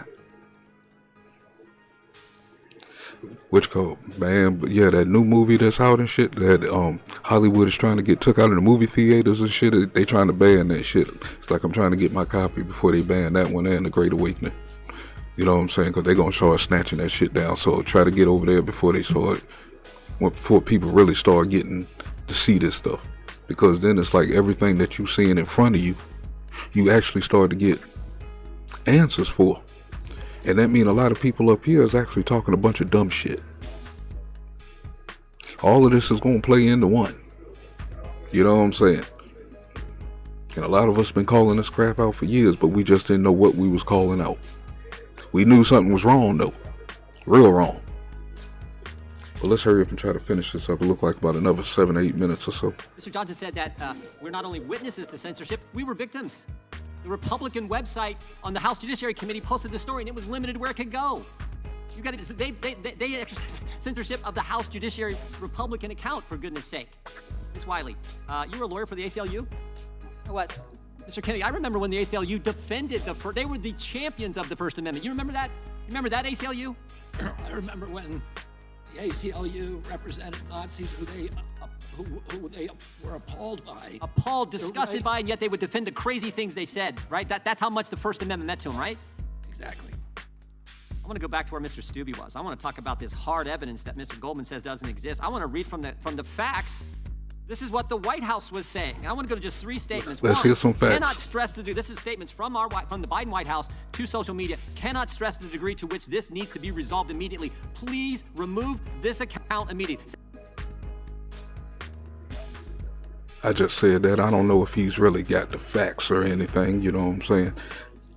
But if it lines up for what you see and what you know what's been going on around you, it got to be some truthness to it. Because everything that they saying don't line up for what we went through, what a lot of us went through.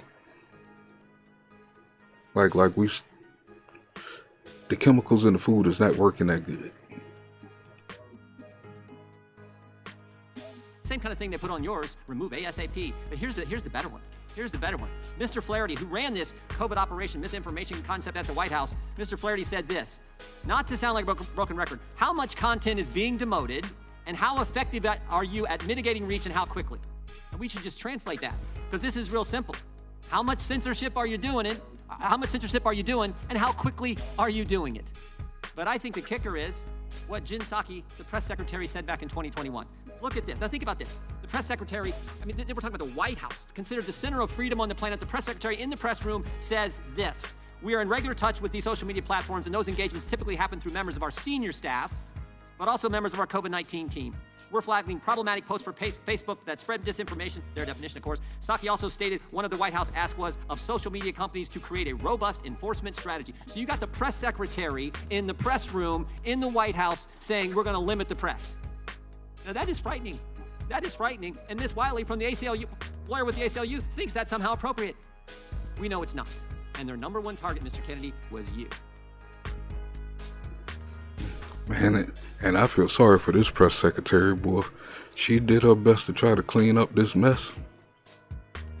But it's so deep and ugly from what we were seeing. She just made a fool of herself just taking that job, man. It's like, just run and hide, man. It's like they got you up there looking crazy. They got more and more stuff popping out. You got to answer to. You ain't got no answers for. Damn. Was you, a Democrat, their primary opponent. I find that amazing. And I would like any thoughts you may have on, because here's the scary thing, and Dennis and I had this conversation a while back. If you don't have a robust First Amendment, if you try to restrict what the people say and what the press reports, that is a scary place to go. Because if you can't have debate and work out our differences, like you said in your amazing opening statement, let's work together, let's figure this out. But if you can't have that robust debate and figure things out, the alternative is scary. And that's exactly where we're headed. And I would encourage everyone to read Mr. Kennedy's written statement. I read it this morning. Amazing. He walks through the history here. That is what's at stake, and that's why what you're doing, whether we agree with what you say or not, and I disagree with what you said last week, what they played. I think a lot of people did. You clarified it, but it's about protecting the Constitution and the First Amendment. I'll give you the last minute and a half, Mr. Kennedy. Well, what I would say is that the founders and the framers of our Constitution knew that democracy was a very inefficient system and it had all of these built-in inefficiencies and difficulties. But they said that they felt that it would give us the one thing that would give us an advantage over totalitarian systems was this capacity for the free flow of information and the complete lack of controlled debate, so that ideas that would eventually mature into policies would be annealed in a furnace of debate and then rise through the marketplace of ideas rather than being dictated from above. And that's what would give the energy, the vibrancy, the vigor, the democracy. When they invented this democracy, we were the first one in the modern era in 1780. By 1865, 5 other nations had imitated us. Today, it's 190 nations based upon our system. We are supposed to be the exemplary democracy, and the corner foundation stone of our system is freedom of speech. All of the other freedoms depend on it. If we lose that, not only do we lose our democracy in this country, but the entire world loses us as an example. Exactly. I couldn't have said it better. Now I recognize the gentleman from... Mr. Chairman, I have a unanimous consent request. Gentleman, say the request. Ask for unanimous consent to enter the record an article by the New York Times on July 20th, 2023. New York Post published Hunter Biden report amid newsroom doubts. Ask for unanimous consent. Without objection. Some things amaze me. The gentleman from Kentucky is recognized, and this will be our last line of question. One of the immutable and undeniable tenets of immunology is natural immunity. But for 2 years, it was denied. It wasn't even just denied, it was censored. Mr. Sauer, I noticed in the court ruling, in the case that you worked on, it was censored. That they said that the court said that Facebook reported to the White House that it labeled and demoted posts suggesting natural immunity to a COVID-19 infection is superior to vaccine immunity. Is that true? Was that kind of censorship going on? Yes, that kind of censorship was going on, and there were direct communications between the platforms and federal officials about natural immunity specifically that I think you correctly quoted. And thanks to the Twitter files, we found out that the former FDA director who was on the board. That's one thing they refuse to keep bringing up in a lot of these ninja conversations here. Natural immunity protected you more than the juice. Board of Pfizer, Dr. Scott Gottlieb, wrote on August 27th, 2021, to Twitter executive Todd O'Boyle, who, by the way, was kind of one of the go-to people for the White House also to coordinate with when they wanted to.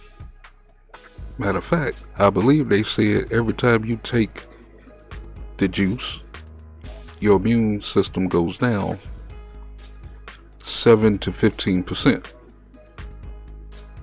But I could be wrong. I'm only bringing up what I heard at that moment. I didn't do too much research on it. Matter of fact, that was in a couple of places. You can actually go. We can go find that. What you call it? But that was what was being said. And for people to get sick afterwards, after the juice, might prove that case.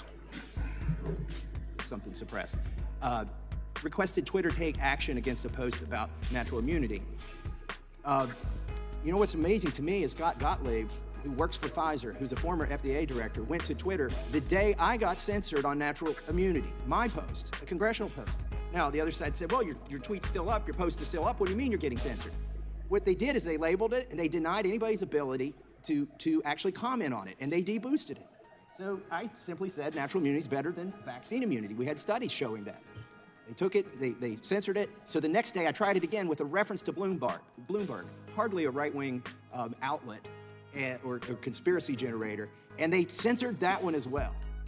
This is astounding to me. Mr. Kennedy, can you talk about the censorship, the effort of the White House and pharma to suppress the acknowledgement of natural immunity and why they might have been doing that? Well, again, there was an effort to suppress information, in fact, if you read the Twitter files and the email correspondence between Facebook and the White House, there was an acknowledgement that they were being asked and they were complying with censoring information that everybody knew to be true or highly likely to be true. So the purpose, and in fact, the term misinformation did not denote falsehood or veracity. Rather, it was a euphemism for any information that departed from government orthodoxies. And it is very dangerous. And the Congressman a minute ago said 1 million people have died because of misinformation about vaccines in this country. But in fact, our country had one of the highest vaccination rates in the world and the worst health outcomes. We have 4.2% of the global population. We had 16% of the COVID deaths. Blacks in Haiti with a 1% vaccination rate were dying at a rate of 15 per million population. And same in Nigeria, had a 1.3 vaccination rate. They were dying at 1 in 14 per million population, 14 per million population. But one thing I have noticed, D-Sizzle, is when it sounds like they're reaching, they could be trying to tell you something too. Remember, that's what I used to sound like when I was trying to give you this information 4 or 5 years ago. Sound like I was reaching. You know what I'm saying? Always listen to the reachers. Some things are well, he should be easily explaining, but sometimes it is like that. In our country, blacks were dying at 3,000 per million population, 200 times the death rates in other countries, and this holds throughout the world. We needed information. We should have all been sharing information openly and talking to the 15 million doctors through the internet who were treating patients on the front line all over the world and channeling the best therapies, the most successful treatments, so that we can all figure it out. This is not a time in a pandemic I'll just say this one thing. Trusting the experts is not... I like that, PMP. I like that. I like that. Sometimes that's how the information is. The information might be ahead of its time, and we'll overlook it. And then it'll turn around and bite us in the ass a little while later. You know what I'm saying? Hey, it's all part of growth. A function of science. It's not a function of democracy. It's a function of religion and totalitarianism, and it does not make for a healthier population. Let me ask you this. You referenced your father and your uncle and the party that they were in. What has happened to your party with respect to the First Amendment? Would they recognize the position now? I think, listen, I'm a Democrat, and I believe in all the, if you went through a checklist of all of the things that my father believed in, that he fought for, that my uncle believed in and fought for, I would check every box. I feel my party has departed from some of those core values, and one of the reasons that I want to run for president is to reclaim my party for those. But it's got to, listen, this is not a partisan issue. The First Amendment, it just seems crazy to me that anybody thinks that it's okay to censor, and there's a lot of information that I don't like. There's hateful information, but as the chairman was saying, in 1977, the ACLU went out and supported Nazis who were walking through a Jewish neighborhood in Skokie, Illinois. And they said, that's important. We hate what they're saying. We're repulsed by it.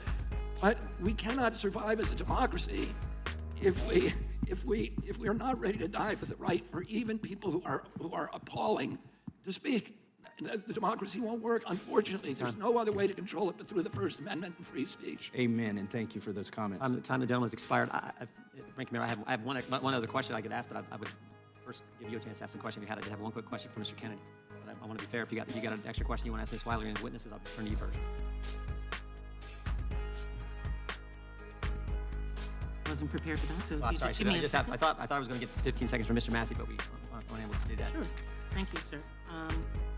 I did want to ask Ms. Wiley regarding, we had a discussion and it was brought up by one of the witnesses related to the website Gab.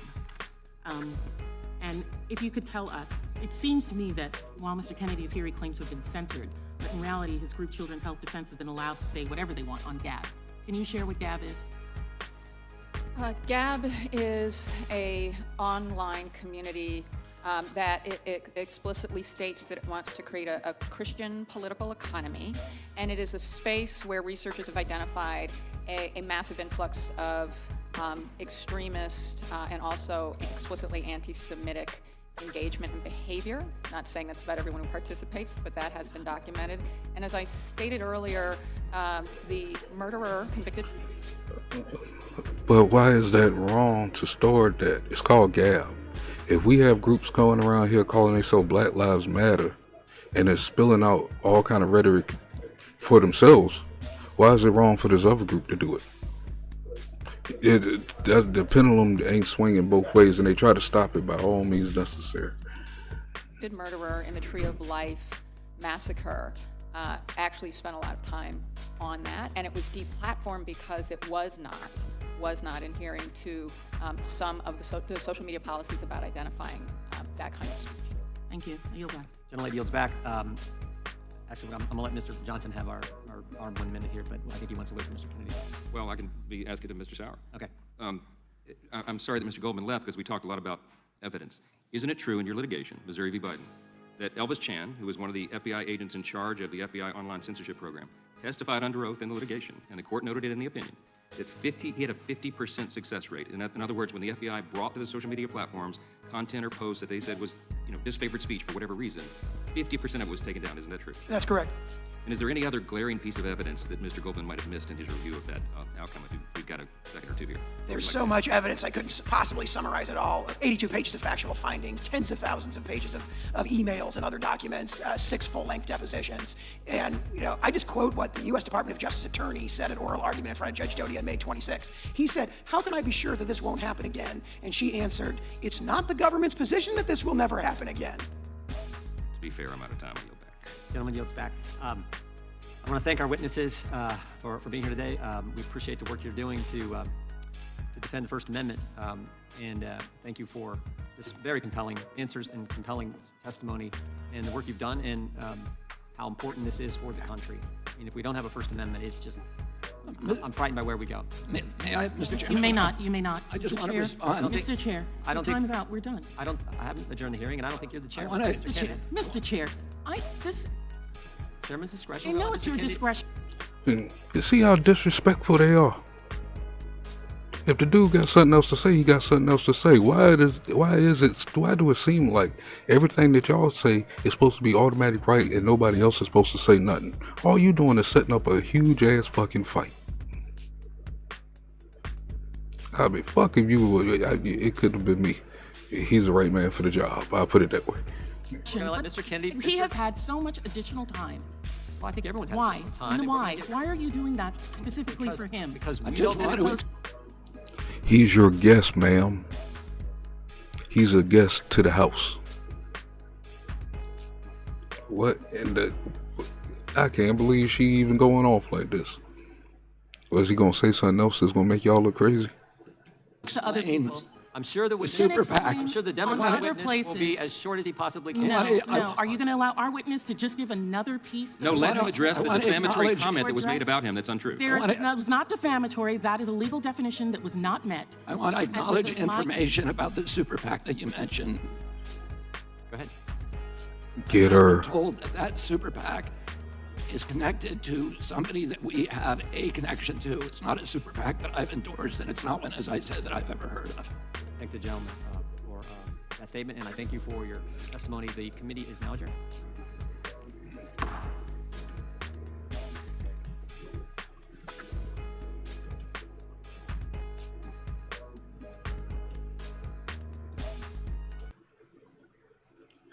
As you see right there, we don't came to another one. I had an issue with her when she tried to leave the dude's name off the second time that she pointed out the first time on that pack that he was just talking about. The guy Rolls, he was sitting in the middle of the screen, his name was circled twice. She put it up on the screen. He said he never heard of that dude. But then when she wanted to present it, put it in the records, she didn't bring the guy's name up, but brought up the other two names on the paper. That shows me she's full of shit and she's scamming. That you tricking the people, woman. So how important is that paper? Is it valid? Because you left the name off the second time around. I'm just saying. But go ahead and shut this one down here. It's possible I could be coming back with another one. I got to see how long that one is. I think we just did about 4 hours just then. These things do get kind of long. But that's all right. They entertaining, informative. You know what I'm saying? So I don't really too much care about it. If I wasn't doing it this way, I would still be watching it in some kind of form. Even if we had a live show going on somewhere else, it would still be on my screen. So I want to thank everybody who came through and helped contribute in the chat. You know what I'm saying? D Sizzle, Serious S, thank you. Leah, thank you for coming through. D Truth, 69, Sangia. See, I remembered the name again, so I think it's locked in now. If I mess it up again, then you can fuss at me. But PMP, we'll be seeing you around. Hopefully you got some content coming up here soon, man. There you go. Boy, your breakdowns be breakdowns, boy. You be breaking it down. But let's see. Money Boy stopped through. What are they up to? It's kind of quiet. It's my turn. Man, it's too many of y'all, goddammit. Y'all know what I mean. Thank y'all for joining me and enjoying the show. Like this video, you know what I'm saying? Share us out. Subscribe to the channel. You know what I'm saying? If you want to support the channel, please donate to $ Real Mad TV. And this is your Mad Militant signing out. Peace.